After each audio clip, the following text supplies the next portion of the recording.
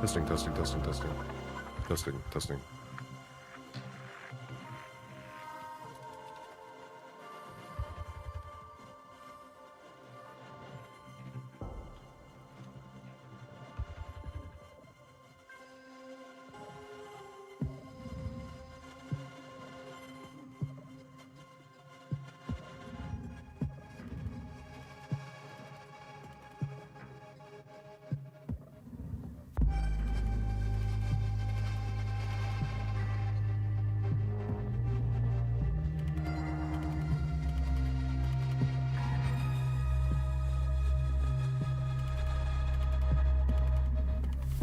Testing, 1, 2, 3.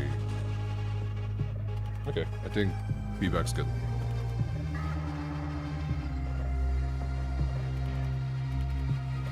It's 2 or 3. Yeah, we'll see what happens.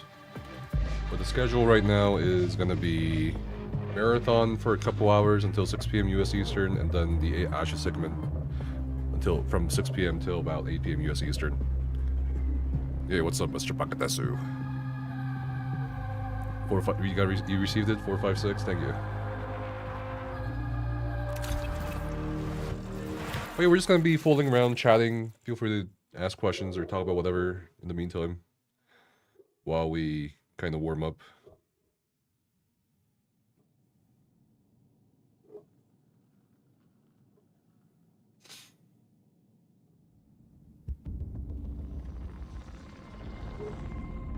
Gonna see if this is enough of a volume. There we go. Okay. Oh yeah, we did the whole quest yesterday. Gantry has been flooding me with comms requests, even as he continues his attacks on our neural interface. Welcome into the stream, D. Against my better judgment, I'm going to give Gantry restricted and monitored access to your neural partition. But proceed with caution. MIDA is an anti-establishment group with a long history of violent sabotage. And if this is how they treat potential allies, I advise you to remain on their good side. Okay. I've received an inquiry from a group called Arachne. They've requested access to your fatality data. I feel like there's a lot of lore in this game. I don't know if it ties in with the original marathon, though. I've searched public and private databases and haven't been able to find anything concrete on Arachne. Confidential UESC threat assessments point to them being a fringe group with a fixation on runner-to-runner combat metrics. Okay. I'm hesitant to hand over your entire combat history to an unknown, but if you're interested, you can provide a snapshot of your capabilities. Show you are willing and able to eliminate runners, and I'll send that information to Arachne. We'll see if they engage. Sure. Introducing Arachne. A fringe religious group has expressed an interest in you. Why are spiders and snakes, like, so heavily associated with... Well, I guess... like, in a lot of sci-fi games, like with religious cults, it's interesting. I understand that there's a history with spiders and snakes and actual religious iconography. But it's kind of interesting. It's always like these two animals or insects, sorry, arachnids, are always the focal points in quite a lot of games, actually. Maybe they should pick something else, a different animal, different organism next time.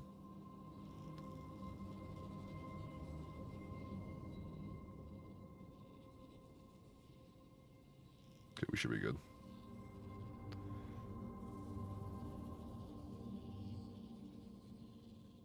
Yo, what's up? Yo, what's up? Okay, so what? Multi-zone, deal damage to opposing runners and successfully down a hostile runner. Okay. So we have Arachne on the tab. Oh, this is MIDA?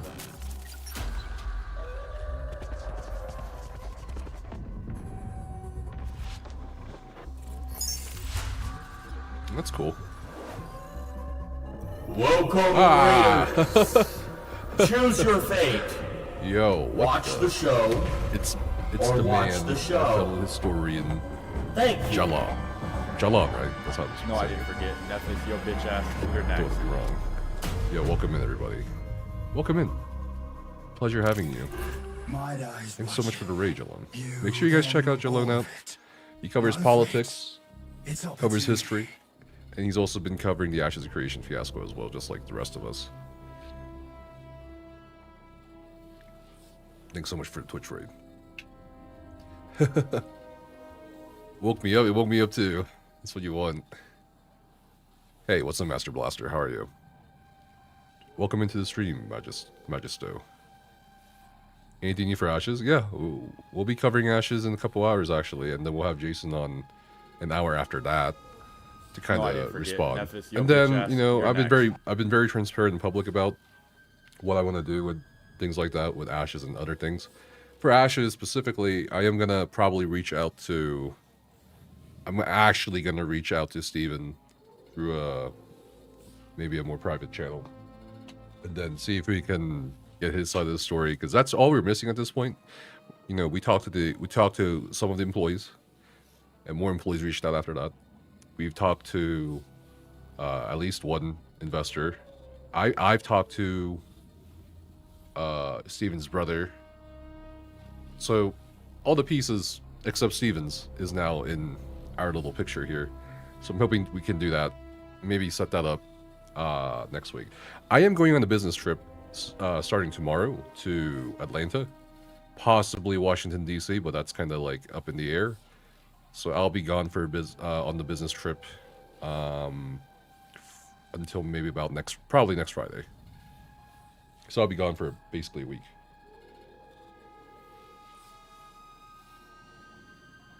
Yeah, so that's my schedule. So during that week, I'll reach out to Steven actually and see what happens.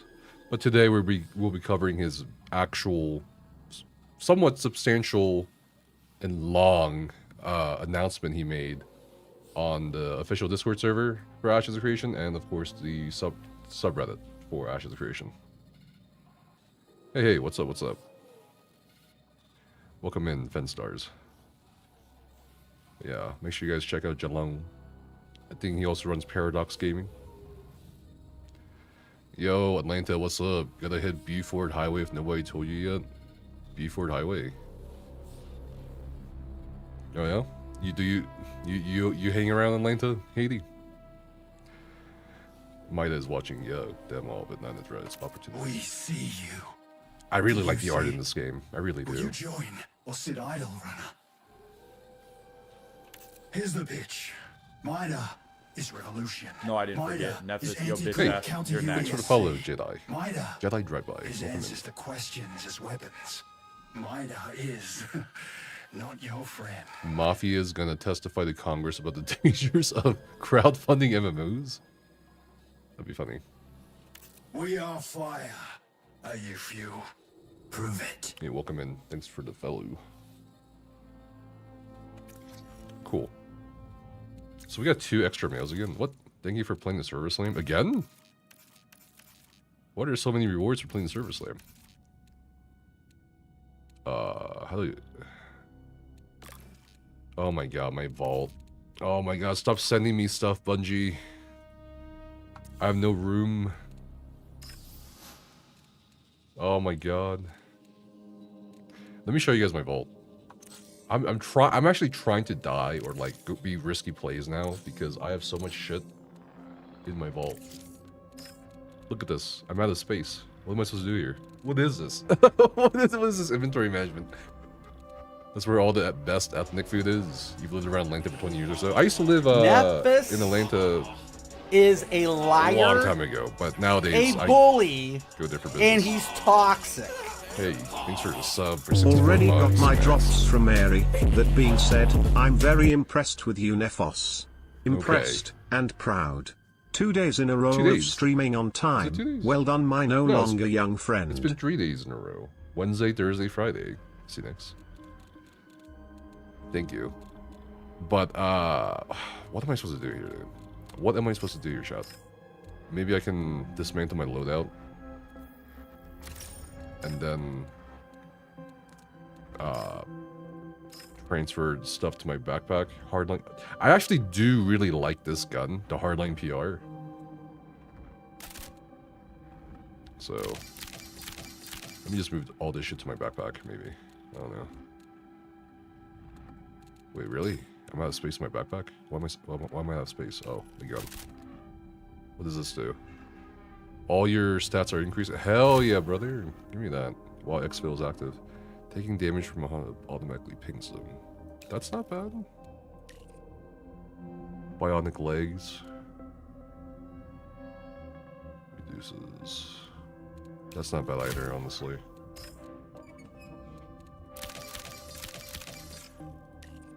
I have so much stuff. Is this like a flashy downgrade from Tarkov? You know, I actually enjoy this more than Tarkov so far.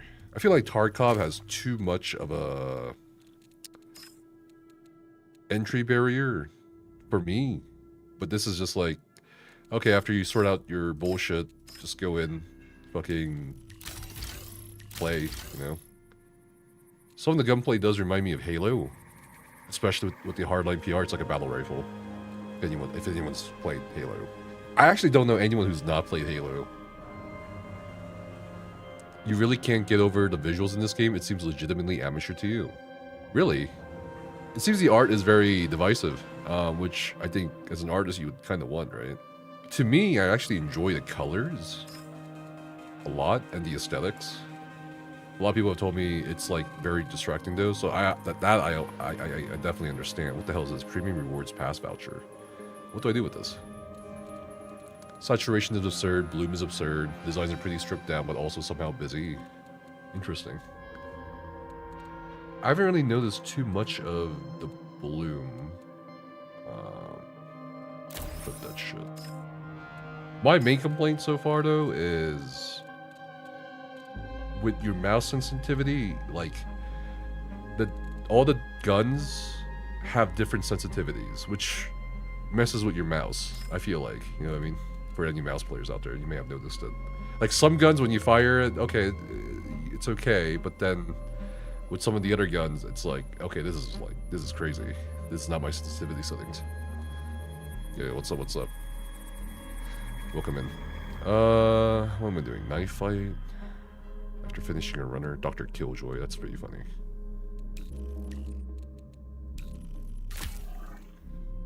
Equipment. Do I have like grenades or anything like that? Shot. I do. I have frag grenades. EMP grenades.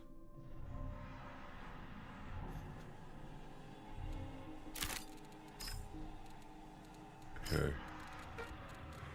And then for the gun itself, I need slugs. Heavy slugs. Yeah, heavy rounds. Excuse me. Not slugs. They're not shotguns. I haven't seen a shotgun yet. I'll probably find one here soon.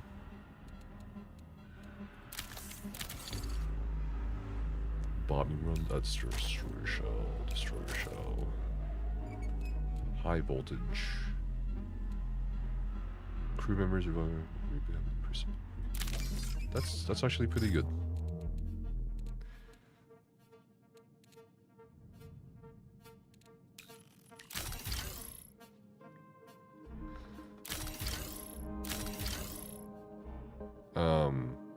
Move to vault. Oh, control. My bad. Enemy eye glow takes up 1/4 of the screen at times. Enemy eye glow. Like the UESC red glow. I haven't noticed that.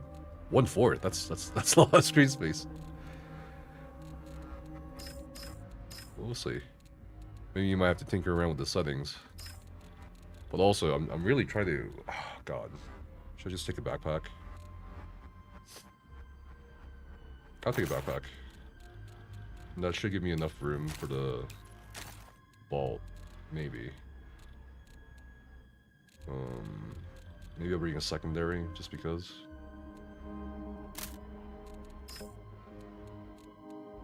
So that should let me bring ammo.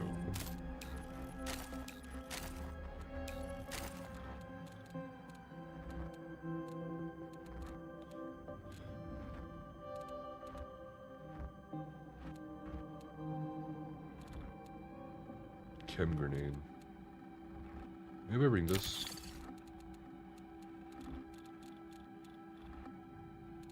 I need to sell something.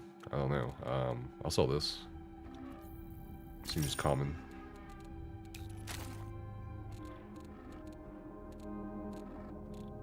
Maybe sell one more thing. Bombardier.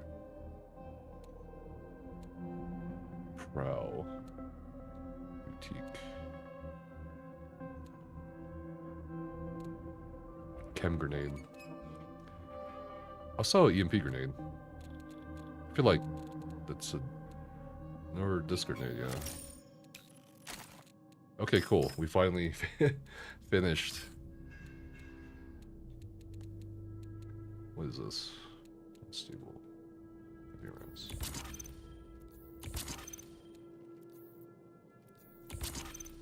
I don't know how many credits I have right here. 2,800 left. Why is it telling me... Oh, silk limit reached. 140 silk. What the hell can I get for silk?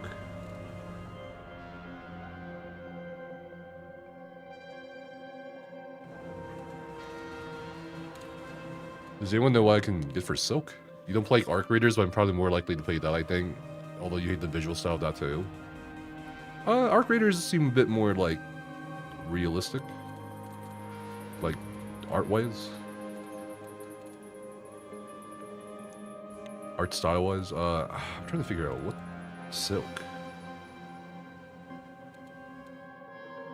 What do I use silk for? Does anyone know? There should be something I can use silk for.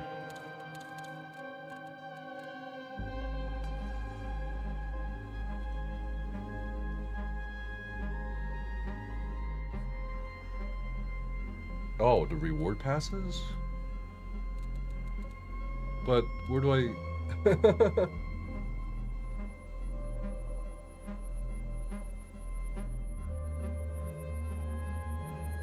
But where do I spend it? I'll get more weapon skins. That's okay, I guess. There's so many stickers you can put on here. What the hell? Style. Oh, a shotgun skin, even though I never have used a shotgun so far. Shell skins. Midnight Decay. That's nice. Midnight Decay. Oh, is this the deluxe edition thing? It's cute. Battle Pass? Yeah, I'm trying to figure out where the Battle Pass is.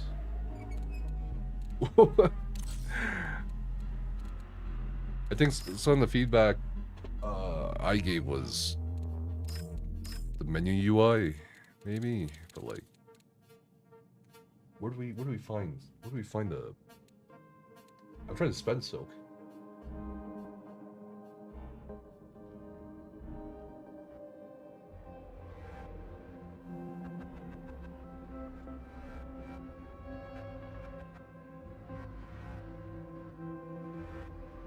But where's the season pass? Brother, track me.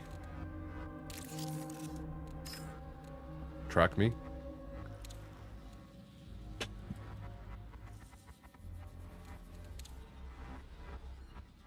Lockbox. Yeah, whatever. Enhanced backpacks for purchase. The armory. We'll save.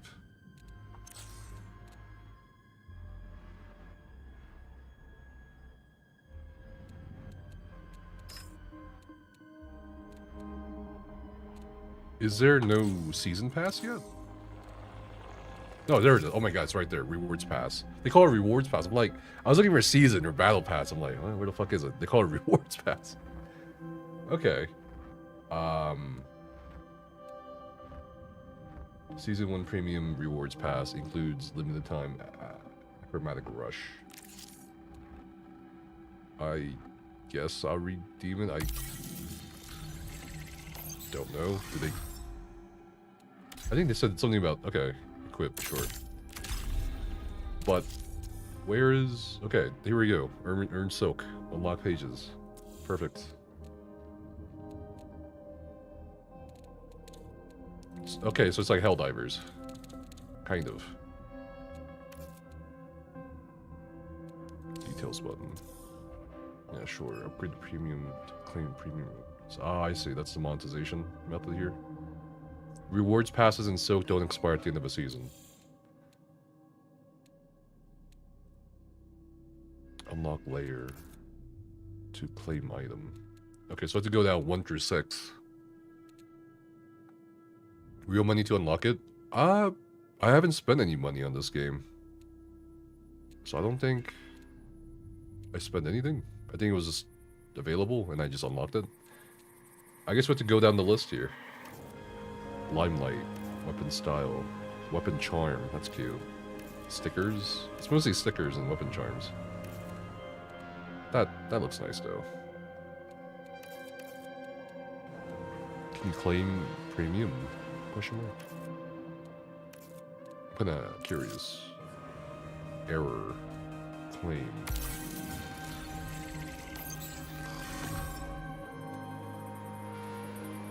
Okay. Sure.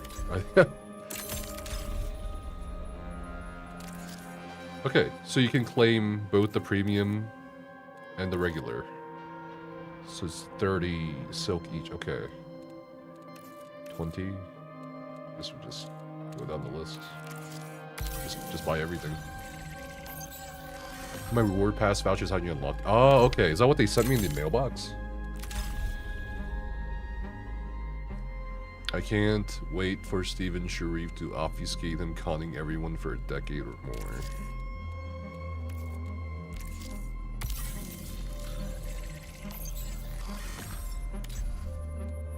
Fresh cut. I don't know.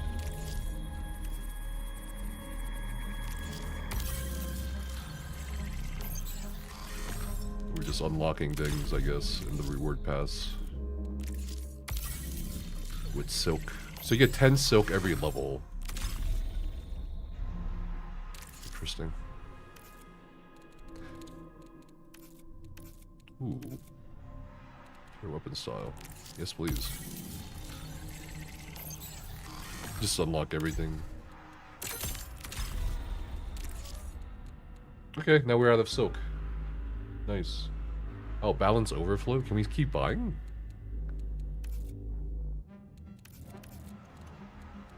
Balance overflow. How do I get that balance overflow? 150.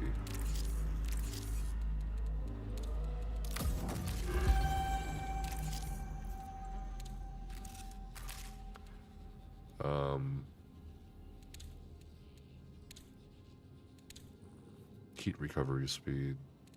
Shit, I need like unstable gel. I think that's in Dire Marsh or something like that.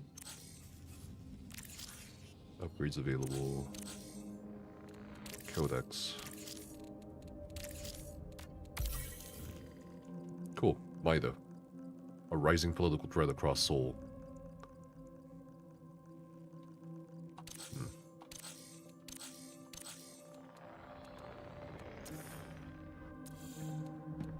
Let's pass.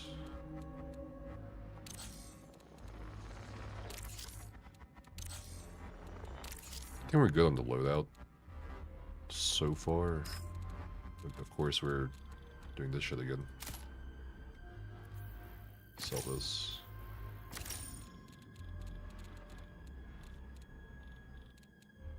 Sell that. Sell that.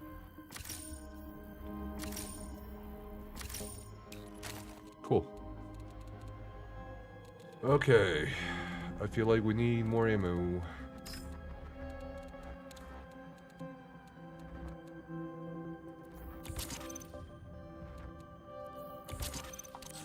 Let's prepare.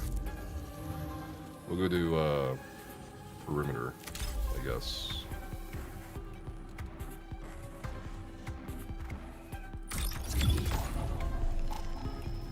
After the inventory management, we can now play. Hopefully we get paired up with people who actually use their mic.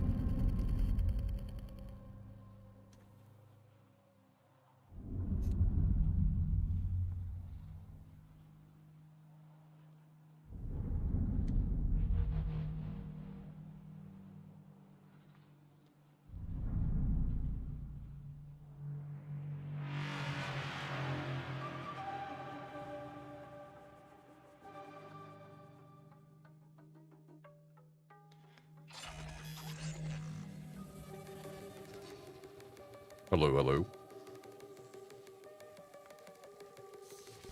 Hello. Hey, how you doing? Pretty good, man. How are you? Chilling. Thanks for asking. Yep. Just here to do some missions. What are you guys gonna do? Sabotage a comms antenna?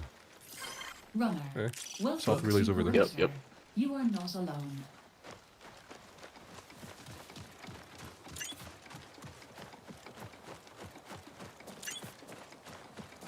My med drone is up in 67 seconds.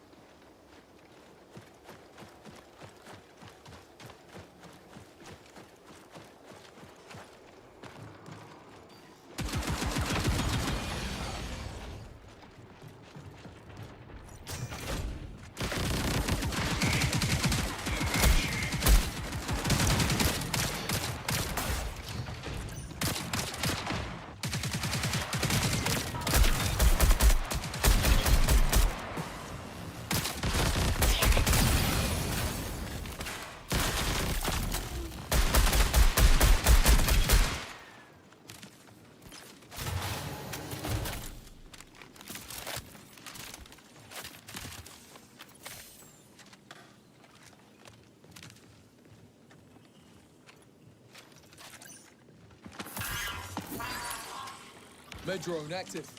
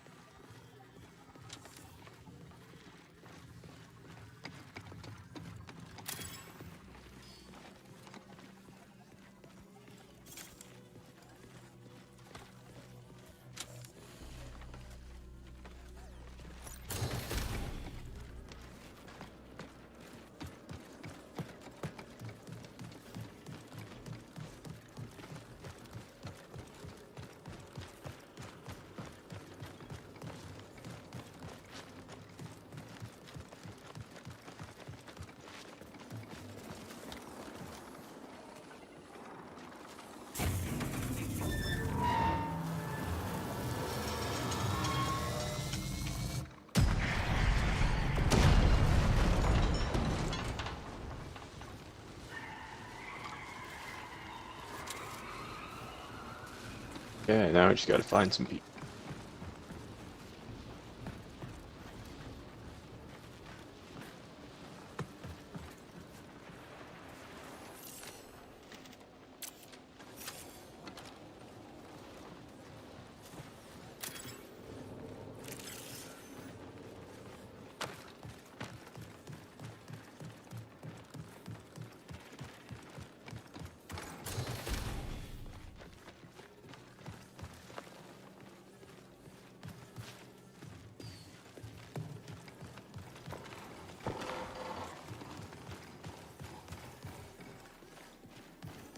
Are those bioprinters? Is that the like glass box thing on top of the red stand? No clue. Haven't done that one yet. Yeah.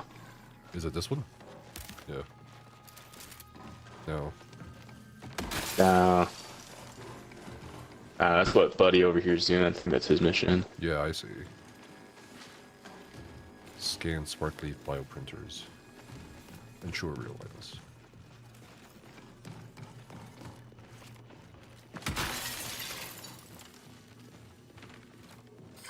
Warning, reinforcements detected. Danger, danger.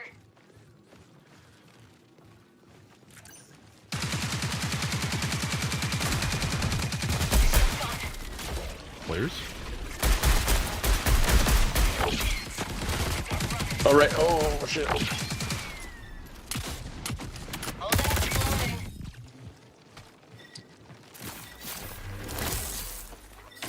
Priority contact fulfilled.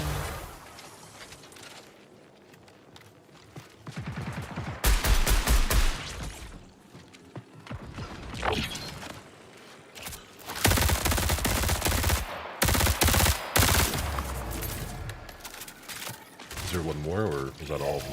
Recall window I think that was all three. stable Nice. for 20 minutes.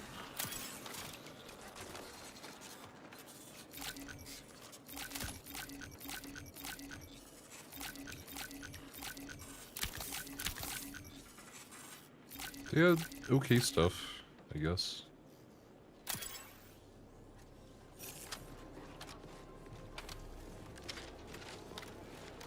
Where you at? Here. Feeling better.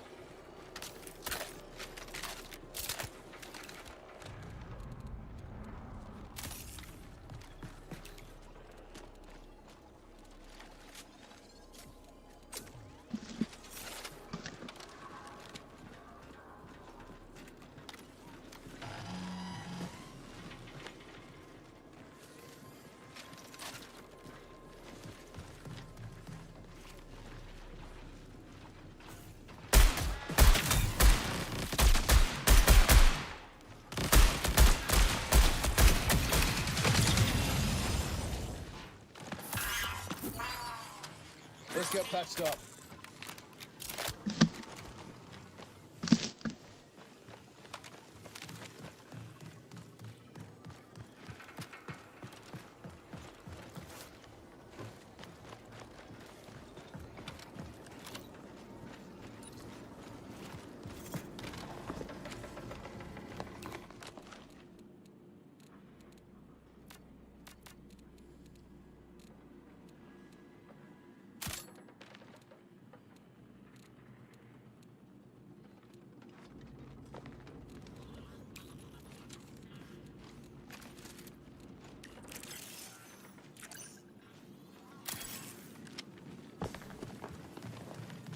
Just need one more bioprinter. Threats here.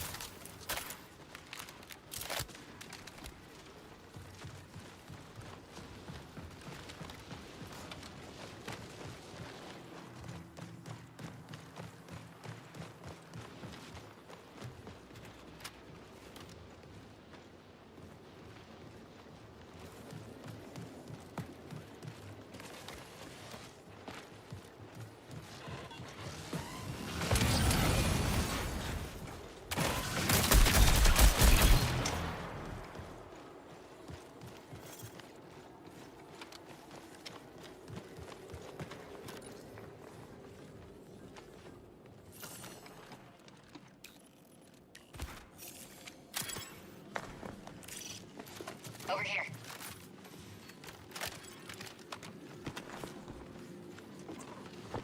Mm-hmm. 15 minutes until signal loss.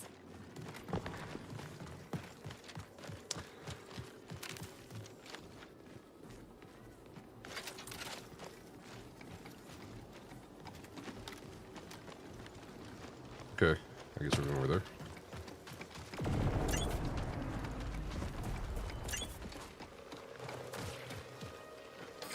A profit opportunity presents itself.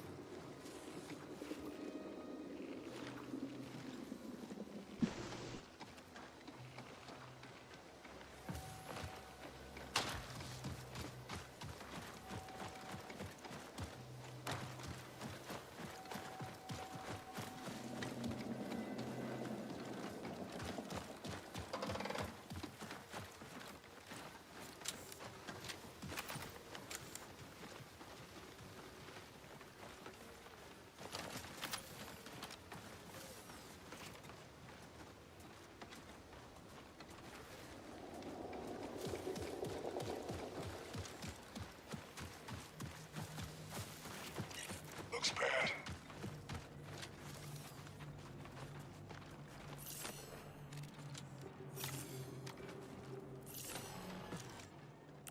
Exfil signal is strongest on my mark.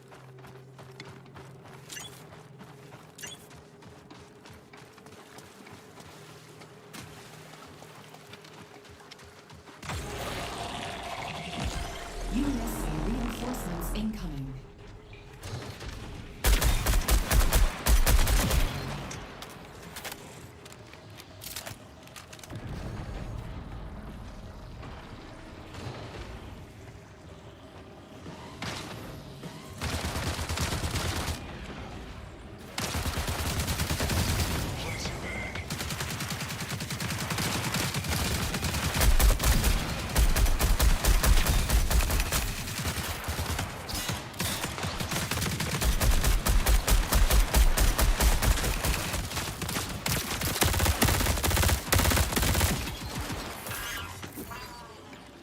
Let's get patched up.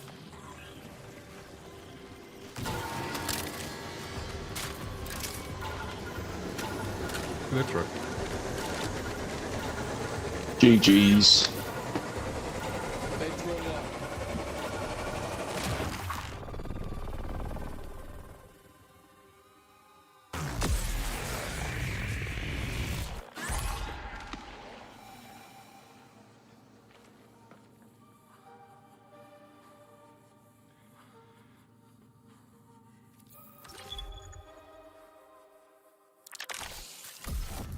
Exfiltrated. You actually really enjoy this game, Lord of the Rings vlogs? Welcome in. I enjoy the art. Some of the gunplay I really like. Some I don't. I think that's partly to do with the fact that the sensitivity doesn't seem to matter on your mouse. Might be different on PlayStation or Xbox controllers.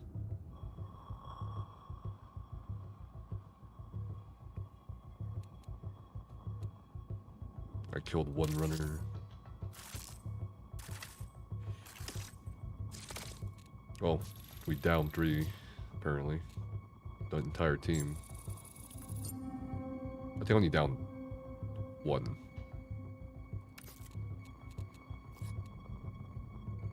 Cool. I got the introducing Arachne mission done.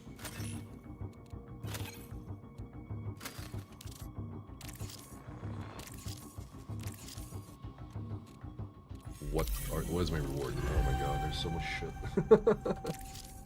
An Arachne representative named Charter has requested access to your Charter. neural partition. Finding records in Charter has been easier than finding any on Arachne. He was previously a runner operating on Earth and Mars. The UESC has several criminal files on him, including one that connects him to the assassination of a high-profile Traxxas executive. Okay.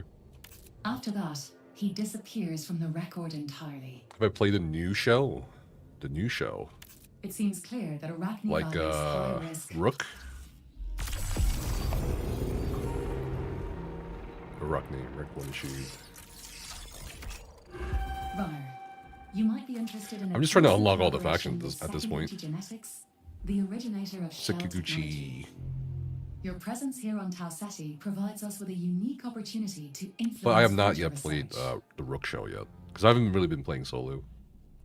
The pre-existing treaty between our corporations grants Sekiguchi restricted access to your combat data. Their algorithms are designed The grapple. to Oh, thrive Thief. in No, I haven't tried Thief yet. statistical aberrations. I've seen some crazy shit people were trying out with Let's that keep their shell. interest. I think is it Thief or Vandal that has a grapple? Hold on, I gotta look this shit up.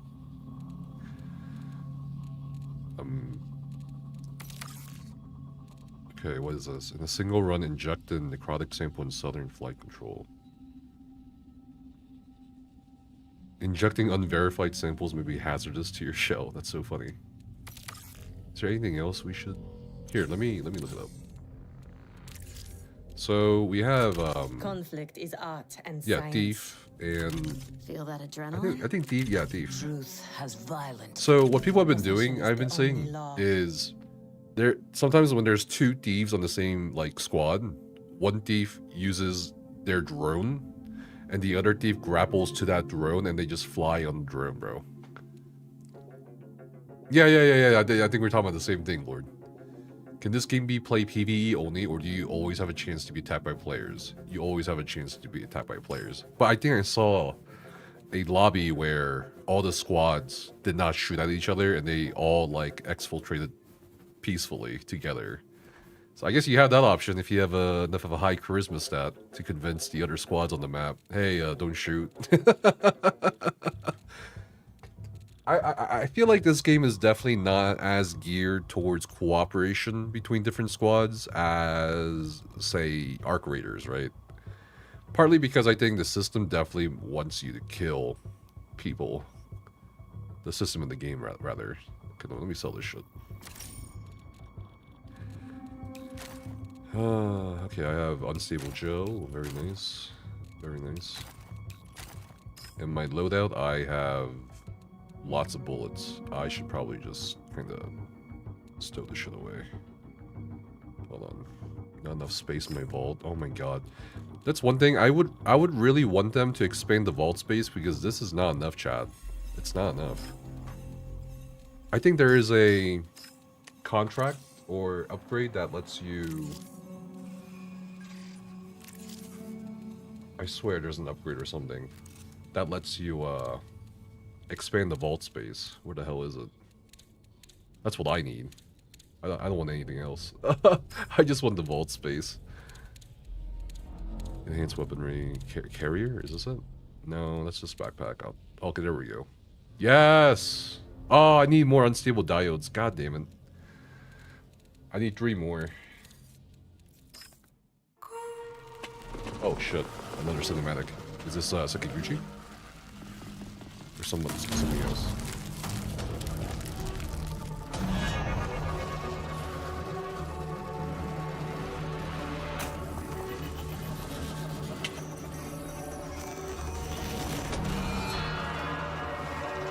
I really like the art.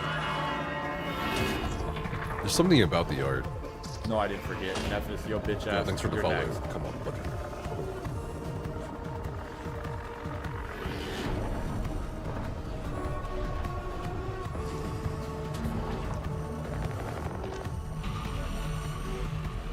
Just wanted to say thank you for your coverage of the AOC. Says it was super informative. Keep up the good work. Thanks. Eric does gaming. Yo, this guy looks fucking awesome. Arachne. Charter is his name. The fanatics who seek to balance the equation of life-death. Okay, yeah, this guy takes the cake. I think he's got the best aesthetic so far. Kind of reminds me of a cardinal, in a way. I think it's the red. We are seeking new truths. Dying and killing. Dying and killing. Both hold essential secrets to humanity's evolution. Now their death is no longer the end. With incarnate repetition, we can move beyond. That is where we will take you, if you prove your fatal potential. Destroy your own kind, Push your cell to its limits, and we'll welcome you. Oh shit, we can join them? Hell yeah, brother. Charter. Arachne is a religious organization with shadowy origins, deep pockets, and a single-minded dedication to sharing the gift of death. Arachne's interest in the Tau 74 settlement seems largely due to the presence of the runners themselves, rather than the planet's resources. We can gain reputation with them by completing their contracts, looting their runners, downing runners with precision damage, defeating runners with finishers, exfilling with Arachne valuables. Huh. Okay.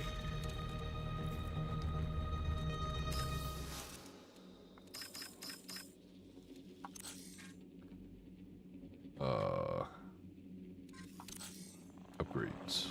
Codex. Factions. Cool. I think we just need to establish a link with the Sekiguchi and Traxxas factions, and then we can just kind of chill on unlocking the factions. I'm gonna sell these ones here.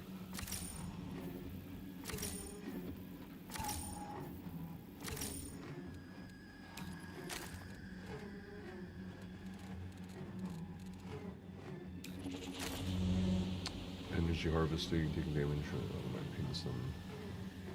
Oh, we got plenty of those. Can I add a scope to any of this?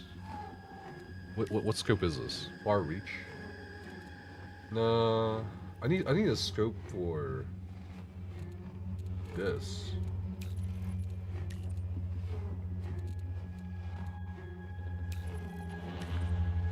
Optic 1.4.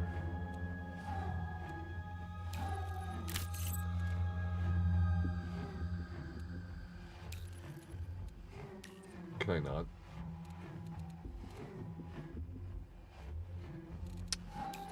Shit, whatever.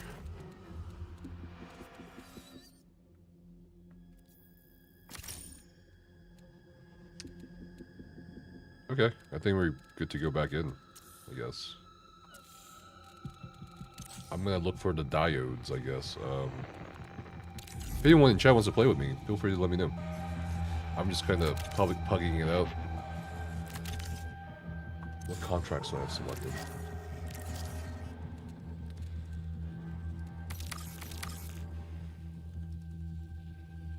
Southern intersection. Like a terminal. I guess we'll go with Sekiguchi. The sample can be found on the second floor workshop in the Southern Flight Control. What is Outpost? We'll go to Dire Marsh then. I have no idea. Yeah, we have to unlock Dire Marsh before we unlock... Sorry, we have to do Dire Marsh before we unlock Outpost. This is a different map, so I'm kind of a little scared. What announcement? What do you mean, Kokobo? Oh, Stevens? He posted on Reddit and Discord. It's quite lengthy. We'll go over it in about an hour.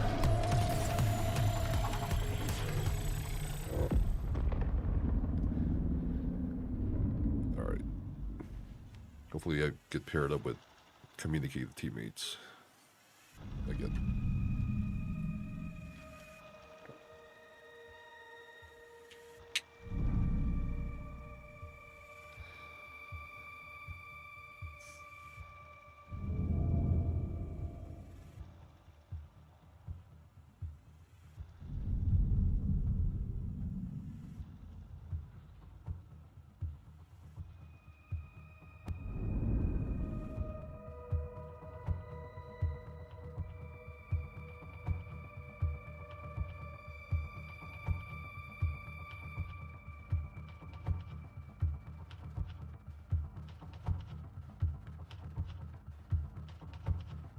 Not sure if it's just me, but I checked on Twitch and YouTube. Your mic seems slightly desync from my webcam.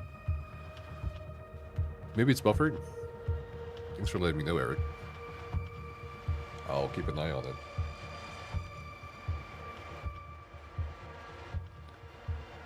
Man, this is a long loading screen.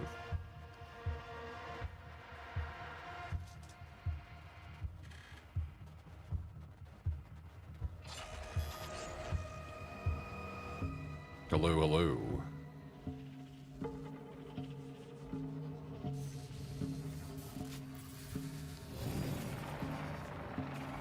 Hey, what's up, backers?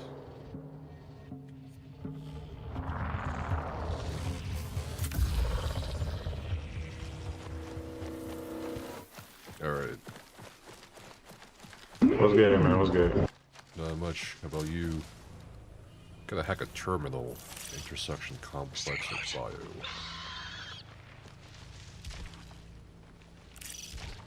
Observe.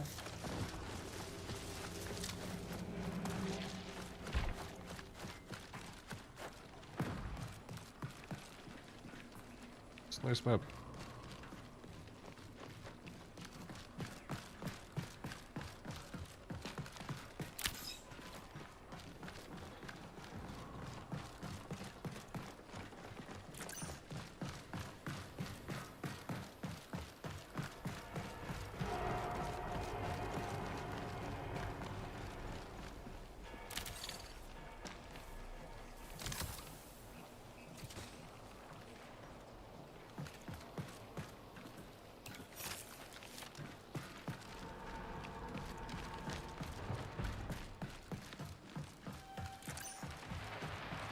I hear shots, players.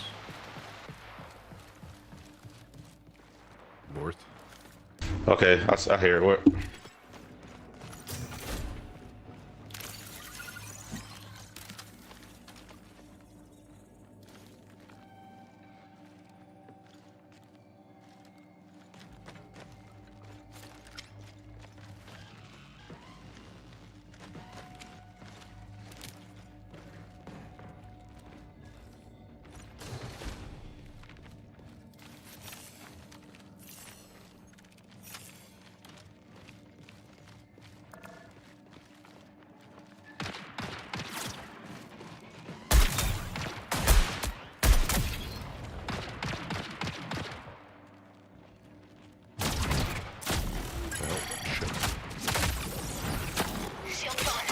Repositioning. Bro, I walked right into that. Oh my god. Shit. Come to us. They're up top, like on the second floor somewhere. They might rush us here soon. I think they got precision. Hit me with a Send the drone precision. out.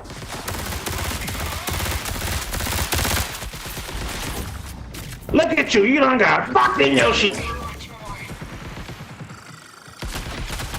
Damn it.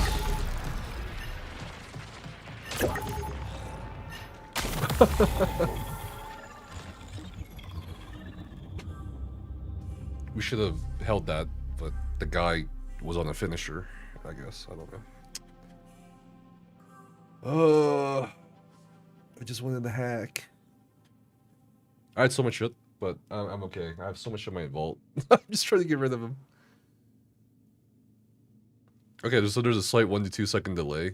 I love how my teammate was talking shit to them. And then he died. Alright. Saw in chat and indeed what announcement. I'll stick around about what's new. Well, Steven made a very public announcement. Very late last night. At least for me.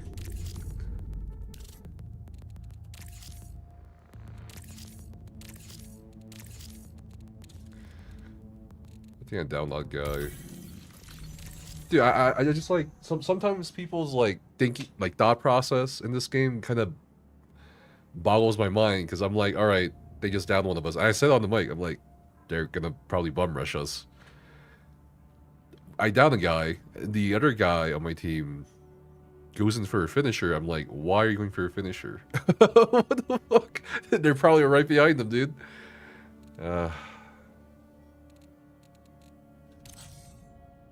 Hold on, let me... Okay, we did that, sure. Dire Marsh.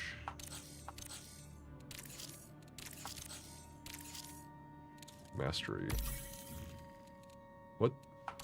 Okay. I think that's bugged. Let me go to my loadout.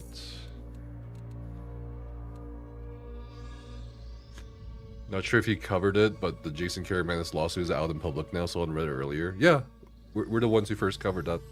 Because he sent the lawsuit to me first, before having it stamped, but they sent me the stamped version by the court. So we already covered that.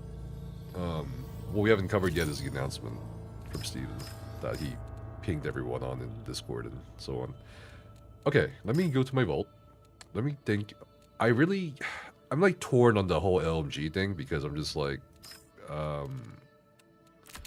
Don't fear death. A new body is waiting. Should I go triage or something Camo else? filters online.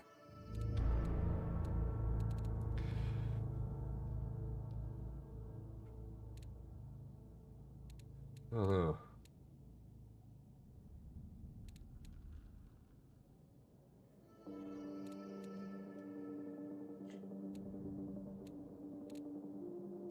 I'll keep going triage for now. The LMG, I have mixed feelings with the LMGs in this game.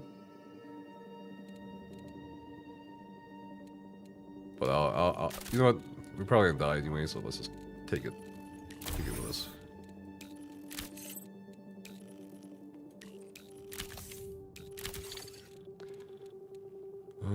Tracker drone, we don't need that. Boutique. Triage. I don't have any triage except this one.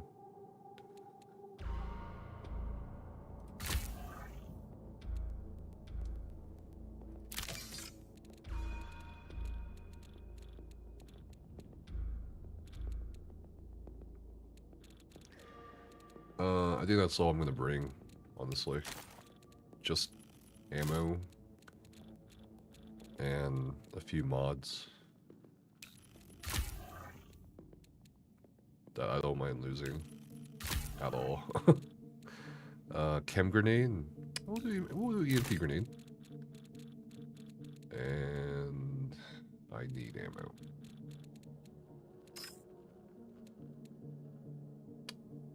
How many credits do I have? 4,200?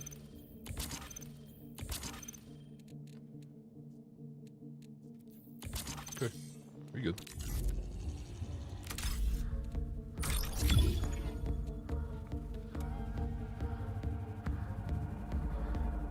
Hi Nephis, what is the name of this game? Hey, so where? This game is called Marathon. It's made by Bungie. Magnum is OP.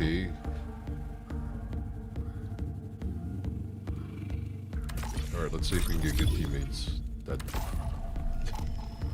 or just people who communicate.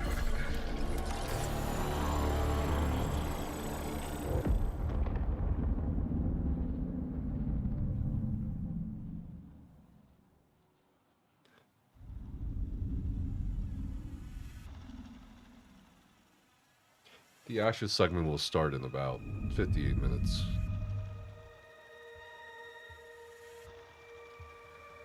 So I think we got like a few rounds of Marathon, and then we'll get to talking about the latest Ashes development. Hello. Hello. How are you guys doing? Not too bad. That's good to hear.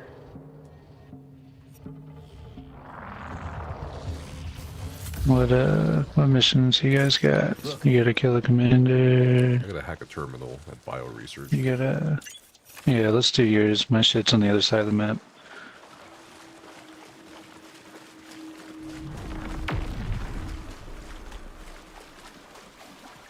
My drones will be up in 65 seconds.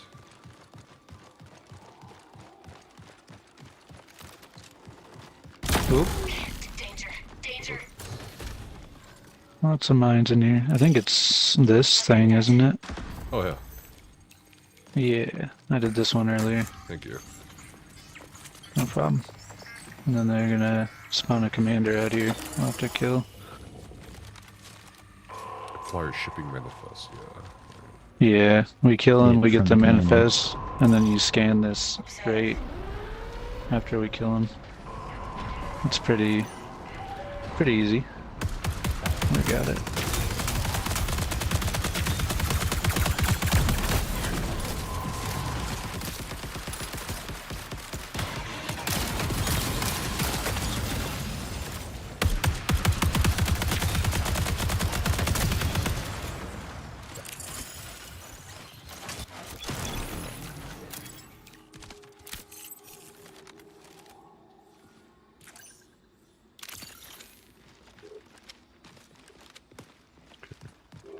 Scan QR code.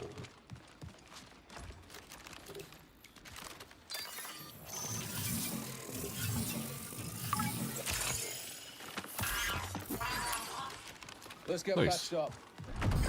Priority contract fulfilled.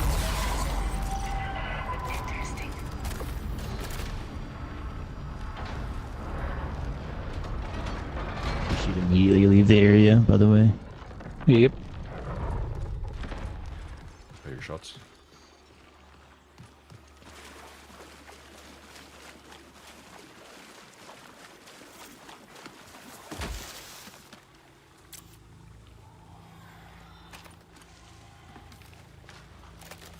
All I need is to find 2 rods. That maintenance is a hot zone, so just be aware that we're probably gonna die. Now. That's smart. I think it's a little bit easier than algae ponds.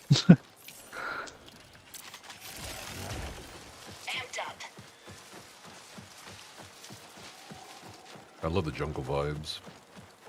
Oh yeah.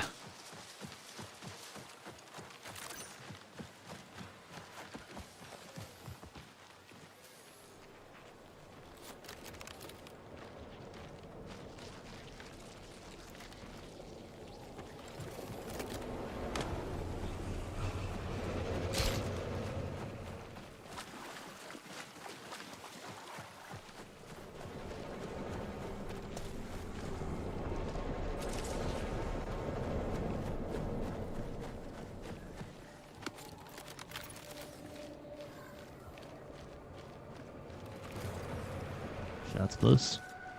Yeah. Everybody goes to algae to fight.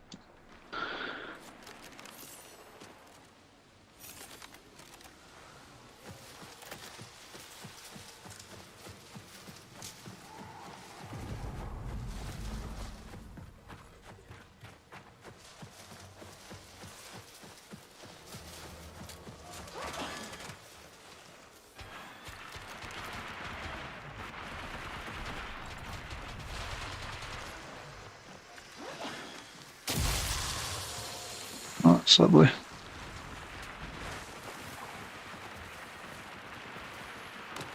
I'll put the ball on you.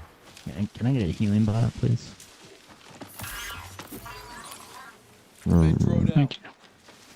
Here, one for you. Thank you. UESC reinforcements incoming.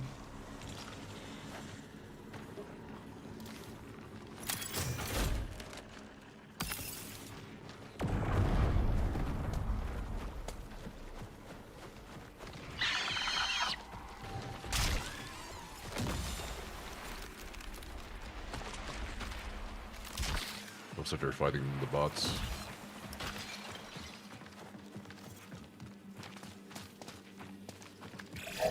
Recall window will remain stable for 20 minutes.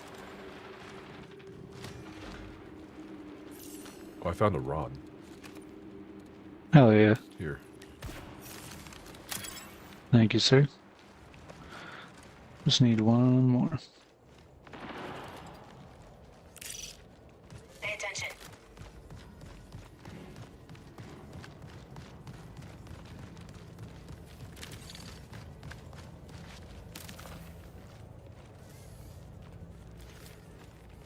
I found that one on the floor.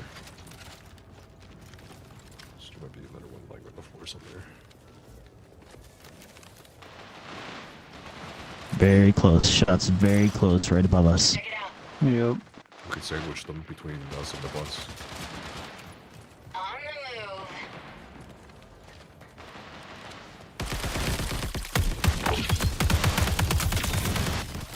He's dead. Reloading.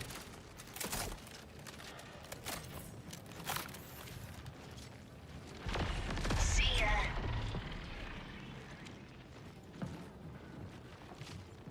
We activate this scanner. up Above here. us. Shields broke.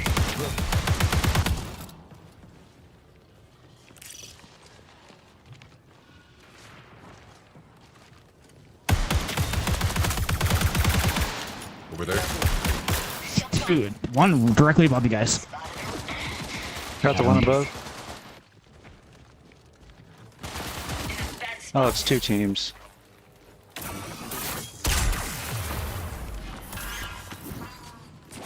Med drone active. Still above us. One down, Yeah, one just ran past me So in we the elevator. dip this way. Yeah. Like, get on the roof here. Come to me. Third dead. See this? For me. One more behind this red pillar. One's on the roof. On the right. Shit. I'm being shot. He's broke. Running away. Watch out, runner here. Ammo crate on me. I'm down on the balcony.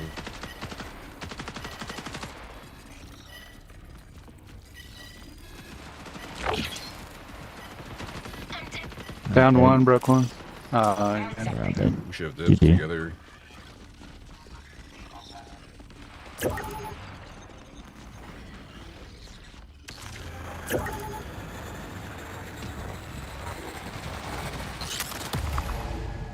I'm just not sure why no one listens.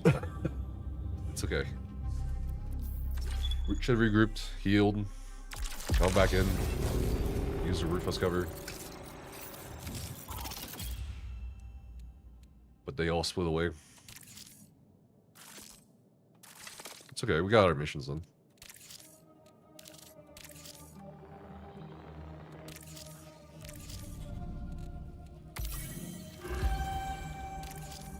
Alert. Traxxas is requesting Okay, we access got to your Traxxas. neural partition. You caught their attention. Well done. Your contact will be the supervisory AI, Vulcan. Just run solo? I'll try solo. I'm familiar with her. My standard advice would be to avoid signing any binding agreements she offers. Okay. So we're gonna talk to track this rep. I love how each faction has a cinematic.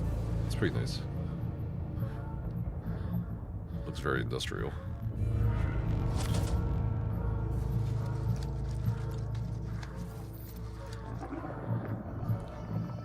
What the light? Oh, they're a weapons manufacturer. Or maybe a bit of both. But oh, that looks cool, dude. I love the orange that they used. I am Vulcan. I have been officially assigned as your liaison.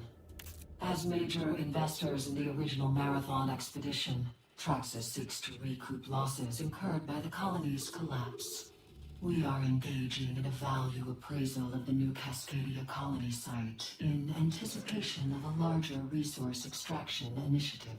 Okay. Due to legal ambiguities, we have devised a specialized contract to allow runners to operate as non-corporate temporary assets.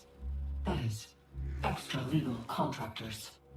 As such, you can assist in our exploratory efforts and be discreetly compensated.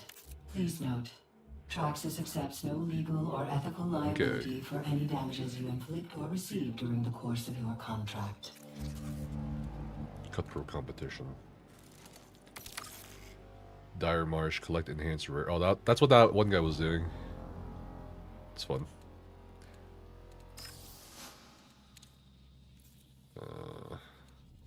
Take these rewards. Grades. God, where was it? This one, right? Expansion. I need 3 more unstable diodes. Perimeter, north relay, south relay.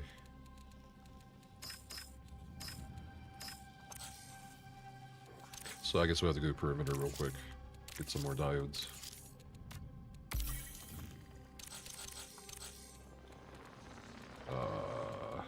Let's see what contracts we can take while we're there. Use health, cleanser, buff consumables. Interesting. Perimeter. Mida. Priority? What the hell? Oh, okay. Dire Marsh. Multi-zone. Defeat downed runners using... Okay. Okay, so we'll do the... We'll do the new Cal contract. And we'll try solo. Let me look at my vault. It's running out of space.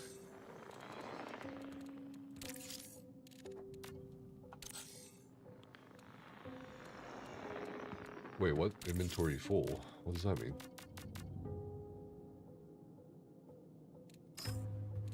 Oh, let me just dismantle it. There.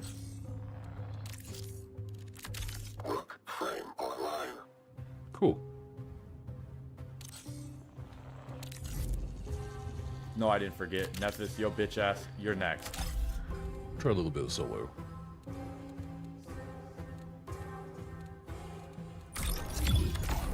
Yeah, thanks for the follow. I am Serial Man. Welcome in.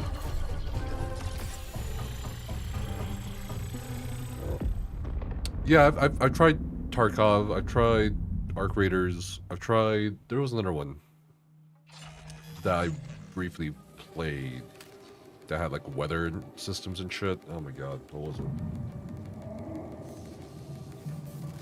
Yeah, the green logo too, similar to Marathon. But yeah, I've done a fair share of extractions and a fair share of battle royales. Oh fuck! Where are we? Self relay. Wait. What weird station? I see.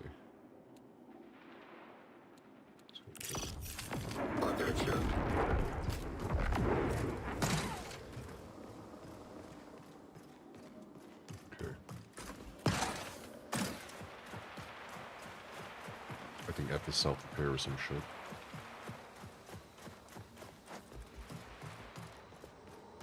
So you go in with a gun or a pistol.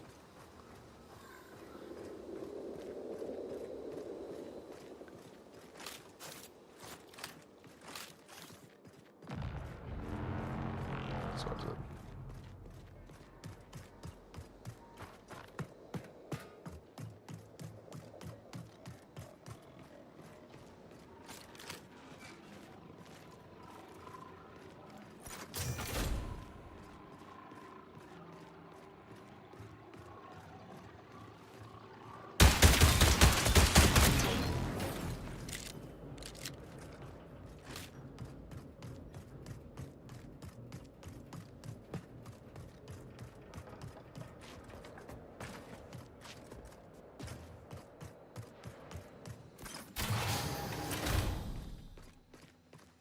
Is there anything I can loot? Diodes.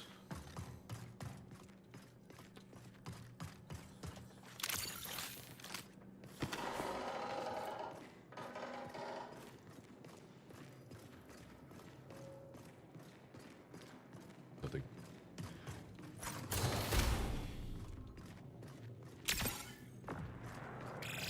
Connection collapse in 15 minutes. Second floor, maybe. Am I surviving or driving? I'm a mix of both. I need diodes, bro. Oh. No. It's these purple looking fucking things.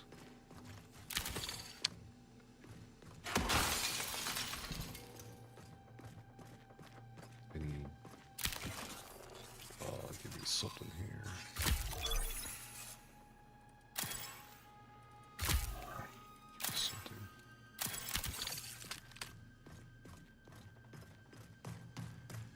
No weapons? Which one?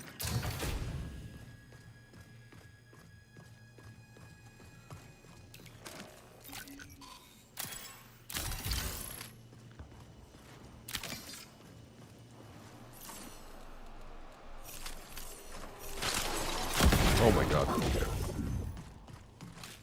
the fuck was that?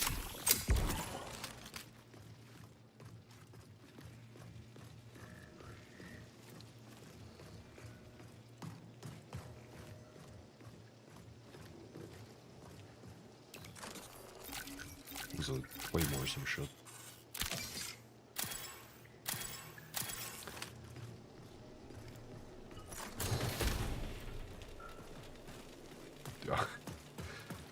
pistol. Oh my god.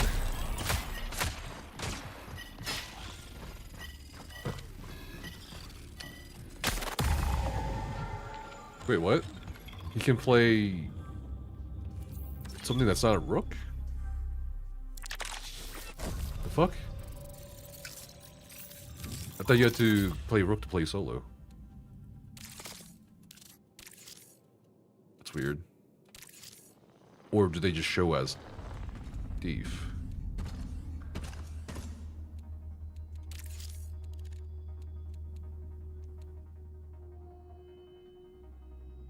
Was it this maybe? No. That was a thief. What the fuck? Systems prime. Okay.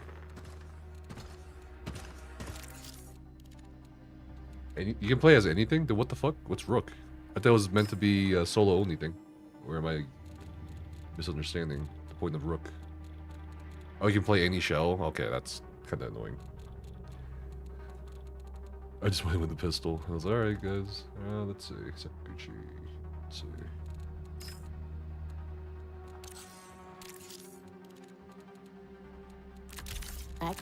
The secrets here are one. They all feel.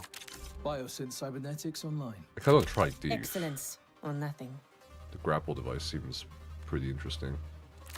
Run, patch, repeat. Rook is solo in trios only. I say. Okay, then I misunderstood it. I need a gun.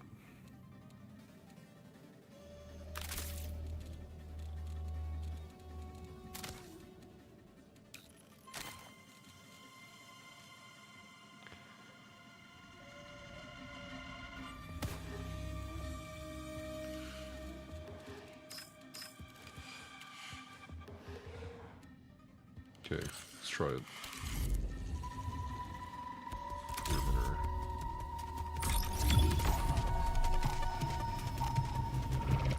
And he spawns in the middle of the game. Okay, interesting.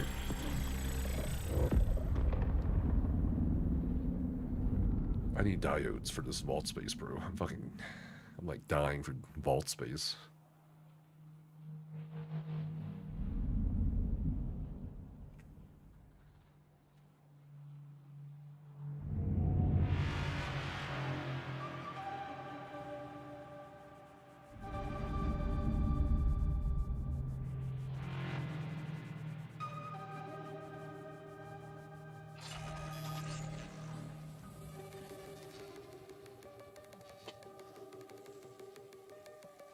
Hello.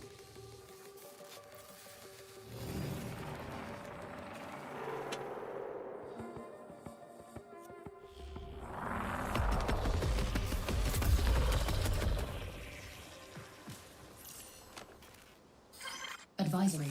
Disregard emotional hesitation while scavenging. The dead have no use for relics.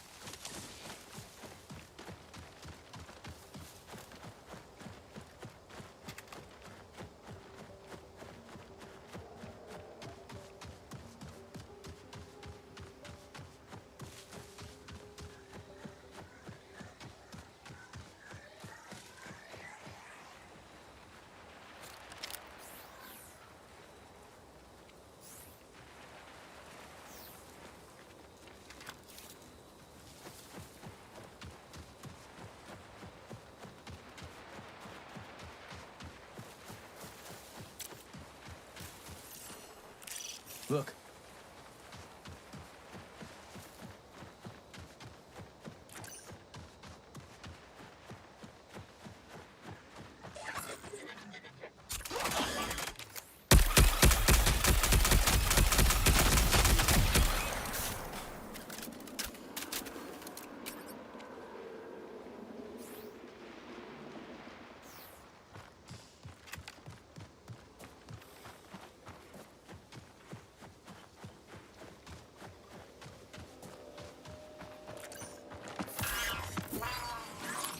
Let's get patched up.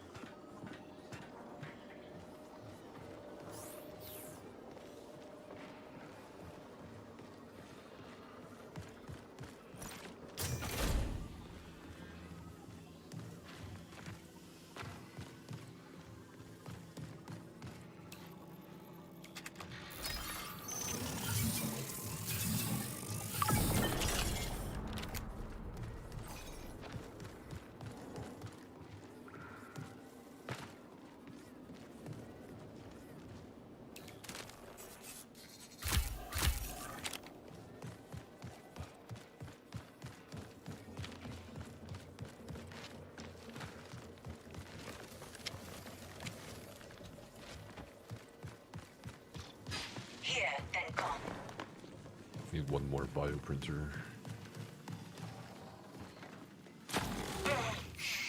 Inconvenient.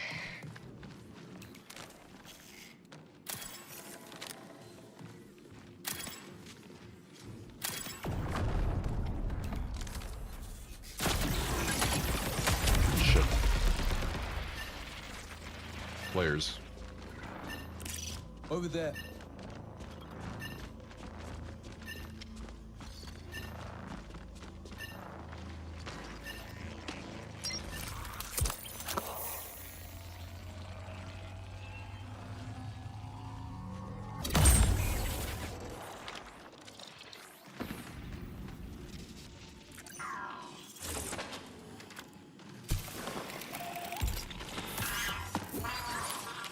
Med drone active.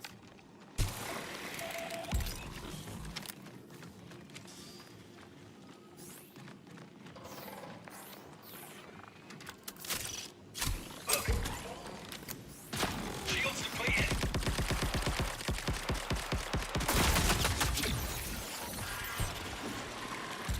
Let's get patched up. Down.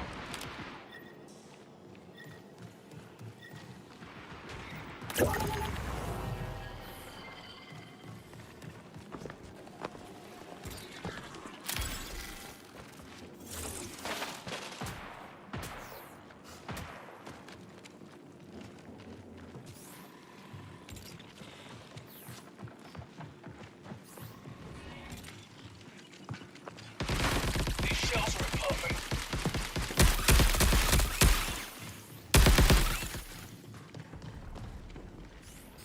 Prepare for increased hostile action.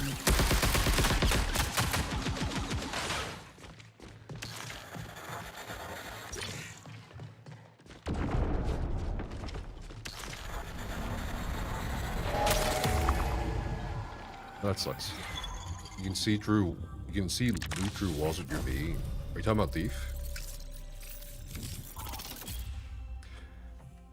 The Sekiguchi kit, not so great. I found like 6 diodes too right there. I think that's fucked up.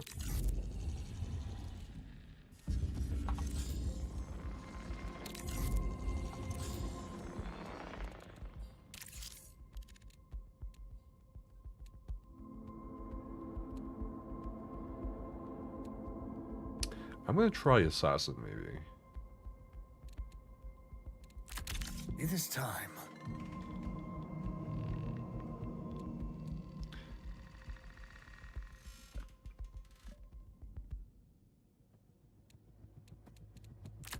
Do we ever really come Recon's back? pretty straightforward, just a drone and a pulse ability.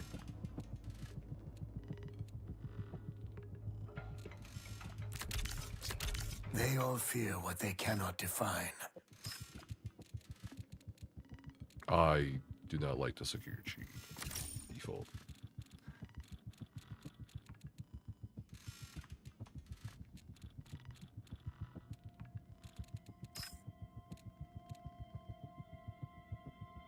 Enhance the Rockney sponsored kit for 2,500.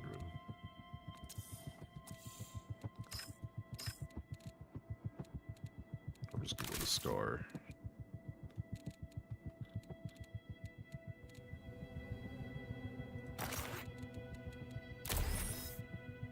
Assassin.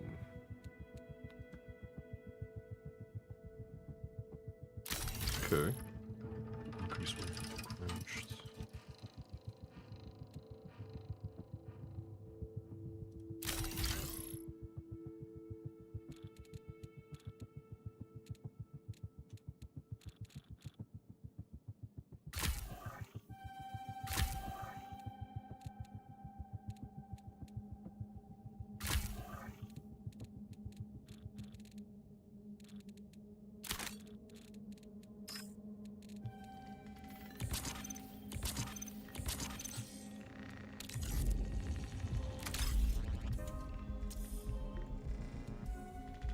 Missing equipment, what do you mean? Oh, the secondary? It's a combat shotgun. I'm okay.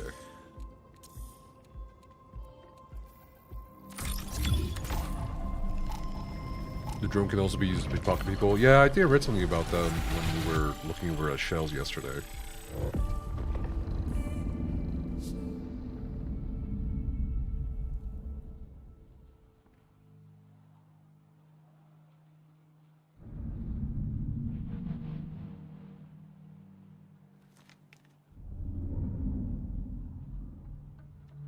Oh, it said equipment, not consumables, but it's okay. Hello. How's it going? Pretty good. How about you?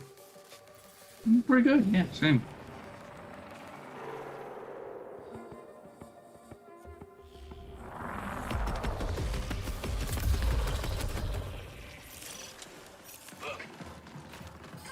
Infill disrupted. Compensating with last stable profile. Repair complete. Good luck.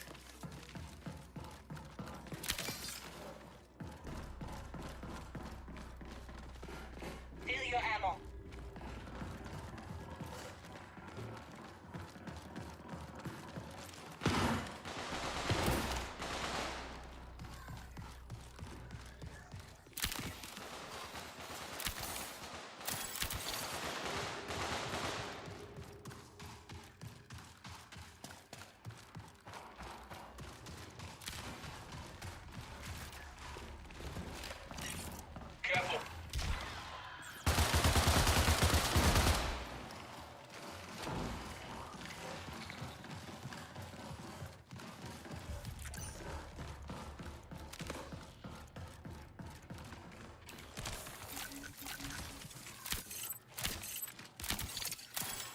This might help.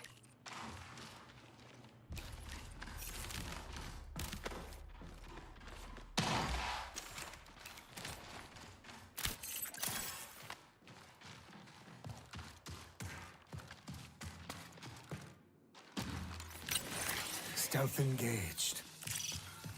Here.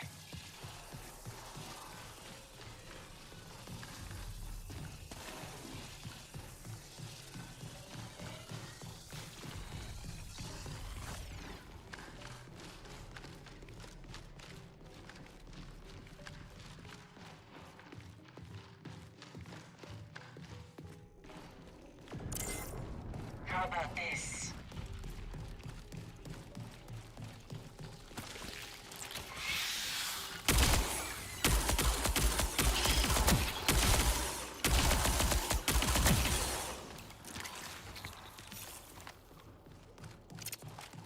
Need this?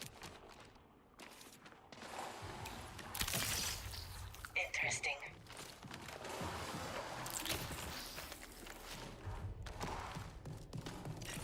Watch it.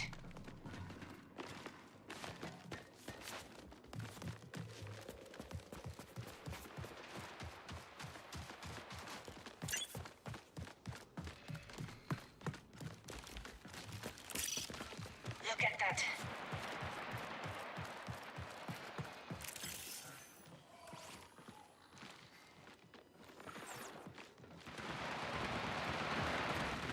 Careful.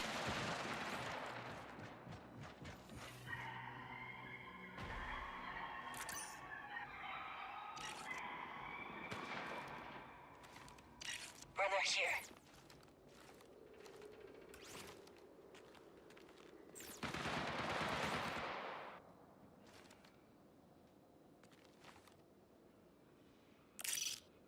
Stay alert. Found something.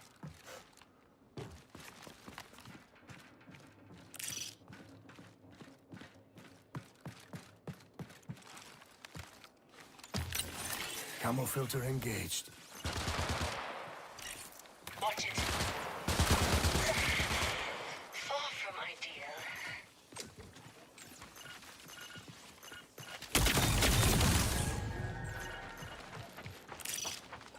Observe.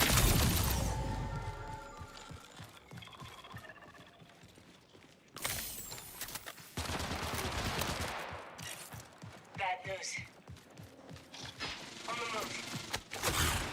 Synth smoke out.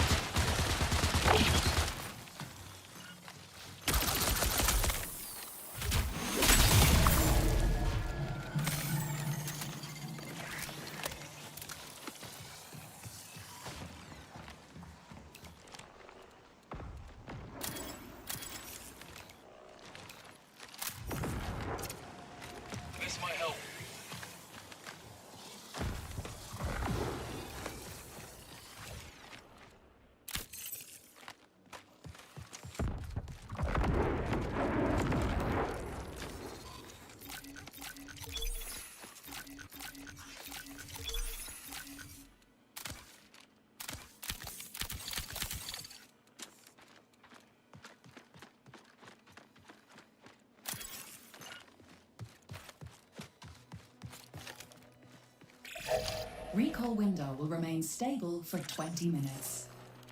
Need to get a USC reinforcements incoming. bioprinter scan somewhere.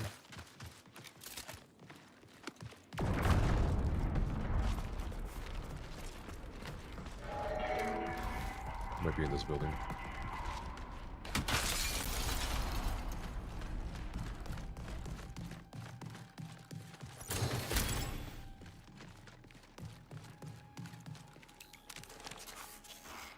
Ammo crate dropped.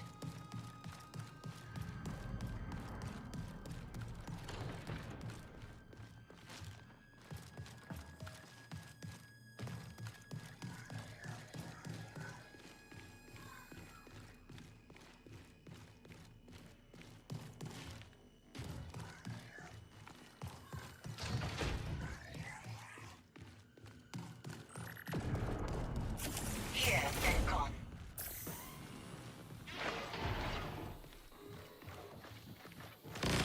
This isn't good.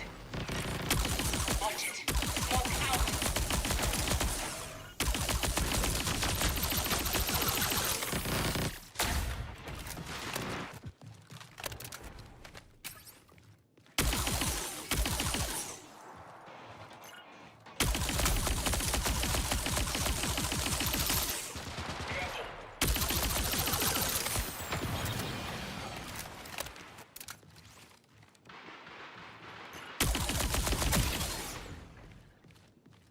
Commander's dead.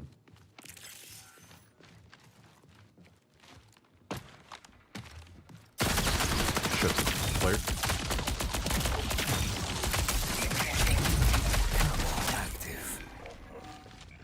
I knocked one. Just two at least. Repositioning.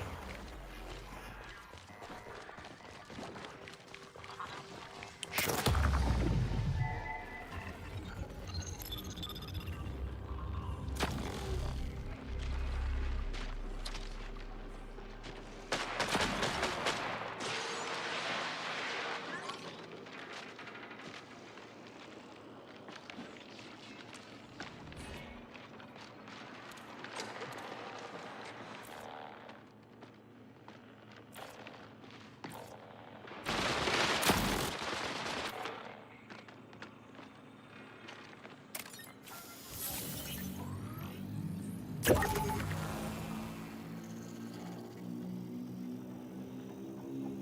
Thank you.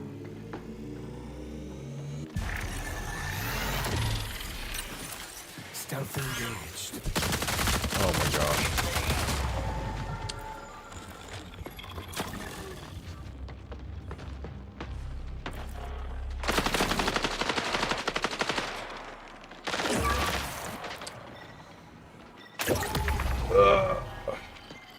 Sucks. We went in one by one. Well, I didn't even know there was a team there until it was too late. I dropped down because I was like, alright, let's loot the fucking commander. Then some bastard, the destroyer, starts shooting at me. Knock him. Then his second fucking teammate comes up. Sucks. Had a pretty good gun too. All I want as well is just to fucking scan a bioprinter. A few moments that's why I just keep later. going back to that area. Hello, Gaius. Ghost Commander. Kill that one.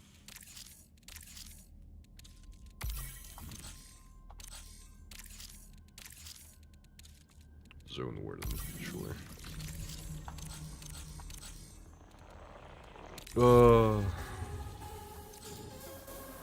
But Assassin's fun. I think definitely going visible before they see you is...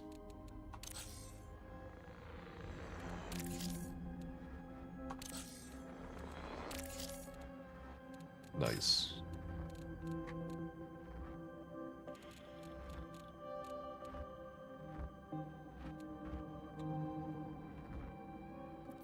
I really did not like this. Traxxas might be better, to be honest with you.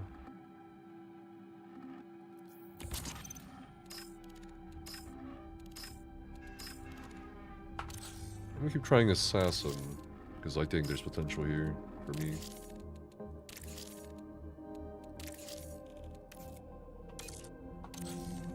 Trios is too hard without a good resquad to communicate. I mean, even with one other person you could talk to, I think it's fine.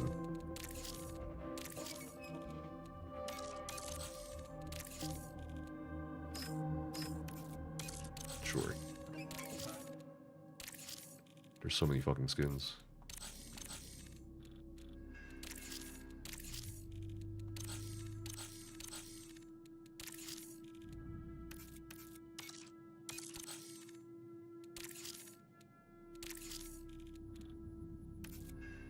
I actually really like this background.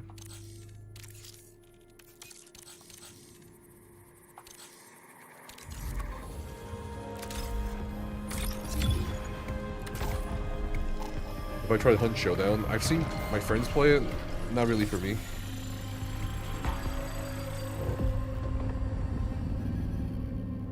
When's the AOC drama? I just came for the AOC drama. Look at the pin message. But we'll probably cover that actually starting in, well, probably after this match. Did I do the silk glitch yesterday with the Lux bundle? Nah, I didn't even know there was a glitch.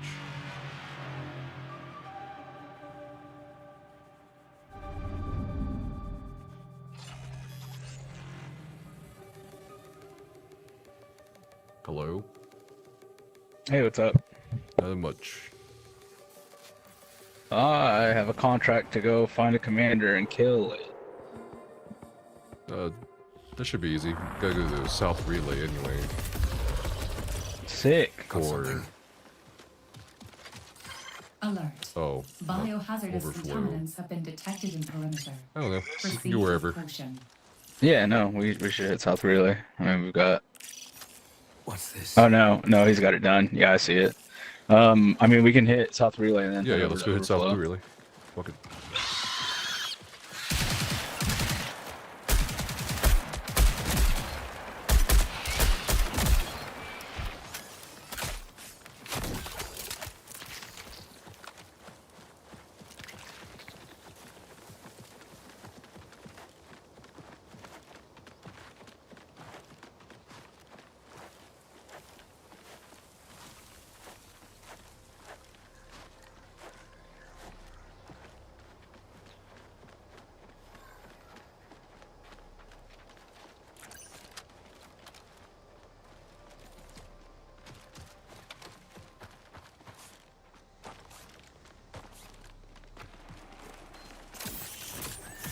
Oh, is there shooting in front of us? Yeah, players.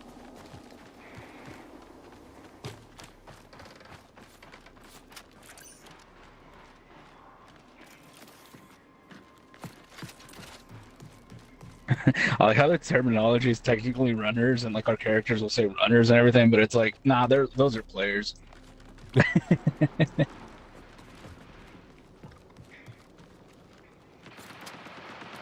Up ahead, southwest.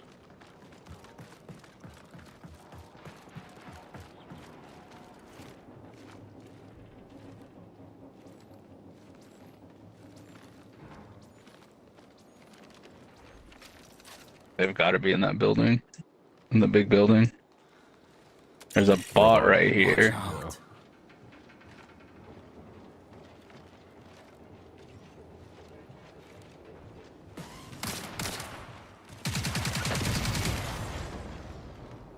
Well, now they know.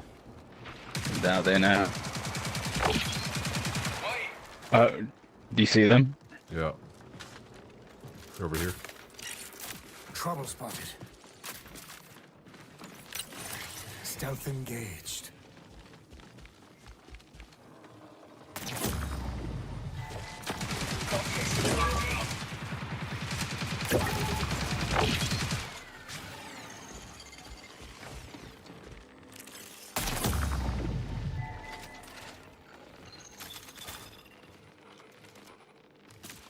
I'll revive you.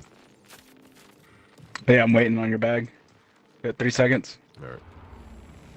I'll get them.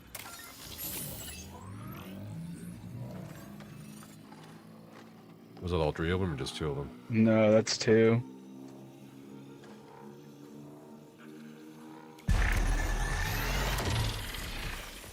He came out of that vent.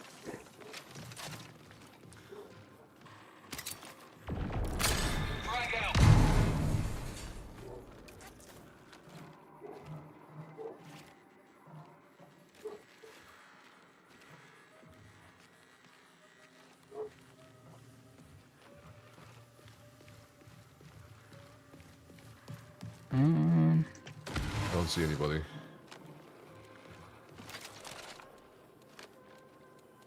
Don't forget to charge up your shields.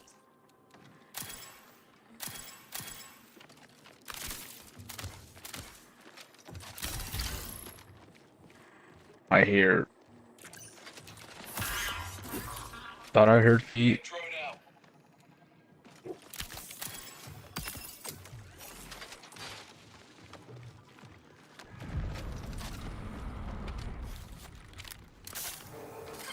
Warning, reinforcements detected.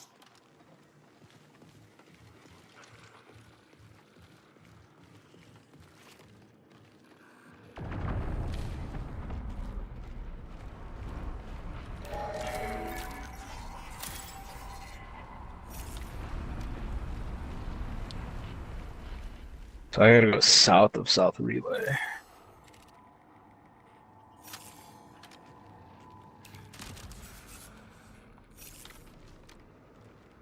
At the decon location. Okay. So I think it's like out here, if I remember right. Bots. Recall window will remain stable for 20 minutes.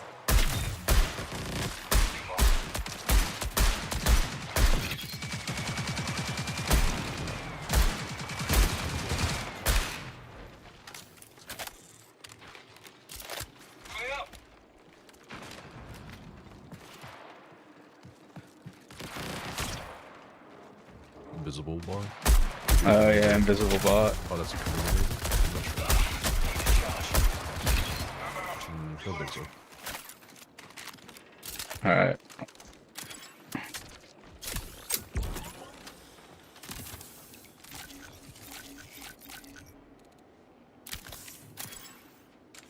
Shield's gone.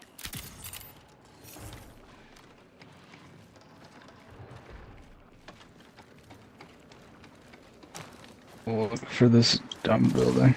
Are you good? Nope. You are not good. That's the other player.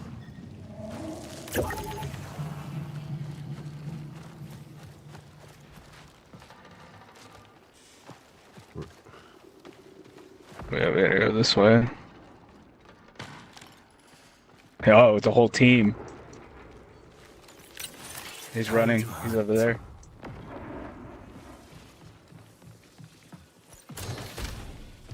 Above us.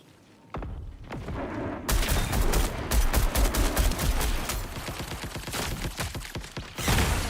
way is hidden.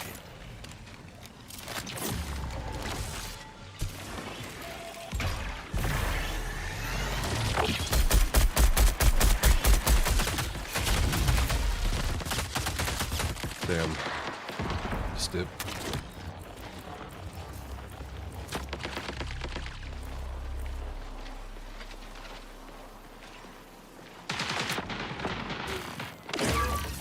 What? Oh, that's so goofy.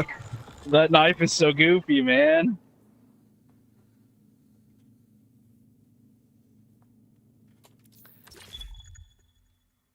No, it's a big and blade. Yeah, we'll see what happens.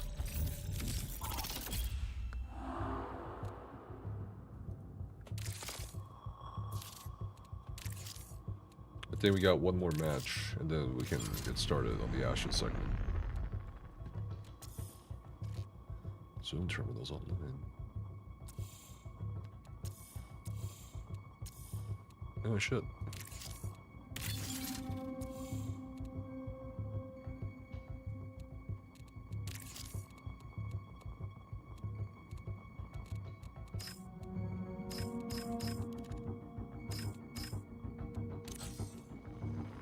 I'm liking Assassin though, as a show.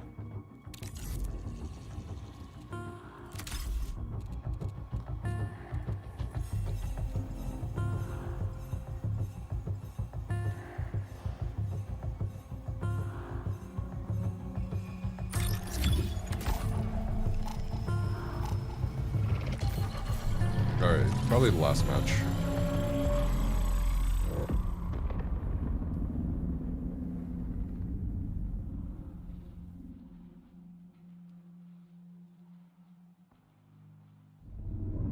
Let's make it a good one.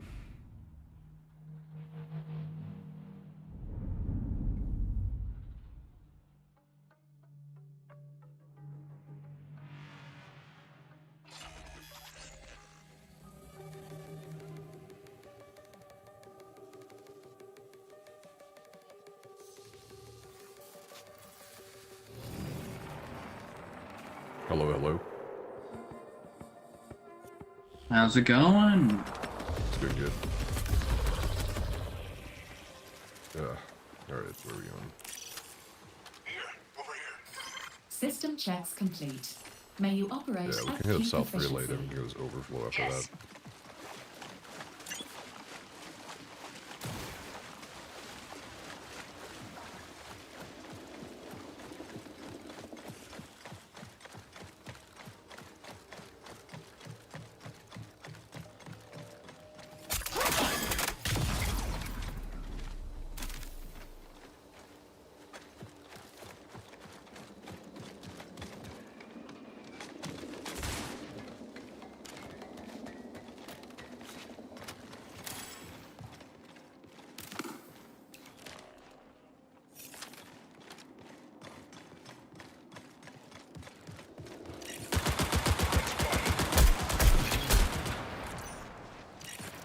Danger spotted.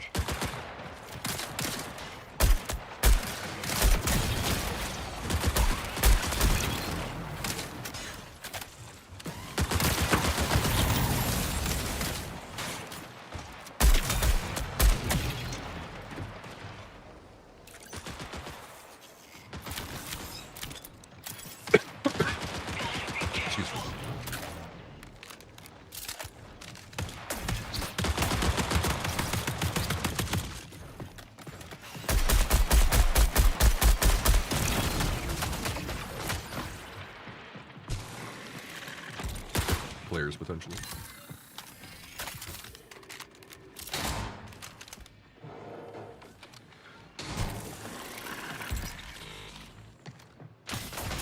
I'm compromised.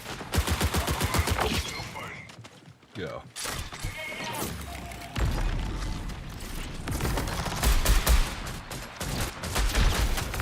Fuck. Seeker deployed.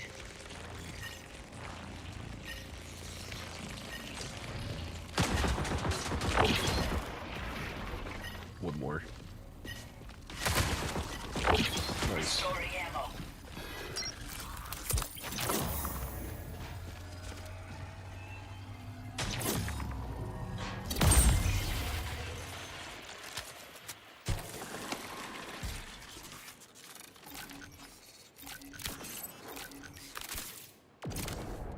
Hey, check it.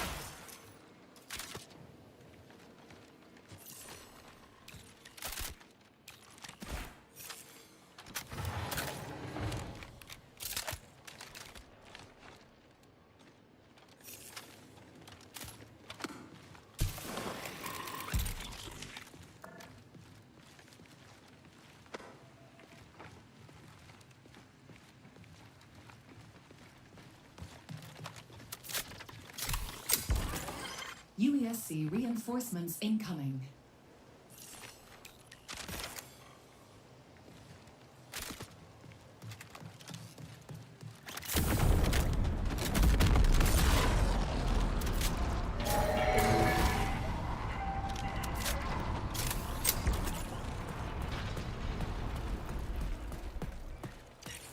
Threat spotted.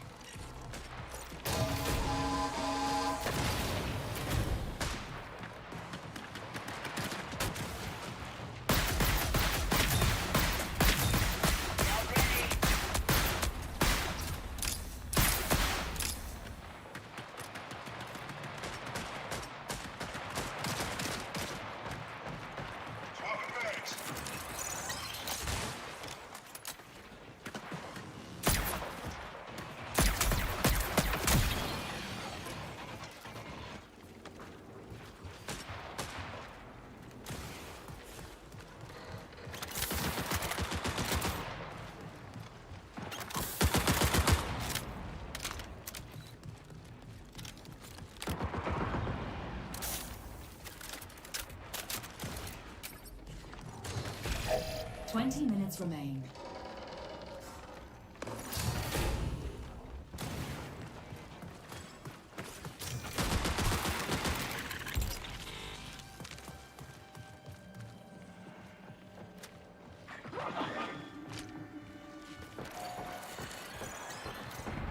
Is this something you can scan?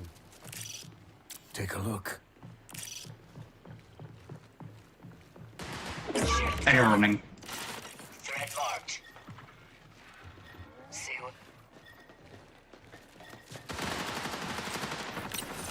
Stealth engaged.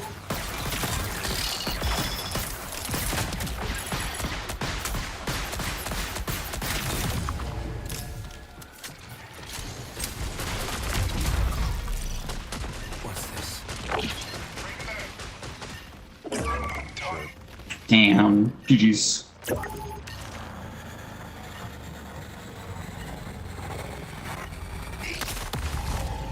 Man. No luck today, bro. I think we got one good run. Everything else is just, and I think that was 2 teams. Fortunately.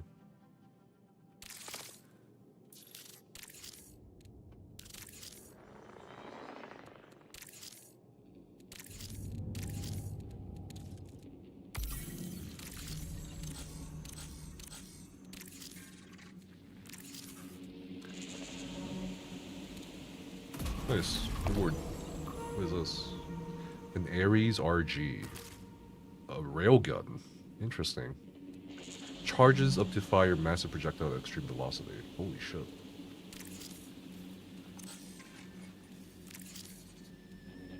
Do I have... I don't think I have it. I still need 3 diodes.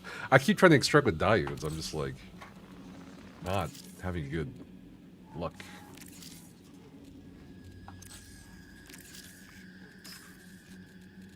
I still need to do this. Overflow.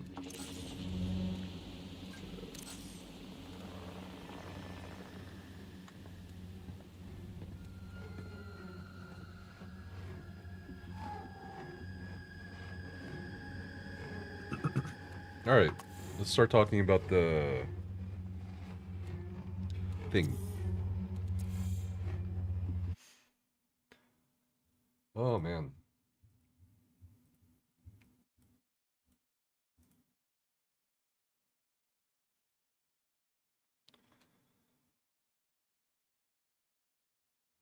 I just want 3 diodes.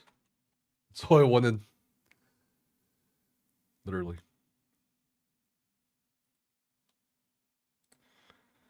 Oh.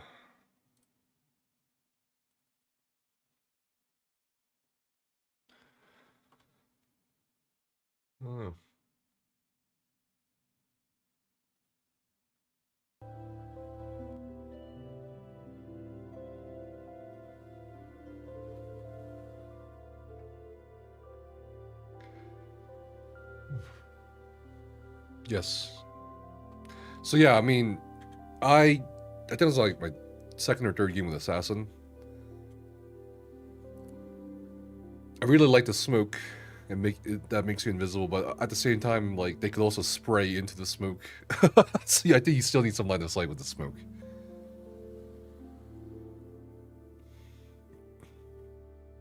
Coming from ESO background, you might enjoy Hunt Showdown for real, and the game has update March 18th, a new event begins. I know Marathon just released Hunt Showdown, one of the most based extraction shooters out there. Yeah.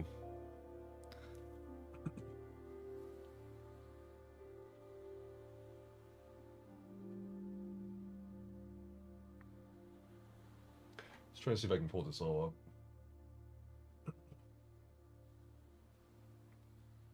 Hey, Chili, how are you? Welcome in.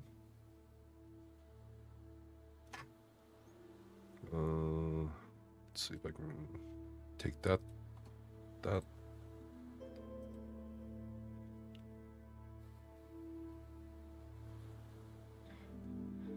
Make sure you guys check out Chili's content as well in stream. Let me also search the categories while we're over here. Yeah.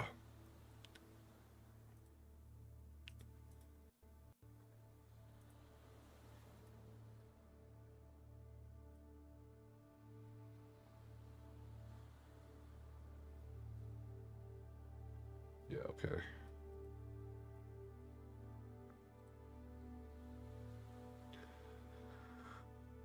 Boss fights are cool in Hunt, really. The start of Hunt is kind of hard, but once you get past that, it's fine.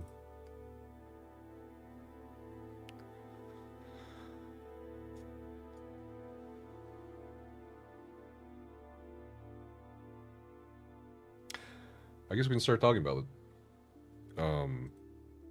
Maybe an hour was too much. We'll give some time for people to come in. Hopefully, your Friday's going well, guys.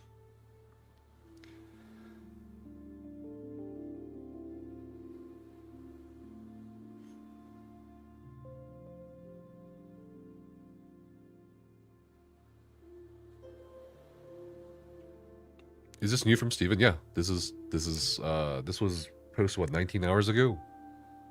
So like really late for me. Or somewhat late for me. So yeah, you haven't seen this yet? Yeah, we'll talk about it.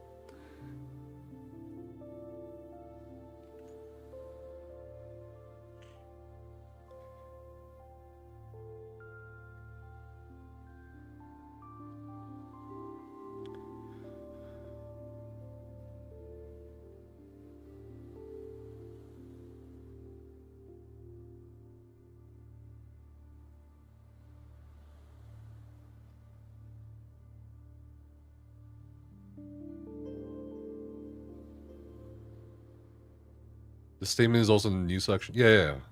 It's all there.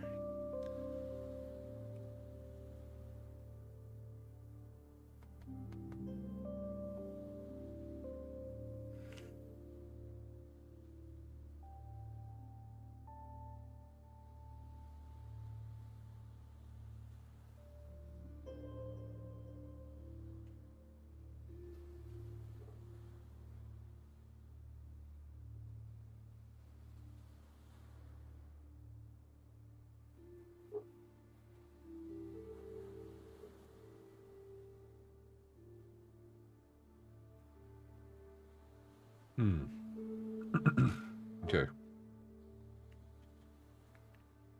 You're in bed? It's been snowing for us today. Kind of a lie in bed situation. Watch the snow. Thanks, WebG.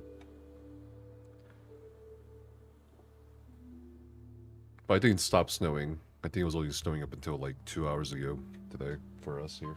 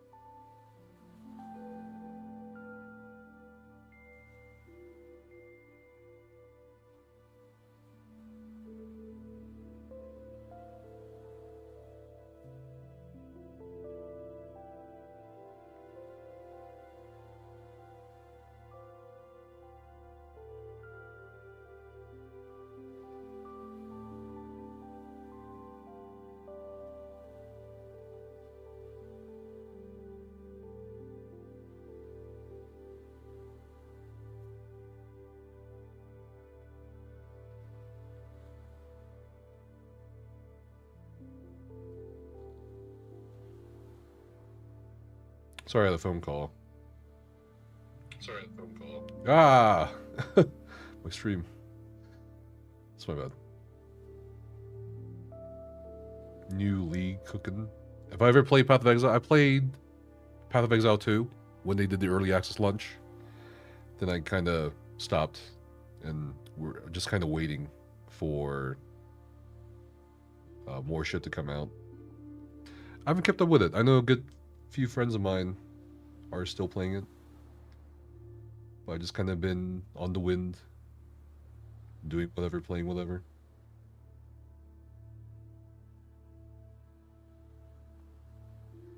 But yeah, sorry, I had a phone call to attend to.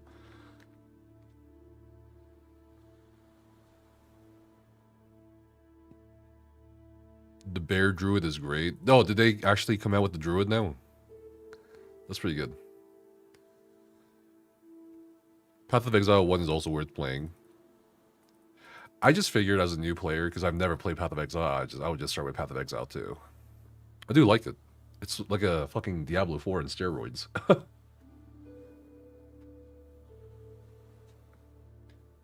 New League came out. Okay, for Path of Exile 1. Okay.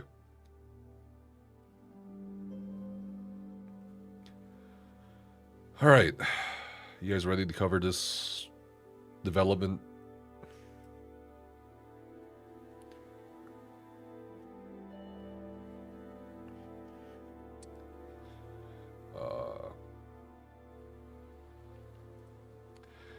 Alright, so after Stephen's TRO, requested TRO, the temporary restraining order on assets was granted in the Californian courts, and things are getting a slight delay here.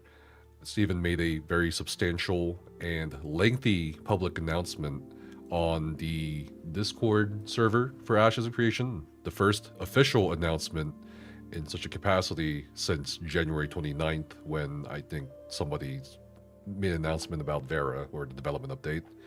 And this happened yesterday at 7:01 p.m. for me, which would be about 9 p.m. U.S. Eastern Time. This statement he made was also put on the official Ashes of Creation subreddit with the official Flare tag, usually reserved for the people who worked at Intrepid or were Stephen, right? People running things at Intrepid. Now, just in case, and this is good practice for a lot of you who are interested in keeping up with not just this, but just news and development, things in development in general, we have an archive of his post. Just in case, you know, something happens, the subreddit gets nuked, or he deletes a statement from Discord or Reddit.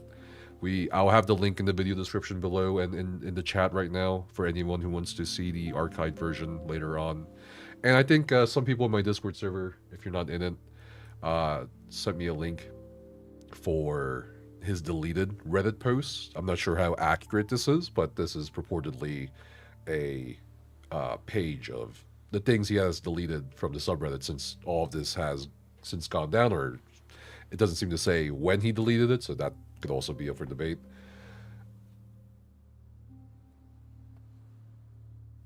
But yeah, again, this is a very substantial one. And this also comes in the wake of Jason Caramanis' lawsuit. We'll have him later on the stream answering or replying to Stephen's announcement that he had also filed in the San Diego County. So there's a lot of lawsuits and judges and so on flying around. It's hard to ascertain for a lot of people who are not familiar with the American judicial system and such, especially for civil cases. Criminal cases are very obviously different. To ascertain what's exactly going on. A lot of people in the court of public opinion, it's very fickle. A lot of people are still not on Stephen's side on this after this public statement. A lot of people are back on Stephen's side about this after his public statement, and we'll kind of go over why that is. So here we go. This is it.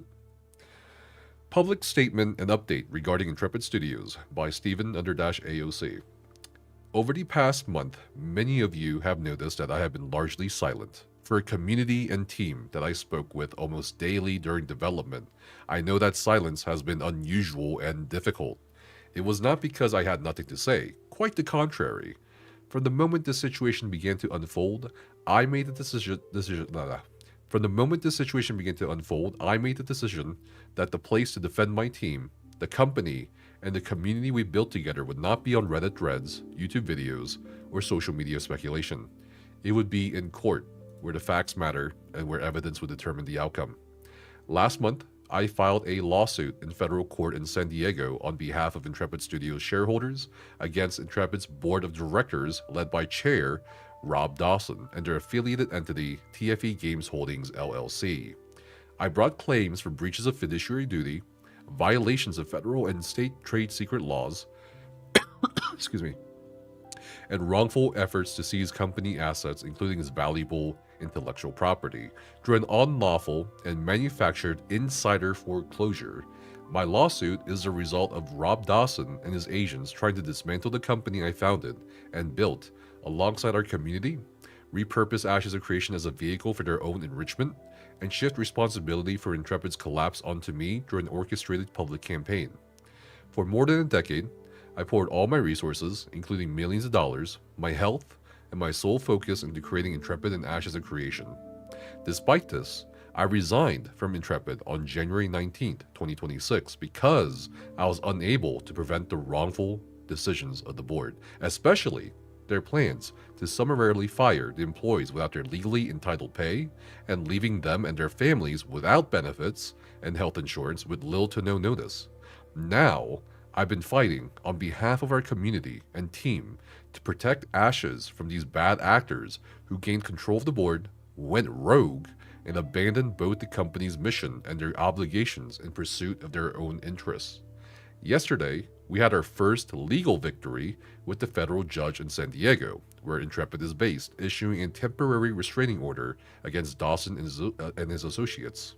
As the court wrote in their order, defendants Robert Dawson, Ryan Ogden, Teresa Fett, Aaron Bartels, and TFE Games Holdings LLC, collectively defendants, along with any of their agents, are enjoined from accessing, using, selling, distributing, or causing anyone to access, use, sell, or distribute the trade secrets of Intrepid. I'll come back to that later because the judge's comments are very interesting, but let's start with how this all began. It's long, but it's important you had the facts versus the lies and misinformation that have been spread about me and Intrepid. As alleged in the complaint, from 2024 onward, the board deliberately restricted the company's access to operating capital in order to purportedly justify a foreclosure. The foreclosure was designed to shut down Intrepid and transfer Ashes of Creation to a new entity, TFE Games Holdings LLC, affiliated with the board members. The board did this to enable Dawson and other board members to control and sell the project for their own benefit, while cutting out Intrepid's long-term shareholders, lenders, employees, and community. The board also tried to divert revenues owed to Intrepid to the new entity, while disregarding clear creditor rights. I alerted the primary lender of this wrongful plan, preventing bank fraud. Let me be clear, I have received none of these revenues myself, despite lies stating otherwise. The board was also behind the termination of all Intrepid employees without the protections they were owed, including pay and the benefits. I strongly objected to and opposed these decisions, along with other senior leadership at the studio. On January 19th, 2026, I resigned from the board when it became clear that I could do nothing to prevent the board from its chosen course. I am now fighting to protect Ashes of Creation from a board that abandoned the company's mission and acted against the interests of its employees, investors, and community. Yesterday, a federal court in the Southern District of California intervened and issued a temporary restraining order blocking TFE and the current board from accessing or interfering with the company's assets and critical services. The order preserves Intrepid's assets and prevents further disruption from Rob Dawson, Ryan Ogden, Teresa Fett, Aaron Bartel, or their agents. The court's intervention underscores the seriousness of the issues raised in the complaint and ensures that the company's assets cannot be further harmed, dismantled, or transferred. Judge Lopez wrote in the order granting TRO, by showing that TFE acquired the trade secrets material through an unlawful Article 9 foreclosure, plaintiff has shown misappropriation through wrongful acquisition. Unfortunately, the damage caused by the board's actions has already been severe. A company that had spent more than a decade building a game and a community was abruptly shut down. Employees were terminated without pay or benefits, and years of work were thrown into uncertainty. The impact on the people who dedicated their careers to this project and on the players who supported it cannot be overstated. The court further explained in its order, this misappropriation has caused damage to Intrepid because it has been stripped of its primary assets that make up its main product. Stephen continues to say, I am now fully committed to holding the individuals responsible for this tragedy accountable and to preventing any further harm to the company or its assets and to making the team and the players whole. What was done to our community and to the team who poured their blood, sweat, and tears into making Ashes was unconscionable. I recognize something else that has been difficult for many of us to watch over the past month. Ashes of Creation has always had skeptics and critics. That comes with attempting something ambitious in a space as challenging as MMORPG development. But the past several weeks have felt like a victory lap for many of those skeptics, people celebrating what they believe is the end of a project they doubted from the beginning. What makes that narrative especially frustrating is that the project itself was demonstrating real momentum, real value. As outlined in the complaint, this is precisely why Dawson and the board took actions to steal the main asset Ashes of Creation from Intrepid. When Ashes launched early access in December 2025, the response from players dramatically exceeded expectations. The game generated nearly $9 million in gross sales, reached roughly 300,000 monthly active players, had approximately 400,000 additional players on the wishlist, and millions of registered accounts.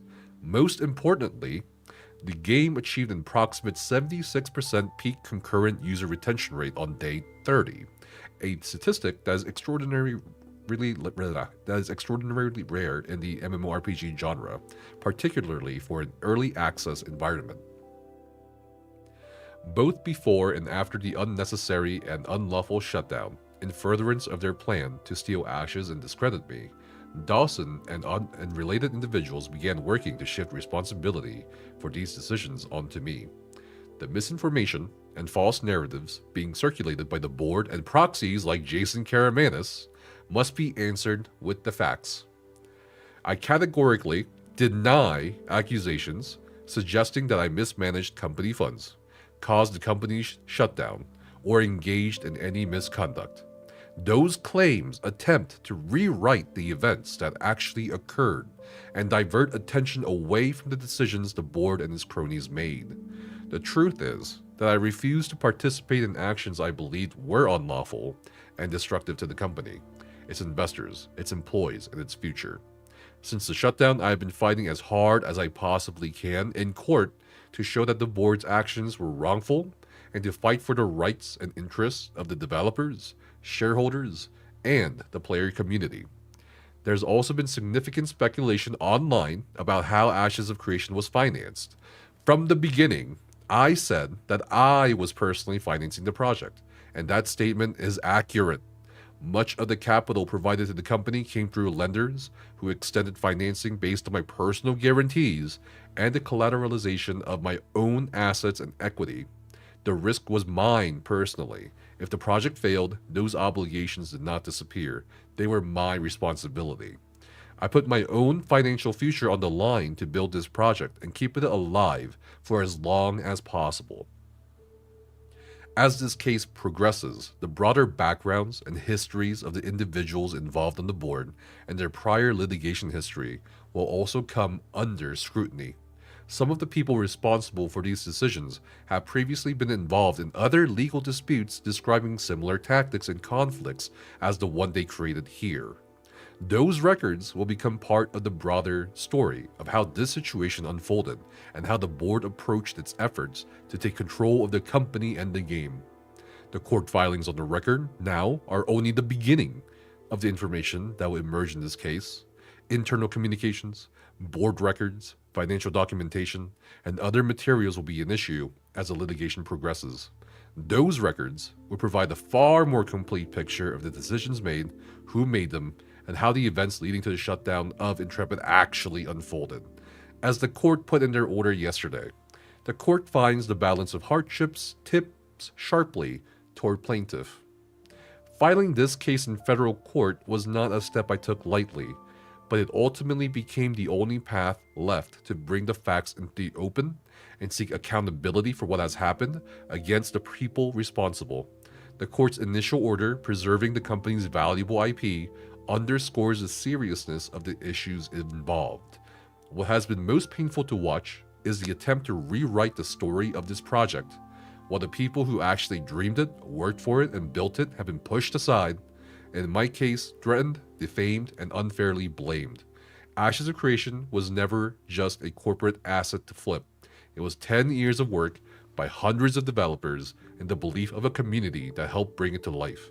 What happens next will ultimately be decided in court, but I will not allow the work of hundreds of developers and the belief of millions of players to be erased by a small group of individuals who attempted to take control of something they did not create. As we started to see in San Diego federal court yesterday, those responsible will face real accountability. Sincerely, Stephen Sharif. Alright. That was the whole thing. Alright, so that was the entire public statement. That's on the Discord, that's on the subreddit, that's archived now at this point for posterity.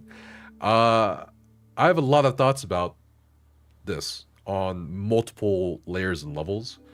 On the kind of the ethos, the emotional, the social aspect of this public statement that has been the longest and most he's said since Intrepid collapsed in late January. I think this very easily speaks to a lot of people's emotions in terms of, okay, gamers, everybody, developers, former employees of mine, it wasn't me, it was these people on the board that went rogue and got rid of everybody without pay, and they're trying to take my IP away, they're trying to take our baby away, they're trying to take our project away. I think it has a lot of emotional appeal in it, and it's, in a way, somewhat well written, at least towards the end, about that emotional appeal. On the level of the legal level, it's very clear that Stephen is celebrating the San Diego court granting him a temporary restraining order against Dawson and the others who filed in Nevada court. So it's going to be interesting. Is this a solid victory? I think legally speaking, it's not like huge. It's certainly a delay. Whether it's a huge victory or not, will, again, as Stephen has pointed out, will remain to be seen as more and more things are unearthed or given out in court during the discovery process. I think there's also preliminary injunctions happening soon. There's other lawsuits still happening in regards to the Warren Act that were filed by employees. There's Jason's lawsuit. Not sure what's going to happen to the Nevada lawsuit, but it's interesting. Now, on the game development level, I find it, or the business level as well, I find it interesting that he basically said, actually, I did not lie. I did not lie to anybody about me personally funding the game's development. I didn't lie because I am the one who personally got the loans, personally acquired investors, personally got the lenders to give me and the company their money based on my personal guarantees and collateral. So I never lied about that, is what he's saying. On one hand, for a lot of people who may not be familiar with, business or the financials of a business, that might come off as, okay, maybe he's valid in that. But on the other hand, when you very publicly declare that you yourself are funding it, that's kind of meant to be taken at face value. Using other people's money that they give you is technically not your money, as he has said multiple times in multiple years. So that's a pretty interesting statement that he made to me. Other interesting things I've noted was, again, he keeps bringing up the Southern District of California has intervened. Okay, well, what's the ultimate goal here? Because I think he's insinuating throughout this passage, hey, I'm Steven, I'm the original founder, these guys have no idea what they're doing. Rob Dawson, you're not a gamer, you have no idea what you're doing. Also, he's like focusing on, hey, I'm defending Intrepid, as if Intrepid's not insolvent, as if the foreclosure hasn't happened, and he's trying to maybe reverse the foreclosure. He's trying to regain Intrepid Studios and the IP back and redevelop the game again, open up development again. if that's the ultimate goal here, it'll be interesting to see what happens during the discovery process, what happens during the legal cases here, right? Because I think in terms of the PR and all that, I don't know if any investor or whoever will be eager to reinvest or invest into Ashes, provided Steven wins everything. Let's say Steven turns out to be right about everything. Jason is lying, everybody is lying. The allegations are false. He gets Intrepid back somehow. But then there's the matter of, well, Intrepid still has to pay employees, right? Still has to pay the Warren Act, filings. And again, in regards to the employees he mentions, no one's really taking care of them at this point either, right? It's neither Rob Dawson and Party or Steven seem to have the budget or room or whatever to consider paying them off to at least get those Warren Act lawsuits out of the way. But I digress. It's a pretty interesting passage, and it speaks to a lot of people emotionally, I'm sure. And I've been seeing a lot of similar sentiments online and in the Discord server about how, Steven, I've always believed in you, blah blah blah. I've never thought for a second that this was a scam or that you did all that. A lot of people are still kind of firmly saying, oh, you still lied about a lot of things, you kept things hidden.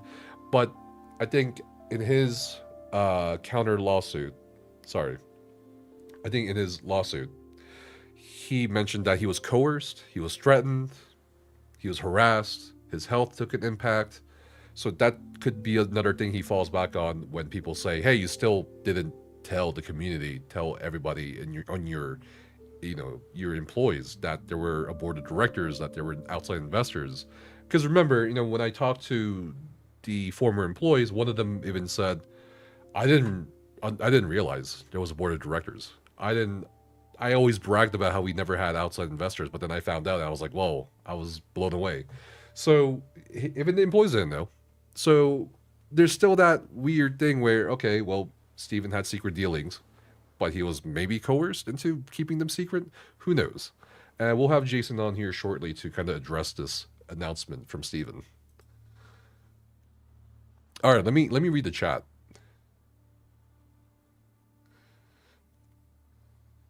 Because I haven't been reading since I started. Oh god, there's so much. All right, it's okay. I'll read all of it. Bro, there's literally no one on Steven's side. What crack are you smoking? No, there's quite a lot of people on Steven's side, as I just mentioned. There's people still hanging around waiting to see what is gonna happen, like with the IP. I mean, there's still people hoping that they can still play the game. I think that someone in the Discord server said something along the lines of, well, hopefully Steven wins the lawsuit, and in a few months after that, they'll start redeveloping the game. So yeah, there are many people who are still defending him. I'm not smoking crack, but if I were to start smoking crack, I would, at this point, take a side, okay? But I'm not taking a side still. I still would like to hear Steven's story from himself, from his mouth, I think this was his way of saying, okay, I'm not going to go through an interview, but I'll still reach out. I haven't reached out yet officially through like a private channel or anything, but I'll still reach out because I'm still interested to hear his side of the story, because I think there's still a couple things I'm still confused about in terms of what he filed in his lawsuit, especially with the, Ryan Ogden being the CFO, and then later on John Moore becoming CFO again on the corporate filing. That's something I'd be interested in asking him about. The investors he said didn't exist. Yeah, sure. Still doesn't make sense. He said there was nobody to answer to, and this could pretty much never happen. 2024 was the year Steven claimed to Osmongold in public that Narc was defaming, lying, and he had put 55 million of his own money into it. Yeah, there's that whole clip. I think for those of you who watched my last video, people dug up that clip that Jason Caramanis mentioned in his lawsuit, where he's complaining about Narc and threatening to sue Narc, which I think is, regardless of this message that he put out, I'm still shocked that he threatened the YouTuber with a lawsuit because he didn't like what the YouTuber was saying about the product. That, to me, if I had known, I'd be like, that's a huge red flag, bro. Honestly. just if you think about it for a second, it's insane. That's insane to even say that in public. I'm sure some developers that are rather distasteful had that conversation, but usually that conversation is behind the scenes, not on some streamer's like channel, right? What collateral did he put up? According to the allegations from Jason's lawsuit, nothing. According to Steven, he put up collateral.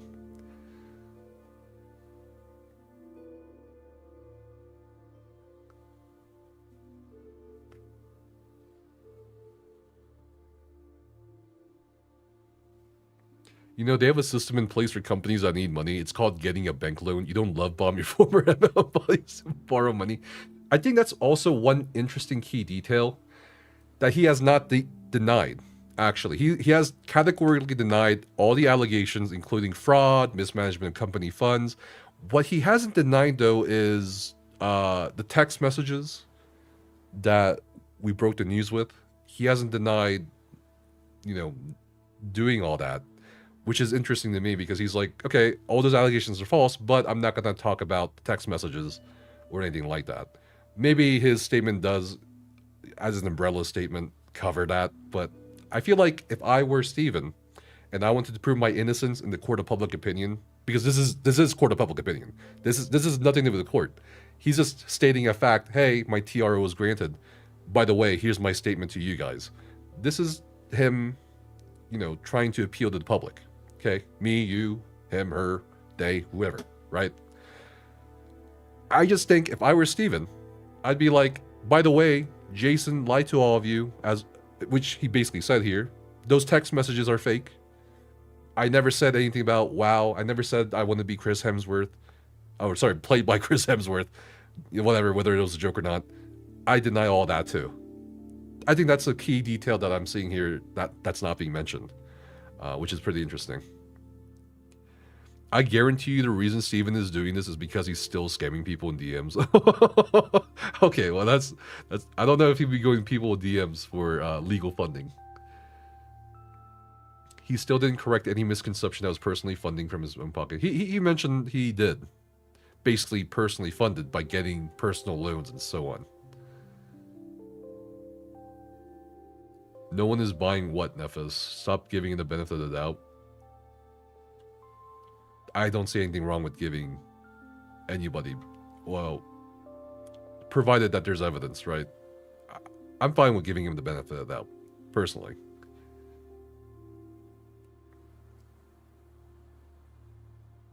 Steven is not trying to start development. No one believes that, not even you. I mean, does Steven not believe that? Really, I mean, the way he's talking, it seems like he wants to redevelop. He wants to restart developed. Maybe he was coerced. Nephis, come on, bro. How can you consider it as being true?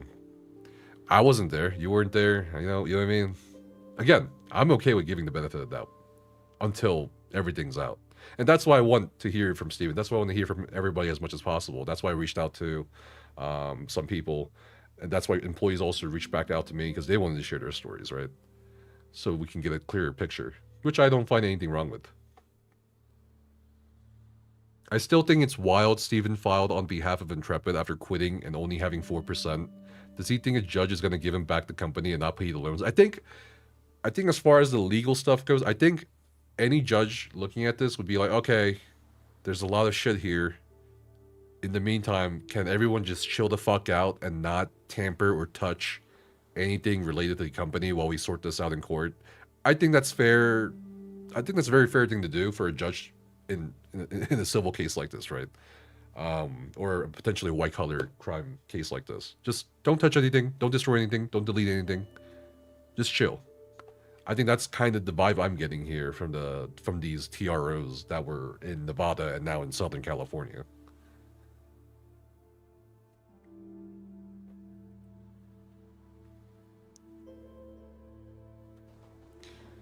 No, I didn't forget. Nephis, yo bitch ass, you're I next. don't know. What do you guys think about his statement? Do you believe in him?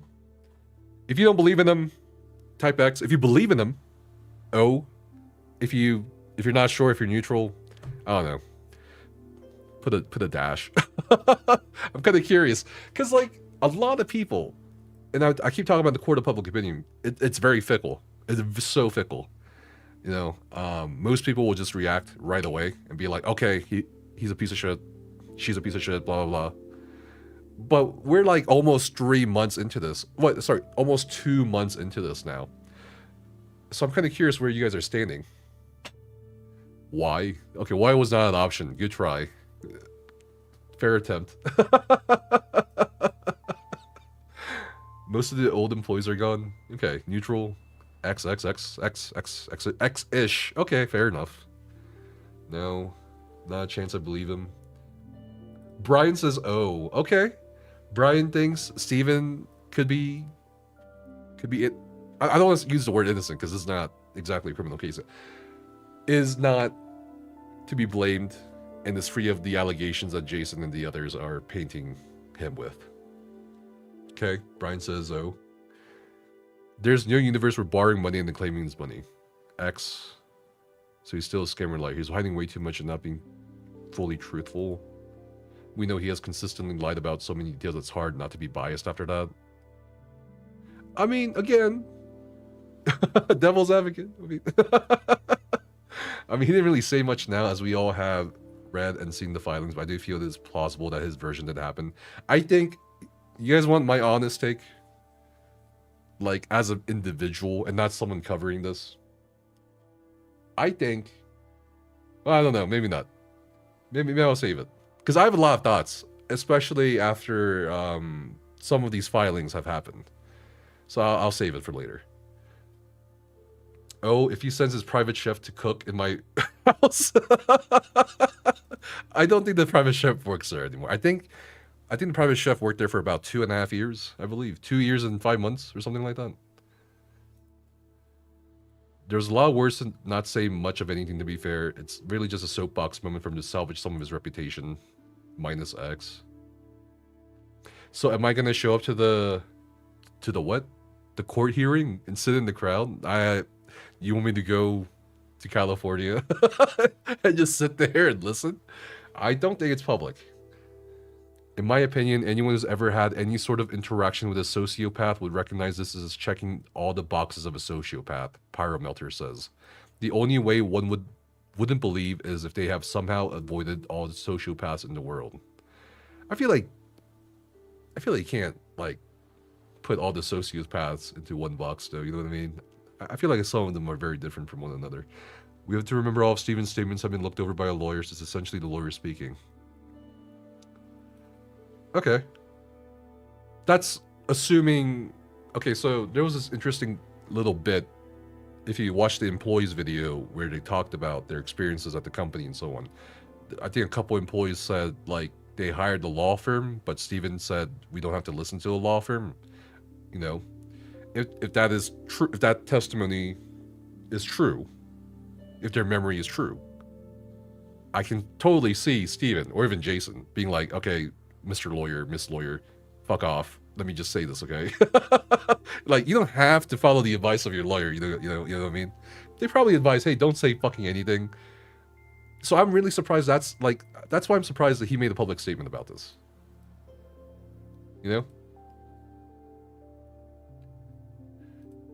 The problem is you also know stuff you're not allowed to say, so you're more educated on it. So, you know, I've talked about this at some length before. Like, I think it's really hard for me to be completely unbiased as an individual. I think it's easy for me now to separate myself as an individual from someone just kind of covering this. But as an individual, yes, you are right. I'm privy to more information that I still have not been able to release. There are things after 2022 and 2020, like up until 2025, basically, I have information on, but I can't or won't be able to share it until maybe like a later point. So yeah, I mean, it is hard. It is definitely hard, but at the same time, I'm still kind of curious because, again, a lot of the information I'm receiving is still from one side or one perspective. So I'm still okay with keeping my mind open.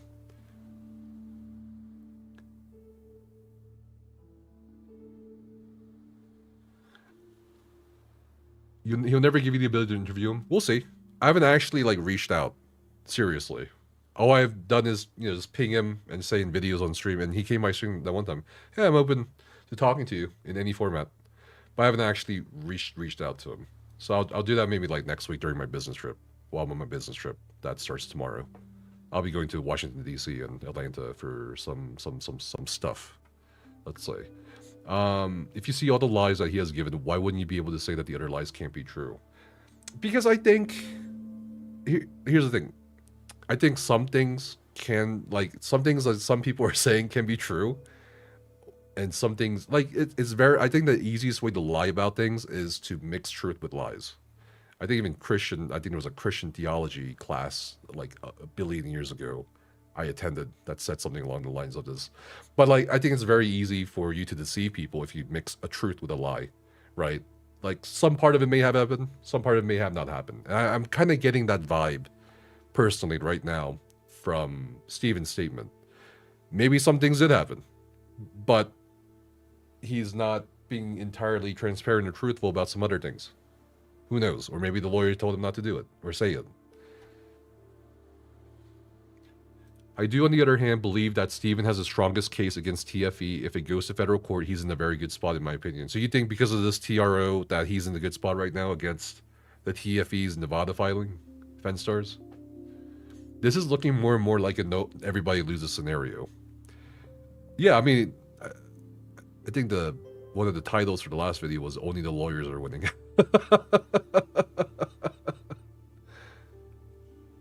Why hasn't he ever admitted that the community funded the project, not Steven?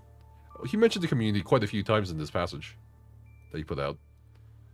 Even if Steven was to win the lawsuit, the game is dead on arrival, and its reputation is pretty much dead unless there's a major rebrand. Sure.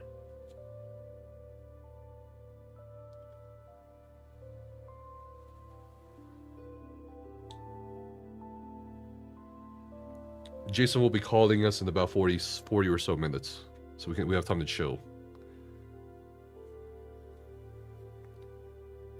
If it's the lies that there weren't a board over and over, and even very recently, I'm sure this will be an everybody loses situation.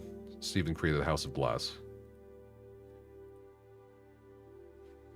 No, he won't. You don't kiss his ass enough like here. I don't watch that YouTuber's content or anything. I know people have given me stuff. I think I saw like the first video where he like briefly reacted to the stuff, the text messages. I don't know. I've seen a lot of comments. I'm not sure who he is or what he does or whatever. But I don't get the sense from what I've seen that he kisses Steven's ass. Also, I don't know if, again, like, you know, I talk about this with some people, my trusted circle, like, because we were debating, like, hey, should we reach out to Steven for real? I'm like, well, you know, I think Steven is a grown man and can speak for himself. So maybe he might opt for that option, that he might just publicly make a statement without going to a streamer or content creator, because why would you? You know what I mean? So, and he did. So kind of one of my predictions kind of turned out to be true. But I'm still interested. So I'll just do one last reach out for real. And that's it. I'm done with it. The TRO doesn't make him look good. That's always the case. The lawyers always win. Well, I don't know why you got modded by the auto mod for ass. We say ass here all the time. If the community funded the project, they wouldn't be over 100 million in debt. Well, the community, the portion of the investments or funding from the community is probably like astronomically, incredibly small compared to $100 million that's alleged, 150 million plus alleged to have been funded by private investors. Like, what's 3 million or 9 million from a Kickstarter or whatever is gonna do in the grand scheme of things, right? Especially if you're gonna overhire. And I think there was a case of overhiring, because why do you need 200 plus developers in certain positions? I looked at where I was like, why do they need this position now? It's kind of weird. And the ratio of certain positions to the other positions was a little off from the Warren Act filing I got to look at. So I think there was definitely a case of overhiring on whoever made the decision to keep hiring. Because 200, you have to understand, 210 people even if you are lowballing them at $60,000-$70,000 a year, that's still a lot. You also have to take into account insurance, licenses, all that shit. That's a lot. 9 million is nothing for that, bro. Like, it's crazy. Rebrand name, Rise from the Ashes. Sounds like a mobile game.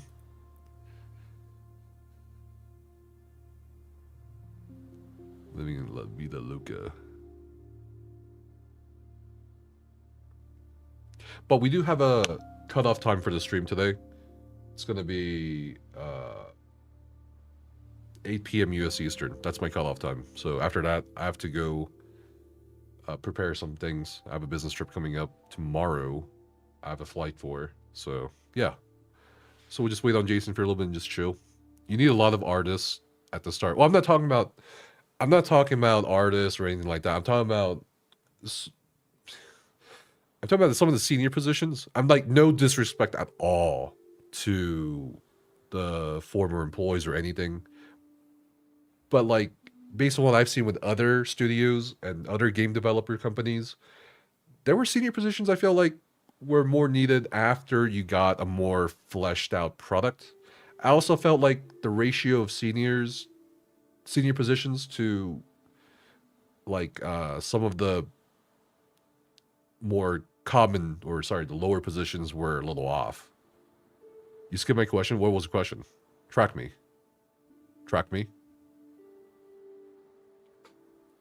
Do you push back against Jason at all in private conversations with him? Yeah, I think one of our first conversations was like, I was very clear with Jason that, okay, well, I understand that you want to get your story out. I understand that you want me to tell your perspective, but to be clear, it's your perspective, you know, and people, I was very honest with him and about his background, because I had, of course, researched him. I looked up what he looked like, everything, before the first video call, and actually the first Zoom call, technically. And I was like, you know, just a heads up, this is what's going to happen. This is how people will probably react to your background, and so forth. This is, and so on. So I was very transparent. I was very open with him. That's all I can do. And I did ask many questions, and I still ask questions. Hey, so can you clarify what happened here on this timeline? Hey, a portion of this seems to be missing. Oh, hey, is it okay if I share this to add more context? Because, you know what I mean? So the creative process itself, I don't think is tainted in any way by my bias or anything like that.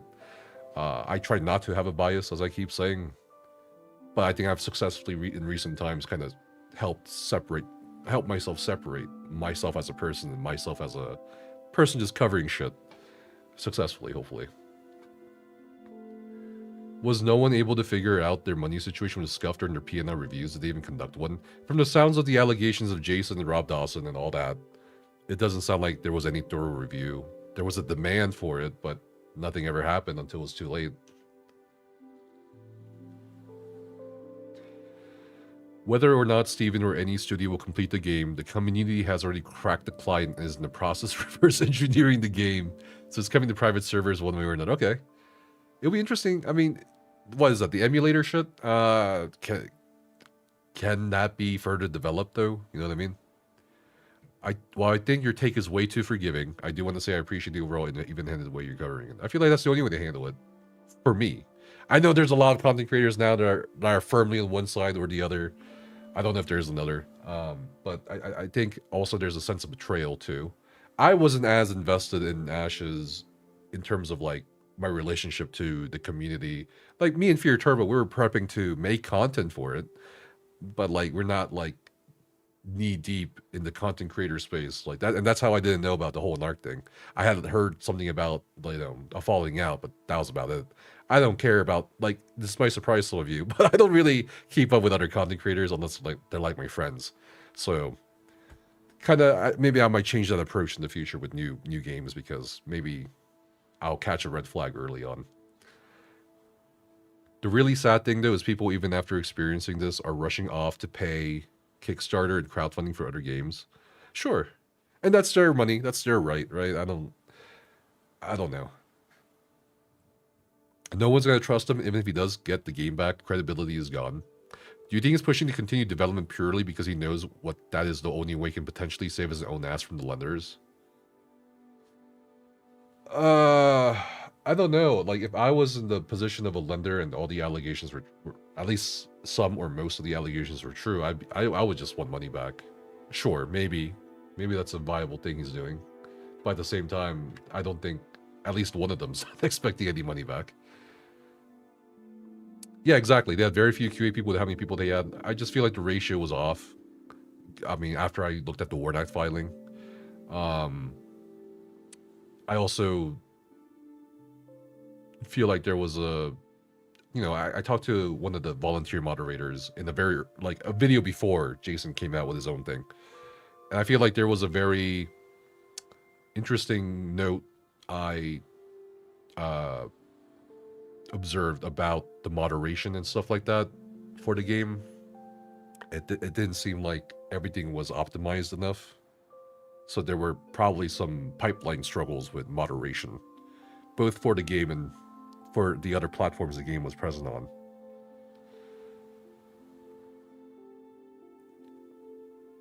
Intrepid used such poor security measures that they practically handed the whole game in full to the community. They even used a separate database.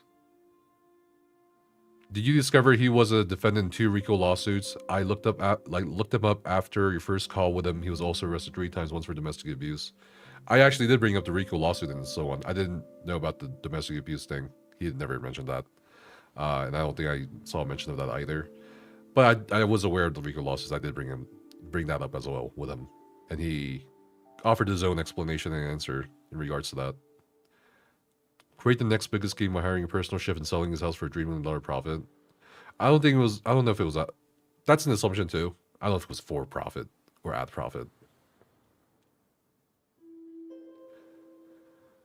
This is part of it for me. I feel like he's just trying to push that so when he doesn't auto default to giving up and cutting his own end up the deal. Okay. I'm glad you're covering it the way you are without bias. Bias just helps lies get through. I'm very much inclined to believe Jason's story as of now. And that's, you know, that's your decision if you want to believe one thing or the other. Personally, I'm still kind of like open. Because I would love to hear from more investors, if possible. I would love to hear from Steven, if possible. I think that's really it, though. At that point, you know, more clarity by more employees if they want to reach out to me again would be great too. But other than that, we weren't there. I wasn't there. I don't know. So keep an open mind. Gotta love all the morons clutching their pearls that someone would pay for early access. It's my money, bitch. I can do what I want. Fuck off. Yeah, sure. Mr. Fence-Sitter's too scared to pick a side. Sharif is the law, baby. I'm not scared in picking a side. I think I should not pick a side for many reasons. But also, on a personal level, I feel like there are a few things that I'm just kind of like wondering about, especially on Steven's side that he brought up. So, after so many Nefis QS videos I've seen, I still find it very difficult to understand how the group of seasoned investors didn't get these financial reports during 7 years of development. I think Rob Dawson came in, what, 2022, 2023? So that's like technically 2 to 3 years of development for him and the others who came in after that. For Jason, he's basically already said it. He's a dumbass, he said. He said on stream. He's like, yeah, I'm a dumbass. Yeah, whatever. But at the same time, he did try. I mean, looking at the text messages, he did try. Right? So. But it seems like Steven always had something to say about the financial documents, the accounting. Something would always happen, it seems like the accounting firm messed up or blah, blah, blah. Do you watch any other streamers that are also covering this? Yeah, I've tuned into, he rated me earlier on our Twitch channel, Jalan. Jalan? I still don't know how to pronounce this. Jalan. He runs Paradox Gaming, right? I tuned into him a couple of times. I've tuned into Unspiked. He's like a Russian content creator who covered it. I've tuned into Canon. I've my homie, my good friend from the ESO days, kind of Nice Gaming. I've tuned into his videos about this, and I've actually watched his very long video about Mortal Online. So I keep up with some of it, but like I try not to watch people who are like not my friends or people who I just don't watch content creators much in general. I watch the news a lot. I watch C-SPAN a lot. But I just tend to stick around my circle of friends in terms of content creators. Like, no offense to any of the content creator, like, you know what I mean?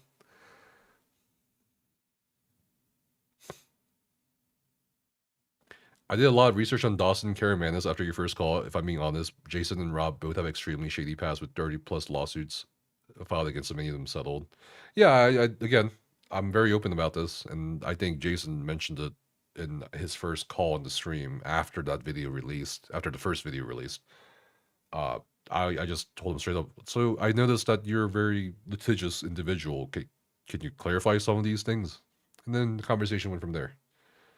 And I think he mentioned me asking him that during that live stream.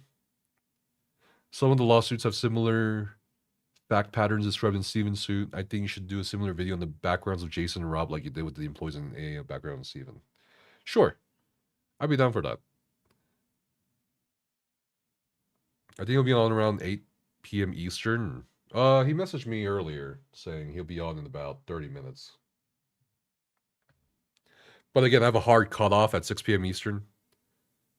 So, sorry, not 6 p.m. Eastern. 8 p.m. Eastern. Because that's 6 p.m. my time. Time zones, right?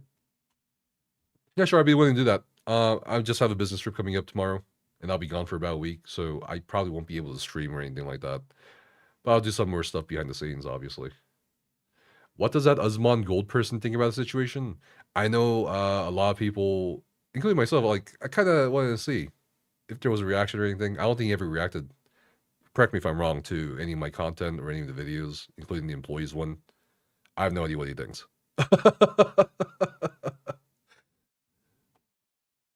It'd be interesting to see what he thinks, because I think he talked to Steven quite a lot, right? And had multiple interviews with him on the live stream.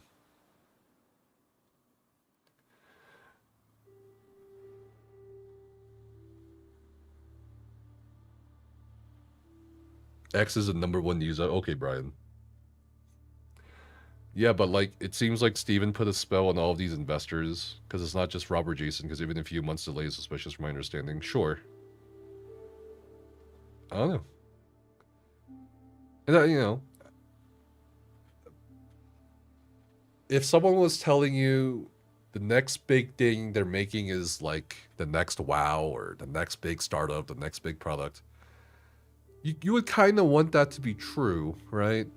If you're looking to invest in something as a venture capitalist or as a private investor or angel investor, right? So maybe there was like a human desire somewhere, I don't know, that Steven saw. But again, that's also allegations. Jason is trying to justify a hostile takeover. They should have locked Steven at 1% ownership. He reacted to Legal Mindsets video summarizing yours, sure. Osman Gold talked about it for a little and just said, I'm curious to see what comes of it. Sucks what happened to the game. Sure. I think that's a fair assessment for anyone just watching what's the hell's going on, right? Because, at this point, courts, lawsuits, you gotta wait till the dust settles. Is there gonna be some sort of settlement? I don't know. I don't think so. Is there gonna be things that come out in Discovery that none of us knew about? Probably. So yeah, wait. See what happens. But also, sucks for the employees. Sucks for the people who wanted to play the game. I don't know. But yeah, I'll put the archive link in the description. And, sorry, and the Twitch chat and the YouTube chat.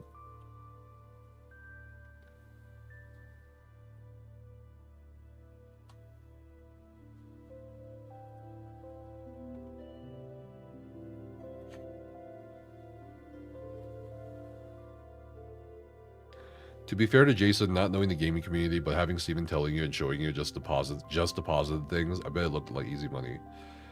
That's one thing I noticed from the text messages. If there was ever bad news, it would come with good news. You know what I mean? Like, if you watch that video and just, not even watch it, just look and read the text messages yourself, you get that sense where it's like, I think I said it in the video itself as well, like, there's no bad news without good news, and in this case, there was good news with bad news, you know?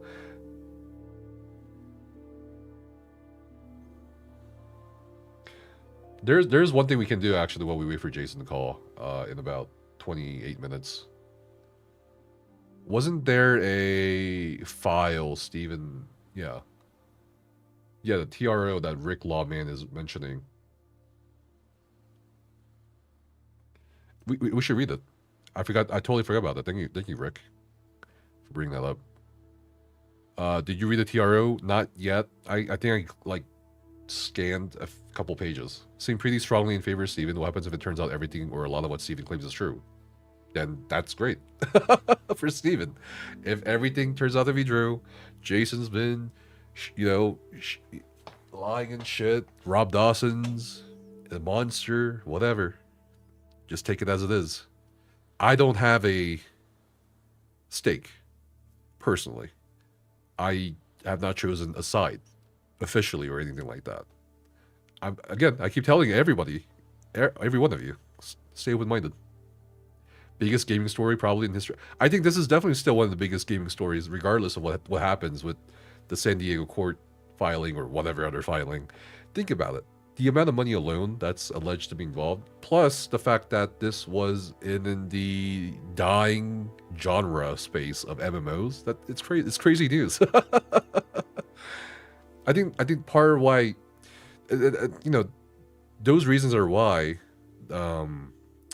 my acquaintance, I think, who from the ESO days, who's a journalist for WCCF Tech, and the other media people like Jason, no, not Jason, Jake Lucky, people from MMORPG.com, people from Massively Overpowered, people from PC Gamer, they're covering this because it's big news. It's actually big news, It's crazy.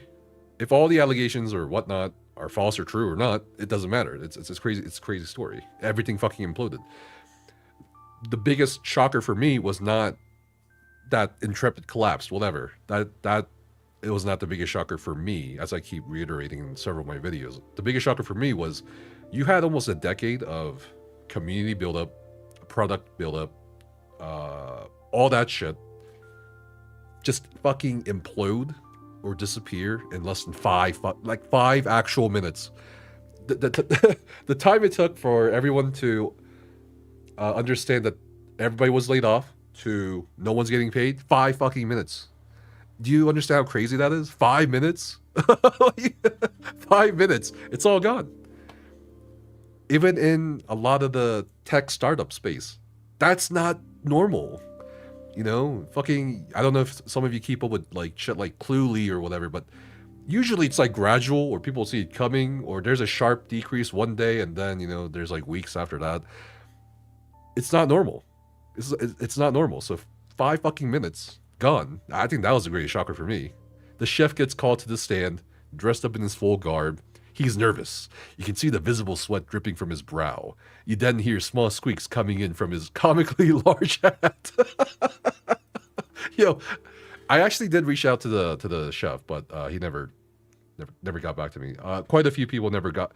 A lot of people seem to think I got everybody, but no. I've reached out to quite a lot of people for some other things. Quite a lot of people did not get back to me. I think that's understandable. You don't want to be like involved, especially if you work in the gaming industry. You don't want to be involved with this shit.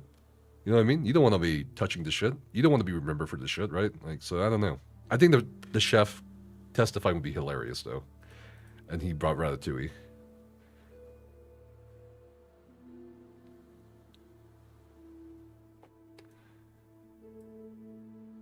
But yeah, where was that file? So one thing a chatter mentioned is that, at least on the Discord server, Steven made the statement, but also attached the federal court orders above. I mean, he's got an interesting sequence of numbers here. I think that's like maybe the court document number. Okay, so this is the actual TRO that Steven is talking about in his public statements on Reddit, Discord, and so forth. Okay. And this is the court basically granting that ex parte motion for temporary restraining order. So let's kind of go through like the basics. They just kind of establish the facts of what the IP is, like the audio visual effects, designs, proprietary player versus player risk reward, scaling algorithms, and so on. Intrepid began acquiring. It's interesting that this is Steven's filing, and he basically says, yeah, in 2017, which aligns, and I think I noted that in the employee video, the timelines from the employees, the timelines from Jason, the timeline from Steven now, they're kind of like aligning properly, regardless of what version you want to believe. So the debt financing in 2017, that was a personal guarantee, and then in 2020, there was that $6 million loan from the bank, and then, again, along the timeline of Jason that he gave us about details about Robert Dawson. I don't know why it's Richard Dawson here. Maybe that's also his name, middle name, I don't know. The timeline's established by everybody, and most of it is aligning. And they talk about Valve, they talk about the loan. Plaintiff alleges that because the Article 9 foreclosure that transferred Intrepid's trade secret materials was unlawful. So I brought this up, I think, at the very beginning with these lawsuits. I think the biggest thing to look at, potentially, is the Article 9 foreclosure that may have been maybe there was a step that they missed. Maybe there's something that they fucked up on with the foreclosure. So the argument could be very well, the biggest argument could be very well that the foreclosure was unlawful, regardless of the circumstances or reasons. Oh my god. No. I don't want Windows fucking pop-up scare. Do you want to upgrade to Windows 11? No, thank you. If I could, I would just be on Windows Vista. But anyway, what was I talking about? All right, so yeah, the Article 9 claim might be the biggest one that we've been pointing out since the beginning of all these lawsuits. There's going to be misappropriation of trade secret claims, irreparable harm, public interest, bonds of hardships. And the conclusion is, for the reasons stated above that we just kind of scanned over, the court grants plaintiff's ex parte application for a temporary restraining order and orders as follows: that Robert Dawson, Ryan Ogden, Teresa Fett, Aaron Bartels, and TFE Games Holdings and all their agents, or any of their agents, are enjoined from accessing any of that stuff. And the defendants are also, by the way, enjoined from accessing the following accounts of Intrepid for the purpose of accessing, using, selling, distributing, all this stuff that they're listing here again.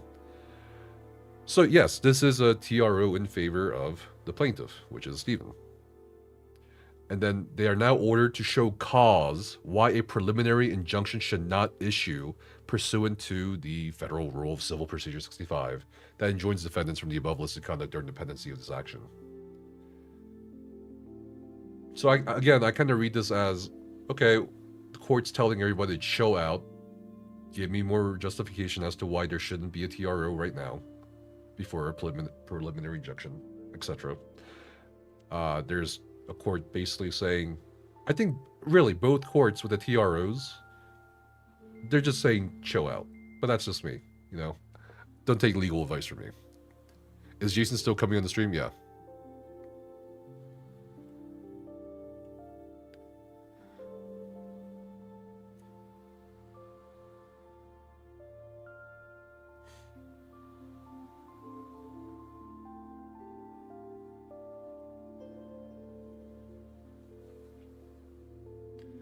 So yeah, this was the TRO granted from the judge to Steven Sharif for all these following reasons, whether about the trademark, the trade secrets, the IP, telling the defendants, TFE Games Holdings, hey, you're enjoined from accessing all this. And we have Rick, who's an attorney in chat, saying it is extremely rare for a judge to order the full TRO requested, like a 5 to 10% chance. They are usually amended or narrowed. This one was not in the judge's language, it was pretty strong. Well, we can say the same about the Nevada court filing, right? I think the judge on that filing also expedited the TRO, which is a little bit weird as well. So I think in both cases, I'm just seeing the judges basically say, everybody chill out while we figure this out. Steven's TRO probably will result in his Discord getting taken away when they assign all the assets to third-party custodian. Rick says, Sharif alleges it wasn't a misstep. Well, that's what I was saying at the beginning. Maybe there was a misstep with the Article 9 foreclosure. Maybe there was something that fucked it up. And that is, in fact, valid from a legal standpoint. That, who knows, right? But now you're saying that he is alleging it was orchestrated, and he claims texts, emails, minutes of the board trying to steal the assets from the other investors or creditors. That is serious, not just a clerical issue. Sure. They also apparently filed a false statement of information to avoid scrutiny. That's something I keep mentioning too. I'm like, and that's why I want to reach out to Steven, right? Because I'm like, how did John Moore from become CFO? Would Ryan Ogden become CFO, and then John Moore being CFO again? I think that's one detail I would like to talk about or ask about. This lawsuit could get damages as high as the cost to develop the game from Dawson and remove his equity. Interesting. So, in your opinion, as an attorney, what do you think is going to happen at this point? Because there's a preliminary injunction coming, right, for a different case. There's also, I mean, it just feels like everyone's waiting for the discovery to happen. Incorrect, the Nevada TRO did not restrain Stephen and John, only the agents. The judge amended it. Okay. But it was still a fast TRO, right, relatively speaking. Super great way to get disbarred in most states. Go on Twitch chat and start spelling legal advice. Lol. Well, I mean, he's anonymous, supposedly. Yeah, exactly. So I think it all depends on discovery as well. That's what I'm saying here, though, right? All these allegations, whether true or not, are allegations. I mean, I think there was a document on another file. I mean, it kind of says it all, right? I believe this to be true to the best of my ability and blah, blah, blah. These are allegations. Once the court is presented evidence, Sharif embezzled millions, things will change quick. It'll be interesting. I would love to see discovery happen. All TROs are fast, but like within a day fast? Within 2 days? Maybe Nevada is different. I don't know.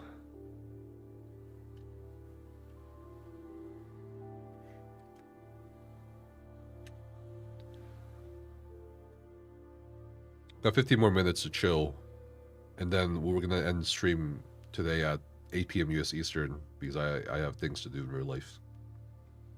So Jason's got like 30 minutes.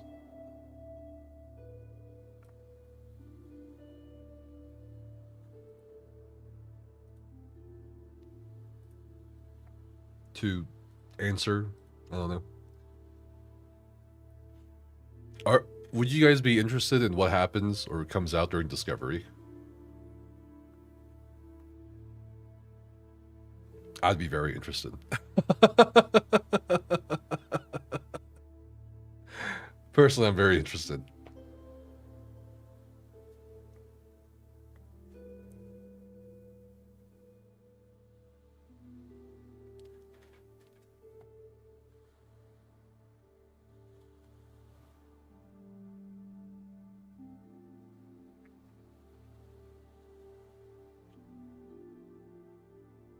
You don't get the theoretical cost of the game. For sabotaging the IP, you get the fair market value of what it is. The fair market value of Ash is now 140 million, let alone theoretical development cost. Sure, I mean, there's a lot of people saying, it's kind of speculating on the, like, value. What do you think is the value? Like, the actual value? I mean, apart from the money invested, right?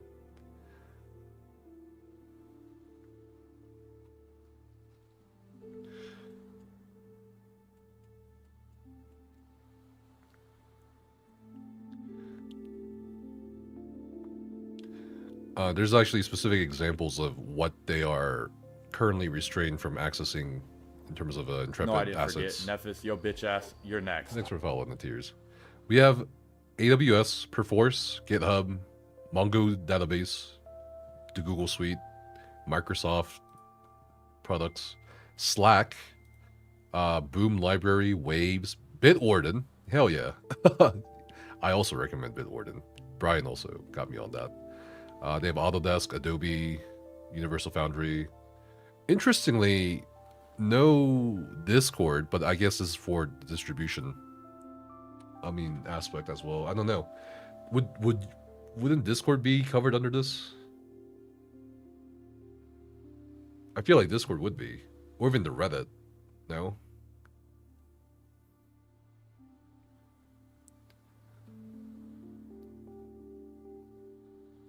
Defendants are ordered to show cause why a preliminary injunction should not issue pursuant to Federal Rule of Civil Procedure 65. A preliminary injunction hearing has been set for March 18th, 2026 at 4:30 Pacific Time in courtroom 14B. This will be interesting, but I think there's also another preliminary injunction hearing. What was it, for March 9th? For a different filing, for a different case? Or is that like, or is this going to take precedence over that? And then there's Jason's lawsuit, right? That Steven has to respond to within 30 days as of the filing.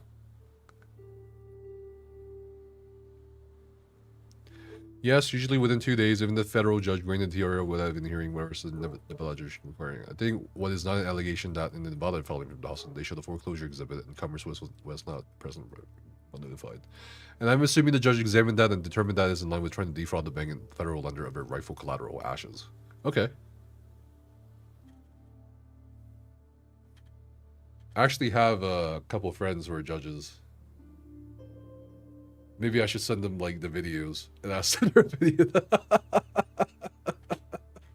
Hey, what do you think about this?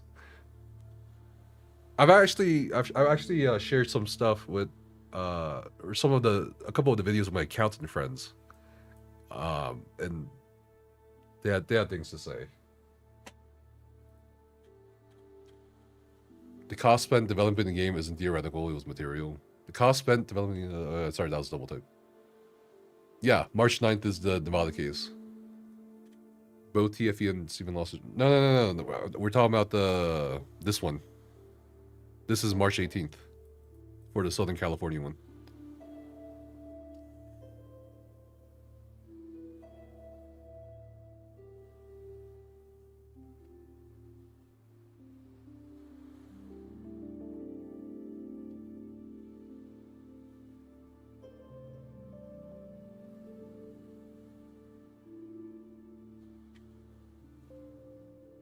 Oh god. What is interesting is that what Steven did and Jason suit are felonies in California and federal. Which allegations? Fraud?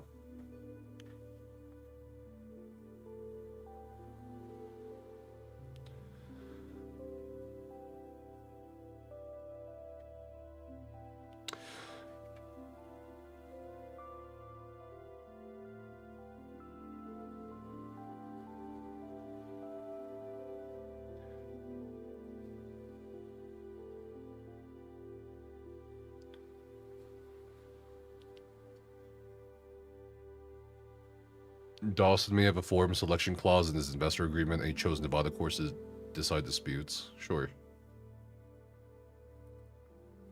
He hasn't reacted to you, but is one things basically along the same lines as you. Willing to talk to Steven and open to see what is actually happening. Yeah, sure. I am personally more like very interested in what would happen during discovery. What's gonna come out? If that's even gonna be like put out there.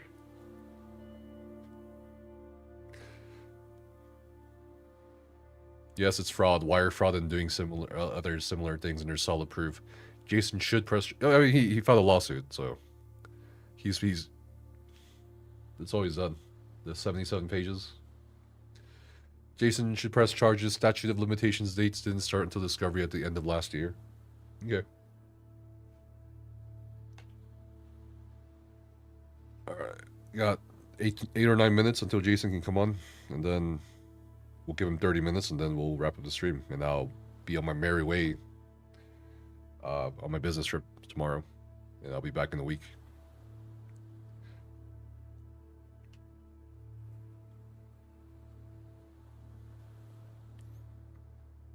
If anyone's in the Atlanta area or Washington, D.C., hit me up in Discord. Criminal charges, not civil, that helps civil if convicted. Sure.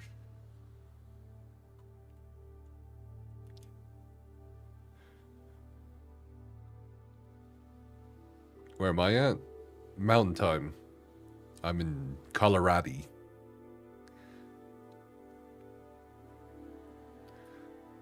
I'm just trying to figure out what the ultimate result here is going to be. For either side, like for whichever side.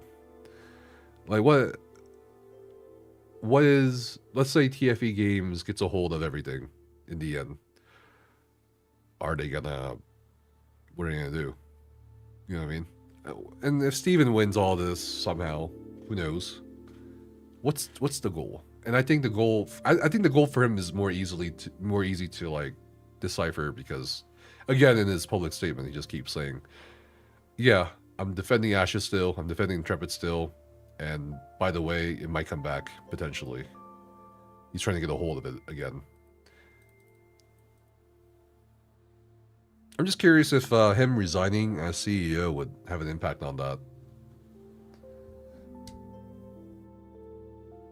Are they gonna make bootleg Fortnite or something? Wait, never mind, already done. Yeah, I feel like the Battle Royale thing, the text messages was like a big eye-opener for me, because even back then, I know a lot of people back then were talking about the fucking Ashes of Creation Apocalypse. I think I watched a couple of videos showcasing. I was like, this looks cool, but where's this going?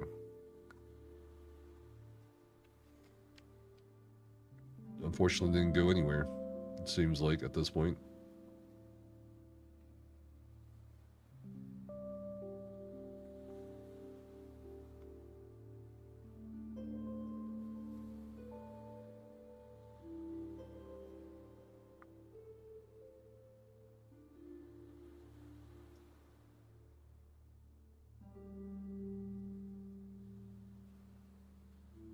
I got a ping.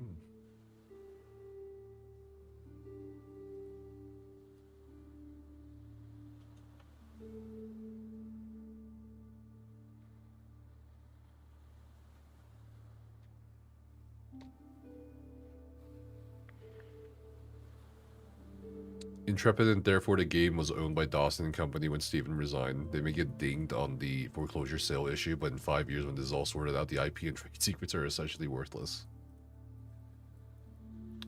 Is Rick still in chat? Rick, how long do you think these cases will take? How long do you guys think this whole thing will take? Assuming that there's no settlement or anything at all. Is there any similar like precedent? I'm trying to recall if there was any, but I don't think so. A few months? Three what? 3 days? 3 weeks? 3 minutes?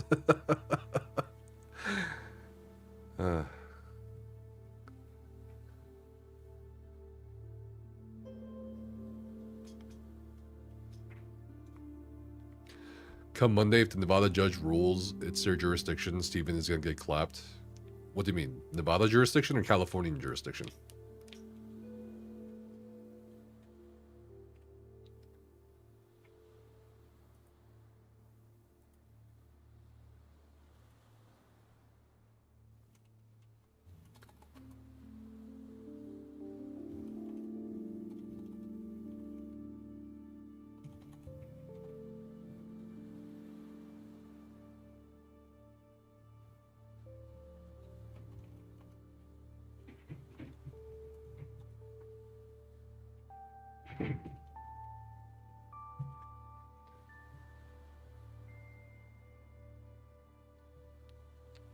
$18 months.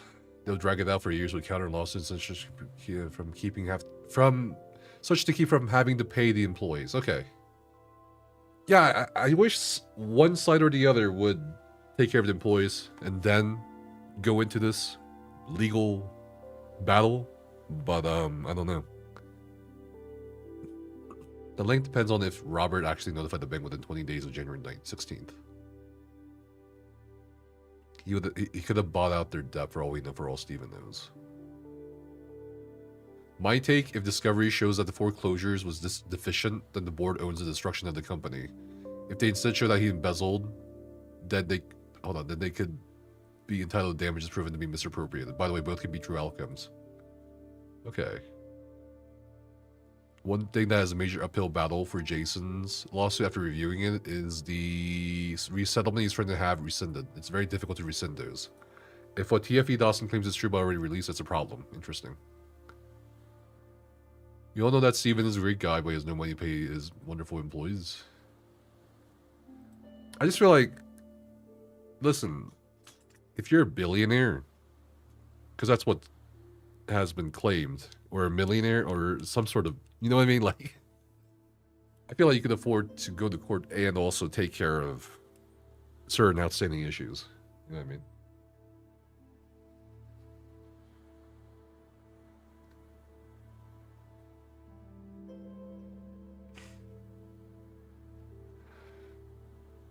If you want the best results for the employees, you want California jurisdiction because of Warren Act violations. Yeah, California is definitely stringent on employee rights compared to other states.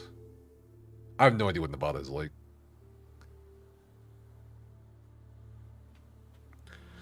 All right, 2 minutes.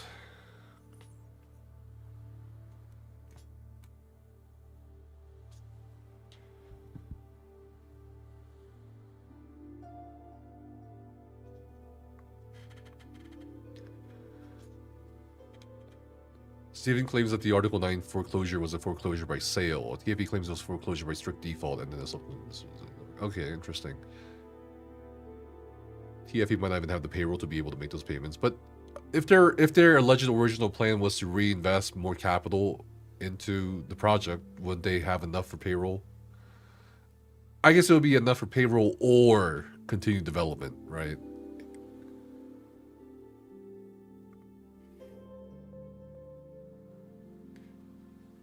I don't think Rob or anyone has said he's a billionaire. Our gaming billionaire offered $100 per month in the past. Yeah, sure, but I don't know, bro. That also kind of sketched me out, like $100 a month. You know what I mean? Like, maybe I don't know. Maybe if you pay too much, you know, you gotta fucking start filing 1099s, you know, W-2s.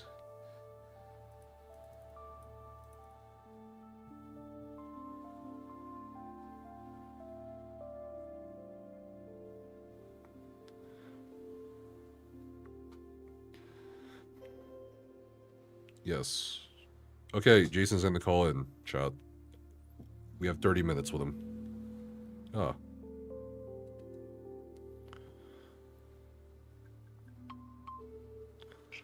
Hello? Hey, Casper, how are you? Good, how are you, Jason? I'm good. I'm a little sick, so if my voice sounds a little raspy, I got a little bit of a bronchial infection. But I didn't want to let you or your viewers down in the case of all the in the case of all the intrepid drama, but whenever you're ready to get started, I'm ready to go. I actually wrote out a bunch of comments that I can go over and read that I did for Steven's funky Reddit post.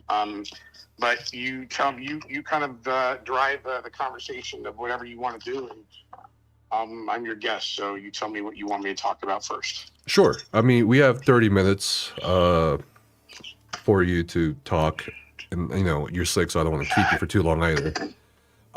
So I assume that you and the other investors have read Steven's public statement at this point. What is your reaction to it? What are your thoughts about the denial of allegations? I'll just go over it real quick. Hold on one second. So, I wrote some stuff out last night so I could have it kind of concise. So his point number one, where he talks about over the past month, many of you have noticed that I've been largely silent, blah, blah, blah, blah, blah, blah, blah, blah, blah, blah, Reddit threads, YouTube videos. Okay, so then I get down to where it ends, where it says, you know, and they're affiliated TFE Games Holdings. So, you know, why was TFE Games formed? That should be a question that people need to understand. Why was TFE Games formed, and when was it formed? It was formed at the end of last year, December of 2025. I don't know the exact filing date. I haven't looked it up. You can go probably look it up and figure it out for yourself. But it was formed, okay, because of the situation that was going to happen. So, you know, I brought claims for breaches of fiduciary duty. And I did, how did the board breach its fiduciary duty to its shareholders and lenders when Stephen at this point owned less than 5% of the company and no money was coming from anyone's pockets other than existing board members and myself in 22, 23, 24, and 25. And I said, just go look at the cap table. These are my notes to myself. Violations of federal and state trade secret laws and wrongful efforts to seize the company assets, including its valuable IP, through an unlawful and manufactured incited foreclosure.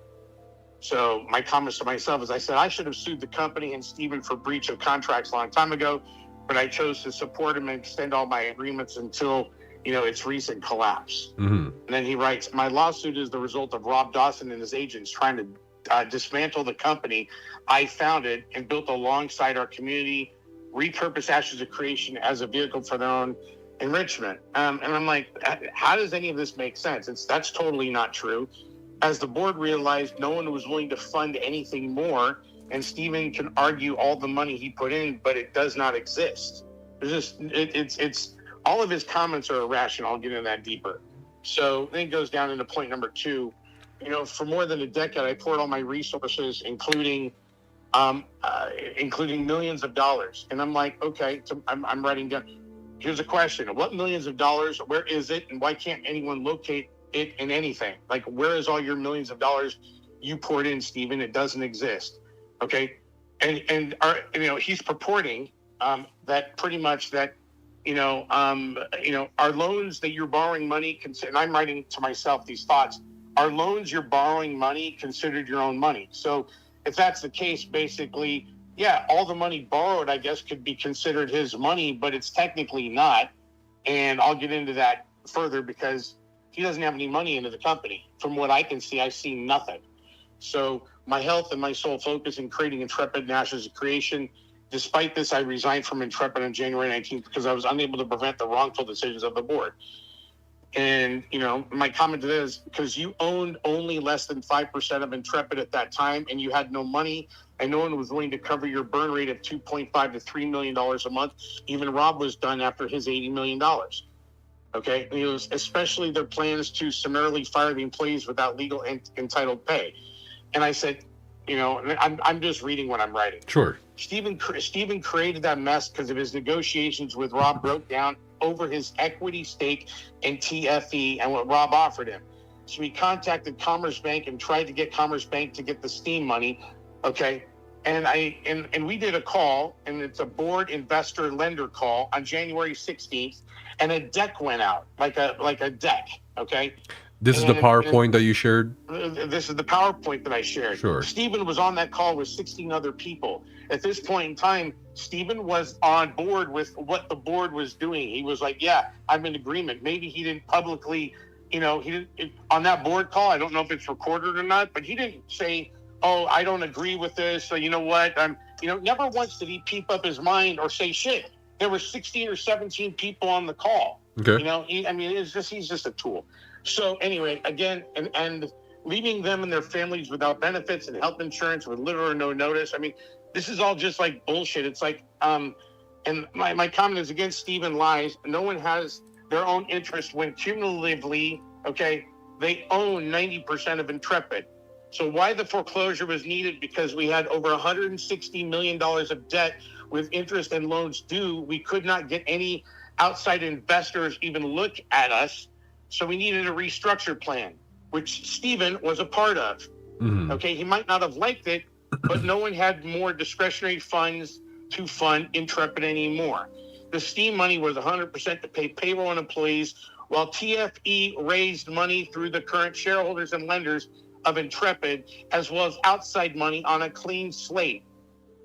This is what most people don't get. TFE and the board was open about the need for capital, and the company could not survive without a restructure plan. Mm-hmm.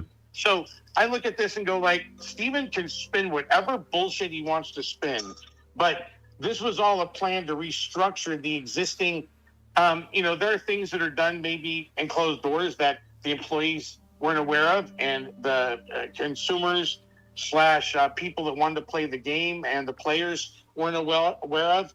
But this was a restructure plan not to go out in the public domain until Steven decided to blow the thing up. So then he continues to go, yesterday we had our first legal victory, blah, blah, blah, blah, blah.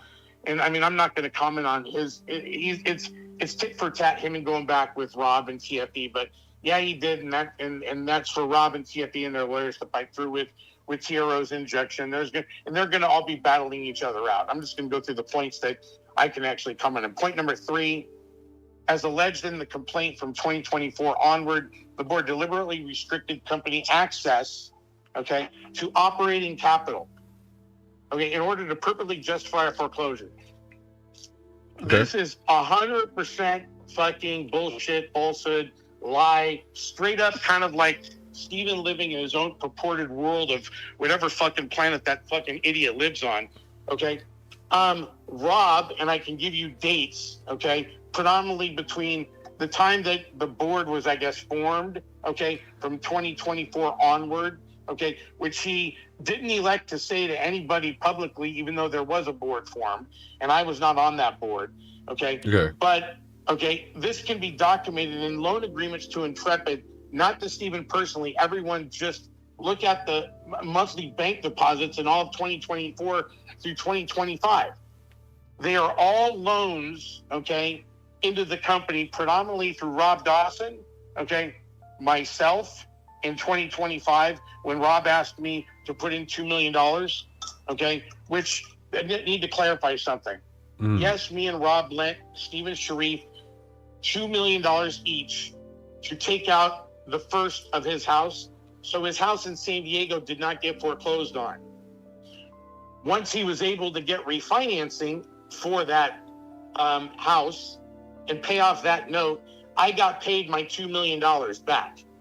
Rob then asked me, because he needed me to help him put money in to cover payroll in March of 2025, and I didn't want to, and Rob kind of guilted me into it, lovingly to Rob, because he had gone through at this point over 60 some odd $1 million. And I regretfully entered into that March 2025 agreement when I did not want to, because I felt bad for Rob and the other people that put all this money into it. Sure. So that wasn't something that I really wanted to do. It was really to help out Rob in the time of his being, needing me to help him. So the foreclosure was designed to shut down Intrepid and transfer Ash's creation to a new entity, TFE Games, affiliated with the board members. That is correct, but this is what, again, most people don't understand. It was a entity that has a clean entity, that all of the existing shareholders and lenders were told that they can have an option to contribute and put in money into TFE Games to hold, any potential equity. This is where you had to come up with 25% as an option, to be part of TFE Games. Mm-hmm. So, first, who are long-term shareholders? And I said, list them out. It's like, we wanted to hurt long-term shareholders. There aren't that many long-term shareholders. It's, list them out by name and percentages. So, Steven can bitch and complain all day long, but between him and his buddy Tom Alcazan, which is his buddy, they own less than 5% of Intrepid as of December 2025. So the board already owns, with Rob and Rob's group, and Teresa and Aaron, they control over 83.42% of Intrepid. Let's look at this number. December of 2025, before it launched on Steam, before 83.42% of Intrepid was owned by whom? Already the group that was foreclosing on themselves. which Stephen can spin doctor all his bullshit all day long, but the board already owned 83.42% of the company at this moment in time. Okay. And I had exactly 11.614% of the company. Combined, that's 95.034%. And Stephen and his buddy Tom Alcazan, okay, that stole about $750,000 out of the company, had a combined 4.966%. Those are the exact numbers as of the December 2025 cap table. Okay. So anyone do a relativity check on this egomaniacal maniac Stephen Sharif and realize it's all ego bullshit game he's playing right now to try to blame the board. The board already owned 83.42%. That means Dawson, okay, Ryan Ogden, and these are all public names, Aaron Bartels, okay, and Teresa Fett, okay, and all of Rob's people, not me, but I'm going along with Rob, own 83.42%. Sure.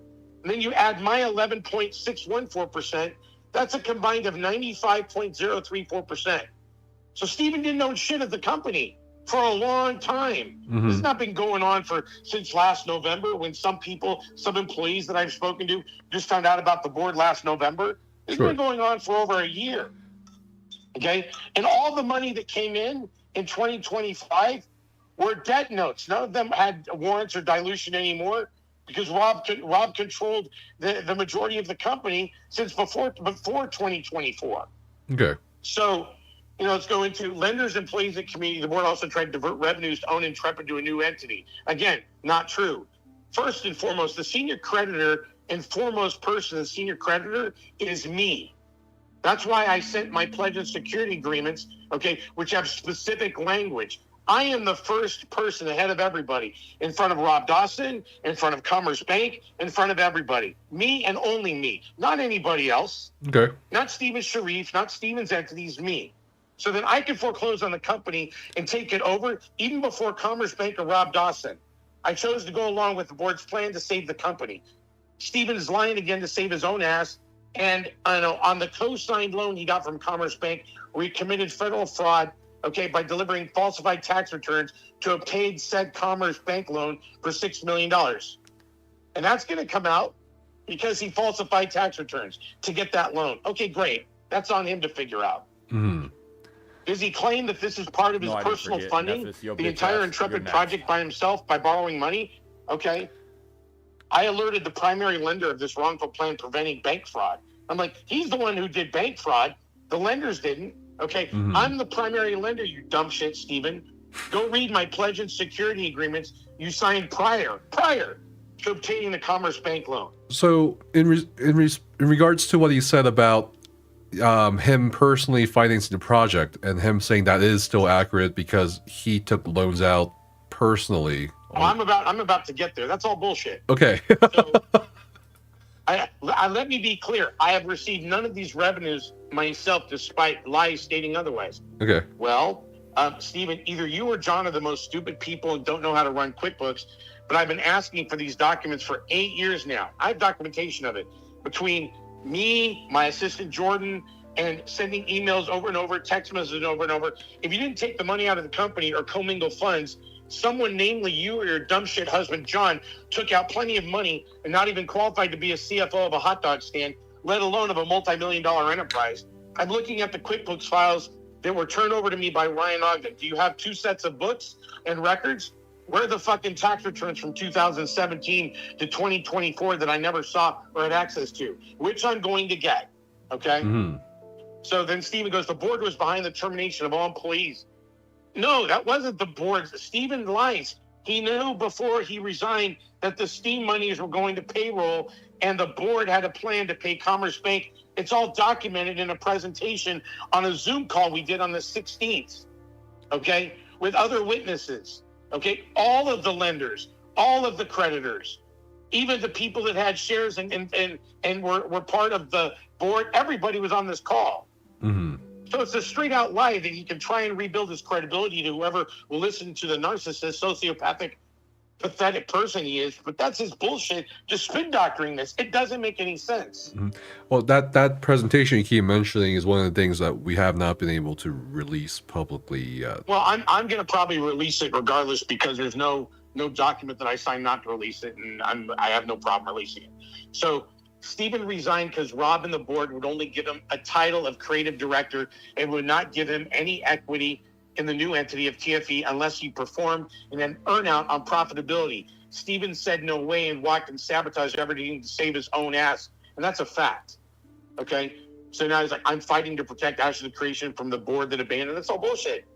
Stephen lives in his own mind. Does anyone rationally believe this bullshit? He's There's a lot of people. John. There's a lot of people who are defending him now. Yeah, that's fine. That's fine. He, Stephen, nor John owned any significant ownership of an Intrepid at the time that all this was done. Okay? Who owned the majority of Intrepid for the last year and a half after putting in $80 million? Why would that guy abandon the company after he put $80 million of his own fucking money into the company? Okay?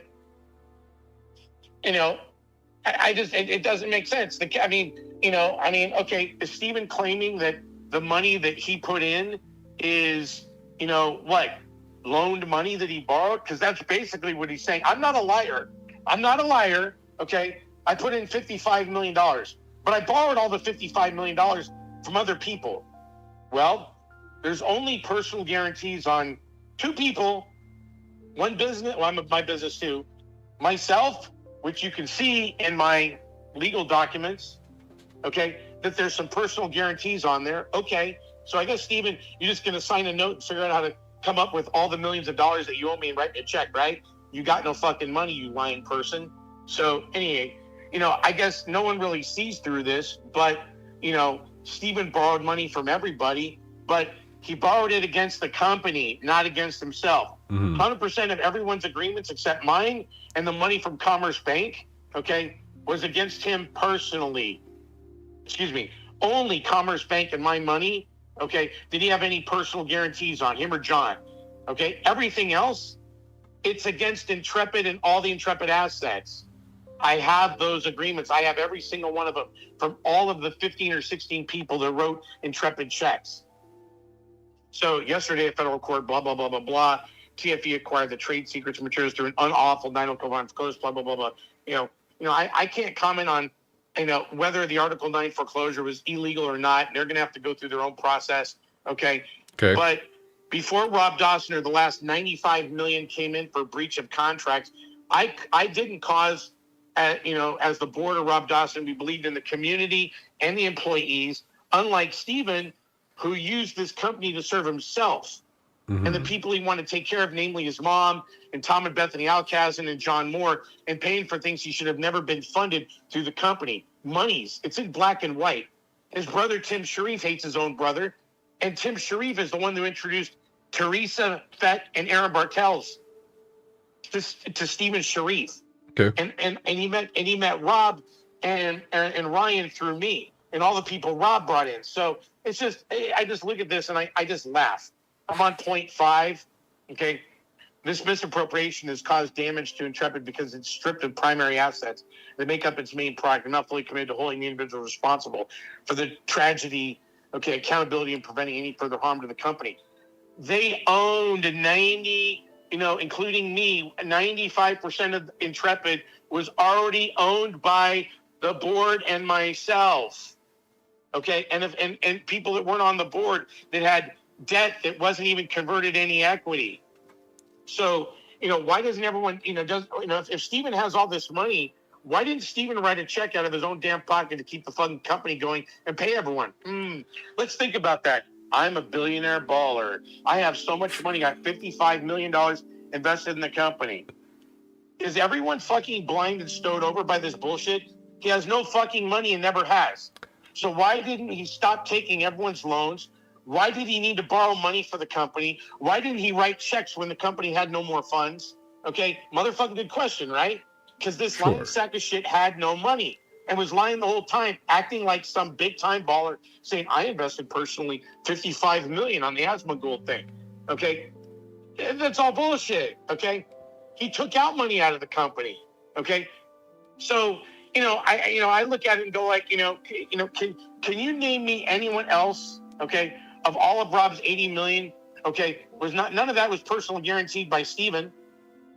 So run the math equation here. Okay, Steven, even if you took out the Commerce Bank loan that you guaranteed and signed of $6 million, okay, and then you take out my monies, which you didn't guarantee all of it, only let's say a little bit more than half. Let's call that another $6 or $7 million. So there's $12 million of borrowed money that you're supposed to pay back. Okay, great. I'll take 50% on the dollar right now, drop my lawsuit, pay me half the money and go away. You don't have the fucking money, you piece of shit. Okay, you got no money. Okay, you're broke. Write me a check for 50% of my money. I'll drop my lawsuit right now. Okay, no problem. So, this was done to our community and the team who poured their blood, sweat, and tears to make it unconscionable. It was unconscionable what Steven did to everyone. Lying like a pathological narcissist does. Okay? See how his wordsmith shit all over the place sounds like a love bombing, okay, to his former employees in the community? Now he's doing to the community what he did to me for 7 or 8 years. Okay? So if he had so much money, it's simple. Pay everyone off. You have so much money, Steven. Pay everyone off. Pay the board off. Okay? Trust me, everyone at this point would take probably 25% on the dollar, take back the company, pay checks to basically all the employees that you owe their money back, take over the company. Duh. He has no money. Doesn't anyone get this? It's smoke and mirrors. Now he's pissed off that, we wrecked the game. It was none of your money, bro. People are wondering how he can hire lawyers if he has no money. He stole money out of the company. He paid himself. I have the W-2s, bro. Okay. I got testimonies from witnesses inside the company that never saw John Moore at the office or doing shit. Okay, would show up once a month. He was gone for months at a time. That guy got paid over $400,000 in 2025, and Steven got paid like $480 or $450. It was like more than that. I think they got over $900,000 between the two of them. That's not including all the transfers in and out of their bank accounts that Steven say, well, I never took any money out. Okay? I'm assuming that the car that you paid for, Steven, the Cadillac, which everyone thought was your personal expensive car, why did you write checks out of the company to pay for that? Was that a company car you decided to pay with? Okay? That's considered taking money out of the company. Okay? We'll adjudicate that in a court of law. All the other shit that you did, too. Line item by line item. Let's go through all your line items. So, Steven is placating to the dreamers of the game and the community. I agree with Steven about the skeptics saying shit that they don't like. I understand. Steven lied. And all the skeptics, okay, I understand they're hating on Steven and the game, okay? But, that's part and the parcel, okay, when you lie to everybody. Look, and I'm not a gamer, but I watch all the YouTube channels. Until recently, I've never commented on any channels, but I started to after all this shit happened, okay? But over the years, I was excited to see this game come to fruition.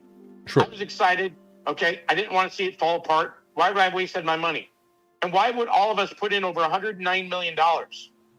Where is Steven's money? Oh, yeah, it's his debt that he owes me and Commerce Bank. And I have all the agreements in a Google Drive, okay, that I want to put out in the public domain, but I haven't decided to or not. All the lenders in the company.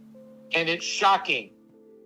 No personal guarantees. So it's 100% against the company assets. So again, liar, liar, pants on fire, little man-child Steven. So I have a few questions before we run out of time. Steven's claiming it was a foreclosure by sale, and Robert's claiming it was a strict foreclosure with private sale. Do you know which it was? I don't know, to be quite honest. I know that I personally wrote a document allowing Rob Dawson to make the maneuver. Okay, and I signed that with Rob around when I got the notices. Okay, it's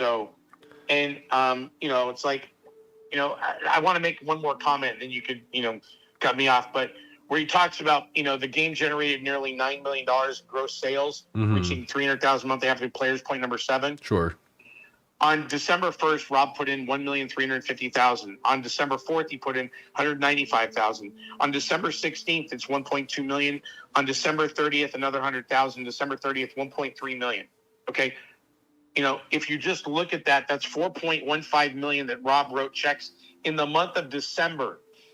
Okay. So I don't know where that 9 million went. I know that Steam had over 3.8 million. I don't know what their cut was. Okay, but at this point, okay, there's no dilutions. There's this is just more money being lent to the company. Okay. And then Rob realized that it doesn't matter how much money he puts into it. Okay, that there needs to be a restructure. All the debt notes. There's 160 or 170 million dollars worth of debt and interest that's owed on all the notes. My hard money out, okay? Sure. Not including, pretty much, any conversions that I've done. I'm owed over 20 some odd million dollars just on my money. Okay. The interest accumulated over the last 8 years is over 22, 23, 24 million dollars just to me. So the interest is accruing faster than the rate, okay, that the company can't service it all. So, I'm at 0.8, but you want to ask some questions, go ahead before you got to cut me off. Yeah, no, sure thing. A couple people in chat are mentioning the presentation deck and all that and the meeting you had. Was there ever a discussion about laying off employees but giving them notice or not?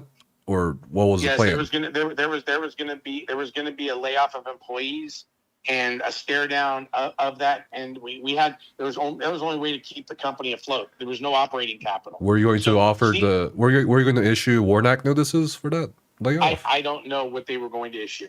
Okay. I wasn't involved in any of those conversations, or I wasn't party to any of that.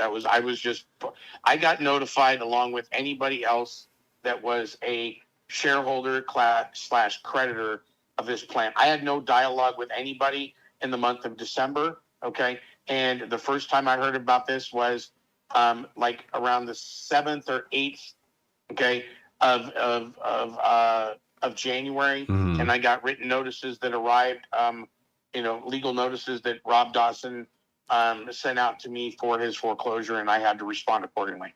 Yep. Some people in the chat read your lawsuit and asked, is Jason planning on providing authorities with the evidence for all of Steven's criminal fraud? Well, here's the thing. Okay. So most people, I've been through a lot, like Stephen Wright, so I'm going to bring out litigation. I mean, it's like, okay, great. None of that matters. If I've been in other litigation and I've been sued for whatever the fuck I've been sued for, or Rob has, or Ryan has, or anybody else has, really the courts don't look at anything from, I've probably sued over 100, 120 people, and I'm not a lawyer because I've been a lender, to a lot of different businesses. So a lot of companies, a lot of businesses, and pretty much out of 120, I've only lost really like 3. And that was because I made some errors. So, I look at it and go like, you can't bring in any other cases, okay, that I've ever had into a new lawsuit because, and I'm not they call it a vexatious, I forget if that's the right word. Litigious. A vexatious litigant. I just don't go around suing people without facts. So my case lays out the facts. I put in X amount of money. I was lied to, okay? And pretty much I'm going to go through discovery and depositions, and probably my shit with Steven, he's going to lawyer up, and he already has expensive lawyers. Where's he getting the money to fight those lawyers? Obviously, okay, why didn't he pay all the employees that he quote unquote loves so much? It's like, bro, you got so much damn money. Why didn't you put a dime of your own money into the company to save the company? Instead, you sucked the money out of the company, and now you're suing it because you owed less than 5%. You owned 5%, less than 5% of Intrepid. So this whole nonsense about the board conspiring to take the assets, they already own the damn fucking asset, you dipshit. Okay. I have the cap table. I showed some of it to you on and you posted some of it. Are people blind? That cap table just didn't work its way up into thin air. Okay. Steven's known about this for over a year and a half. That's why he's a cockroach. What is your response to him, claiming that your and the other board members' backgrounds and histories are shady, basically? Like, it'll come under scrutiny. Shady is what? Look, here, I'll tell you. So the company that I did in multi-level marketing, people can go Google it. I don't really give a shit. Okay. They say it's a RICO case. Everyone thinks, oh, it's a federal blah, blah, blah, blah, blah.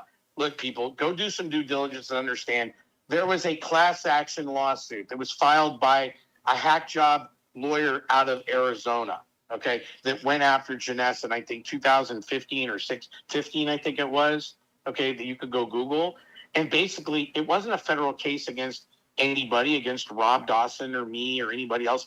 It was, they had someone go into the office and sign up as a distributor, and then the lawyers actually planned it so they could get out money. Okay, I fought it, and I got what's called demurred out of it, okay? But, you know, Rob and the company at that point, I mean, they were doing billions of dollars a year in sales. I think they just wrote a check for a couple $1 million and just decided to walk away. But that's not, there's no charges. So I'm like going like, look, go Google my name and figure out like, okay, yeah, I've been sued and I've sued people. And, you know, I just won a big lawsuit, you know, on my, you know, devil's, what do you call it? My devil's, what? The devil's, I forgot what you call it. The devil's lettuce. So yeah, I just won a big I just won a big lawsuit on that 3 days ago where I've been fighting for the same, and it's really around the same kind of stuff where it's like you have a creditor, a first, a second, a third, UCC filings, and the judge ruled in my favor, and now I pretty much have control of all the cannabis assets because I've been fighting it since 2001. So I was sued by the guy that was in second position. He lost about $9 million. He lost about $7 or $8 million real money. I lost about 12 out of that deal. Okay.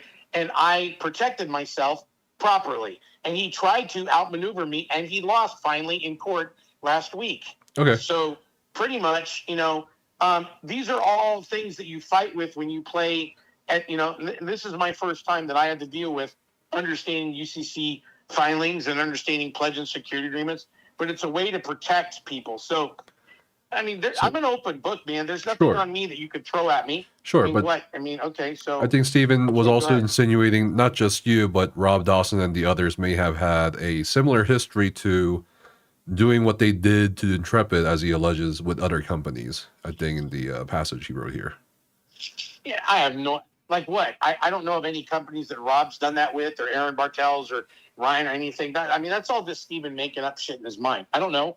You know, I mean, what's he making up? I know all the stuff that Rob's been associated with, unless there's something that Rob's never told me. I have no idea. But I think there were several mentions of Jeunesse by some people. No, I didn't forget. With Robert's Memphis, history. Yo, bitch ass, you're next. There's nothing with Rob Dawson's history in Jeunesse that I don't know about. I know of everything about it, you know. Okay. So Jeunesse, there were three owners of Jeunesse: Rob Dawson, Wendy Lewis, and Randy Ray. And there's some lawsuits that were filed by, I mean, that's a whole, I mean, I could give you 1,000 pages of lawsuits, okay, of all the owners in that suing the mother, the brother, the son, the daughter, the grandson, everyone's suing everybody. And Rob named him some of that stuff, okay, and Rob settled with that, you know, as well. So yeah, I mean, he could be, all that is malarkey bullshit, to be quite honest, because I know about it. If someone ever wants to call me and do a live stream about, you know, legal history and lawsuits, I'll get on the phone with the legal mindset guy or you and discuss it, because I know about all this, because I've read all the thousands of pages of all the litigation. And there's other people involved in those lawsuits. There's my friend Kevin MacLeod. There's other people, you know, the other owners of Jeunesse are all infighting for basically the money, because they fucked up the company and the company went belly up. So pretty much Rob got bought out, and this is in July of 2020 that he left Jeunesse, and the company then got sold off to another company, and there's litigation around that. But there's nothing, I mean, that's like Steven just making up stupid shit that means nothing. Okay. Do you want to testify in a criminal court against Steven for defrauding you? 100%. No problem. We're out of time, so let's wrap this up. Do you have any closing statements in regards to his announcement? Anything else? Like his claims about, you know, I think you already addressed that, him saying that I did fund it personally by by loaning money. But the passage to me reads as a very public appeal that he wants to get Intrepid and Ashes back from Rob and company to try to redevelop it. Look, here's the thing. He can file whatever arguments he's going to want to file, and he can say whatever he wants to get said. At the end of the day, a small group of people that owned, between their group, owned 83.42% of Intrepid. Let's just identify that. before the Steam launch, prior to the Steam launch, okay? Prior to it. So let's just talk about prior to the fall down, prior to the mess up, okay? 83.42% of the company, that group alone, okay, invested or lent on their end $88,043,831.54. Let's repeat that number. Okay, so Rob, Ryan, Teresa, Aaron, and the other people that are on Rob's side put in a cumulative of $88,043,831.54. That's an exact number. I have the books on that. That represents 83.42% of the company. That group, Rob's group, already owned the assets. So why would the people that own 83% of the company foreclose on themselves? It was a restructure plan. The company had to go through it. They couldn't keep up with Steven's spend. They couldn't do, Steven just likes to be glorified. Hey, I'll hire you, I'll hire you, I'll hire you. Okay? None of it was his own money. So, Steven can spin this any way that he wants to spin it. And guess what? None of that $88 million has any personal guarantees by Steven. I have all the agreements. I have the agreements of all those $88 million. There's nothing out there that says that he owed money. It was all, loans against the company. Okay. The only people that he might have borrowed money from would be me or Commerce Bank. And even then, where's the $1 million, the $2 million, the $3 million, the $4 million that you put into the company that you didn't pay Tom and Bethany Alcazan, who sucked out $750,000 and never put in their full $2 million, or the $1.35 million that you paid out? And oh, by the way, I speak to your brother Tim all the time now, Stephen. Thank you very much, because it wouldn't have been for you screwing over Aaron and stuff, I would have never spoke to your brother. And so, for the record, Tim put up all the money to buy all of the goods, that are online. Steven still owes him $300,000 for that, never paid him. Oh, and by the way, Steven, your brother wired you personally $1.3 million or $1.5 million, and you paid some of that money back, or all of it back, $1.3 million. Or no, you paid $1.5 million. You took in $1.5 million into your own personal bank account, and then you paid your brother back $1.5 million. I hope you have receipts for all that shit, because guess what? I'm going to go get them all.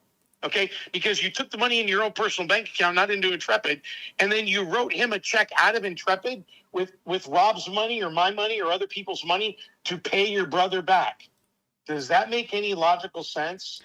So it's interesting how you commingle funds, and then you say, oh, I put money into the company. Where is it, bro? And if you have so much fucking money, Steven, because I guarantee you, someone or you or someone is listening or recording this, why don't you just step up and write a check and give all the employees their money instead of trying to play the blame game on people that were trying to save the company? Okay. So outside of that, Casper, what else do you need from me, sir? I know you said I'm on a clock. One last question, and I'm going to let you go. Steven's claiming a major legal victory in his public statement in regards to his temporary restraining order granted by Southern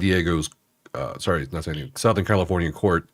Do you think he has anything more? Or anything to share? There was one guy on YouTube that I forgot the guy's name. It was a short video, 8 minutes. I watched it, and he's kind of laughing at this whole thing. I forgot who the guy was, but the way I look at it is this. Rob made his own decisions to file in Nevada because where he met Steven was in Nevada. Where he consummated the first deal was in Nevada. Where Steven pulled money and raised money was from Nevada. His mom lives in Nevada. Tom Alcaz lives in Nevada. And there are other investors that were introduced. Another guy that put in $5 million. I can't release that guy's document. Well, I mean, I probably could. I don't have any reason why I couldn't. Steven raised $5 million from this guy named Joe out of Las Vegas at $1 billion valuation. $1 billion valuation, bro. So that's kind of like how good of a spin doctor he was. This guy's a pretty, I don't know if that's the people that own the chicken company or whatever they own, but those people or someone gave him $5 million on a convertible debt note They never converted any of their equity. Their note's been outstanding, okay, for the last 5 years. They want their money back because they didn't want to put in and convert it $1 billion valuation. So they said, I want our money back. Oh, and the company doesn't have the money to pay it back. So if Steve had all this money, okay, why didn't he pay back any of the people, poor Karen Barreco? I mean, it's like she hasn't, she lost her life savings. I mean, I look at these people and it's like, Aaron Bartels and Teresa, they're not like Rob or have millions and millions and millions of dollars. Even myself, I mean, I could live the rest of my life on $12 million. Now I got to fight to get it. And I still do okay. I still make a little bit of money in my life. But, I mean, I feel bad for the people that don't have income and lost all their life savings on Steven.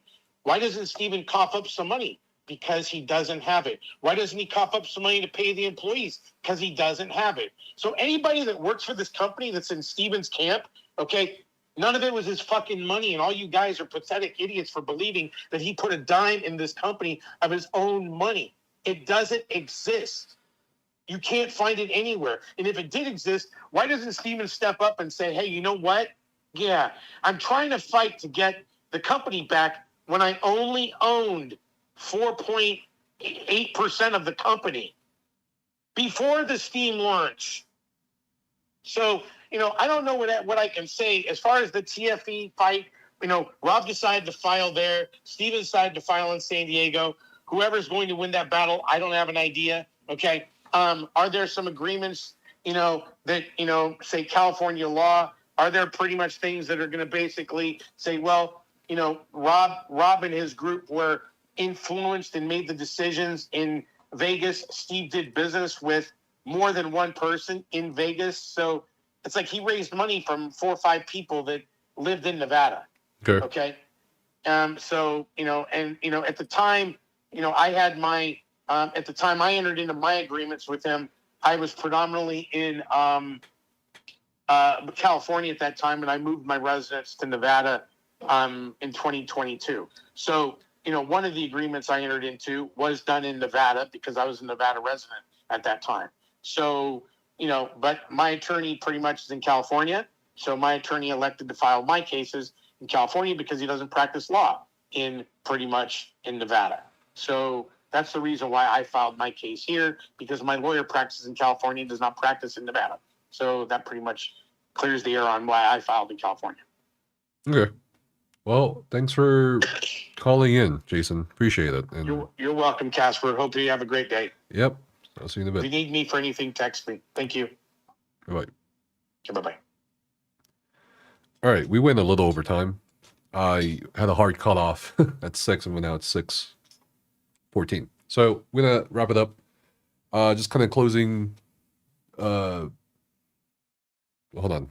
Dialogue. I don't know why I said dialogue. So just heads up again, I'll be going on a business trip to Atlanta and Washington, D.C. potentially. Starting tomorrow. I have a flight to catch, so that's why we're ending it early today. Hopefully that call was enlightening in some ways. I think Jason wanted to share his response to Steven's public statement. And again, I'll probably actually reach out to Steven next week or so, but I'll be gone for about a week. So I will not be streaming from here. Does anyone have anything else they want to share with the rest of chat before we close the stream?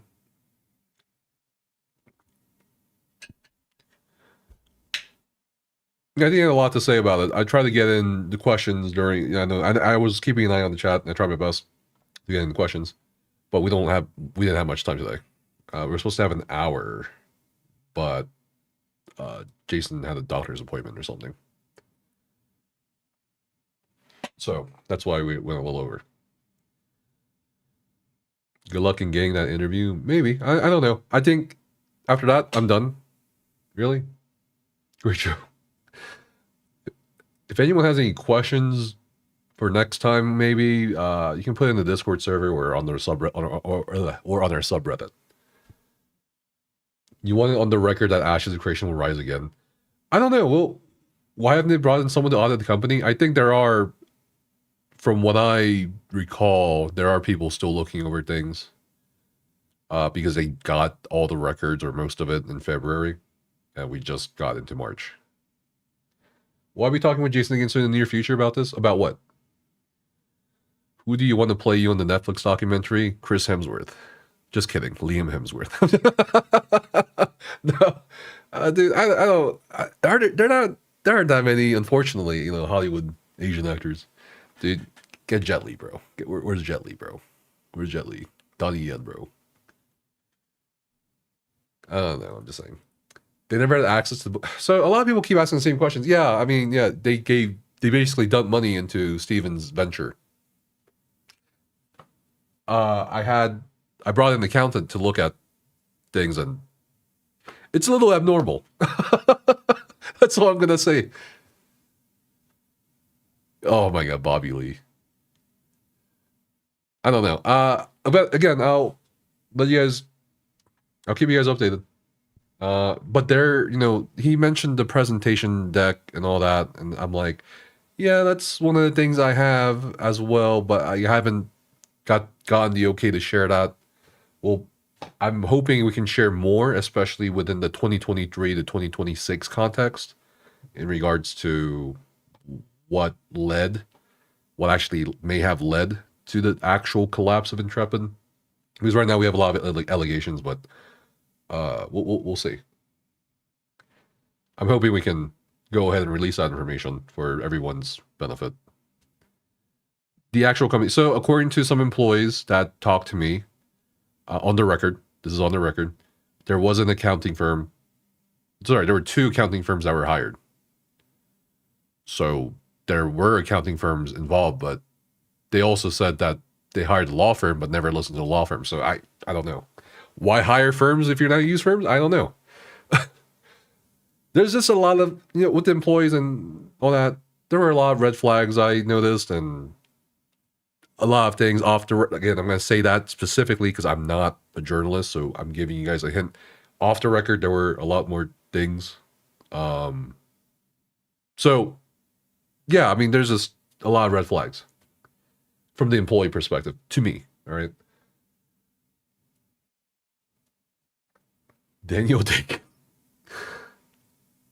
Ashes Chronicles.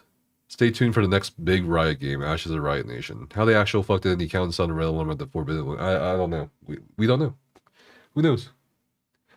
But yeah, I will talk to you guys soon. I'll be on a business trip for about a week, starting tomorrow. If anyone needs to reach me, you can reach me in Discord or email. Is anyone online that we can read? On Twitch. I don't know about YouTube. I've never rated or gotten rated on YouTube. Oh. Sedge. Alright. See you soon.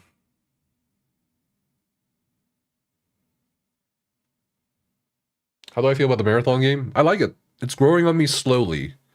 So I think it's a good sign.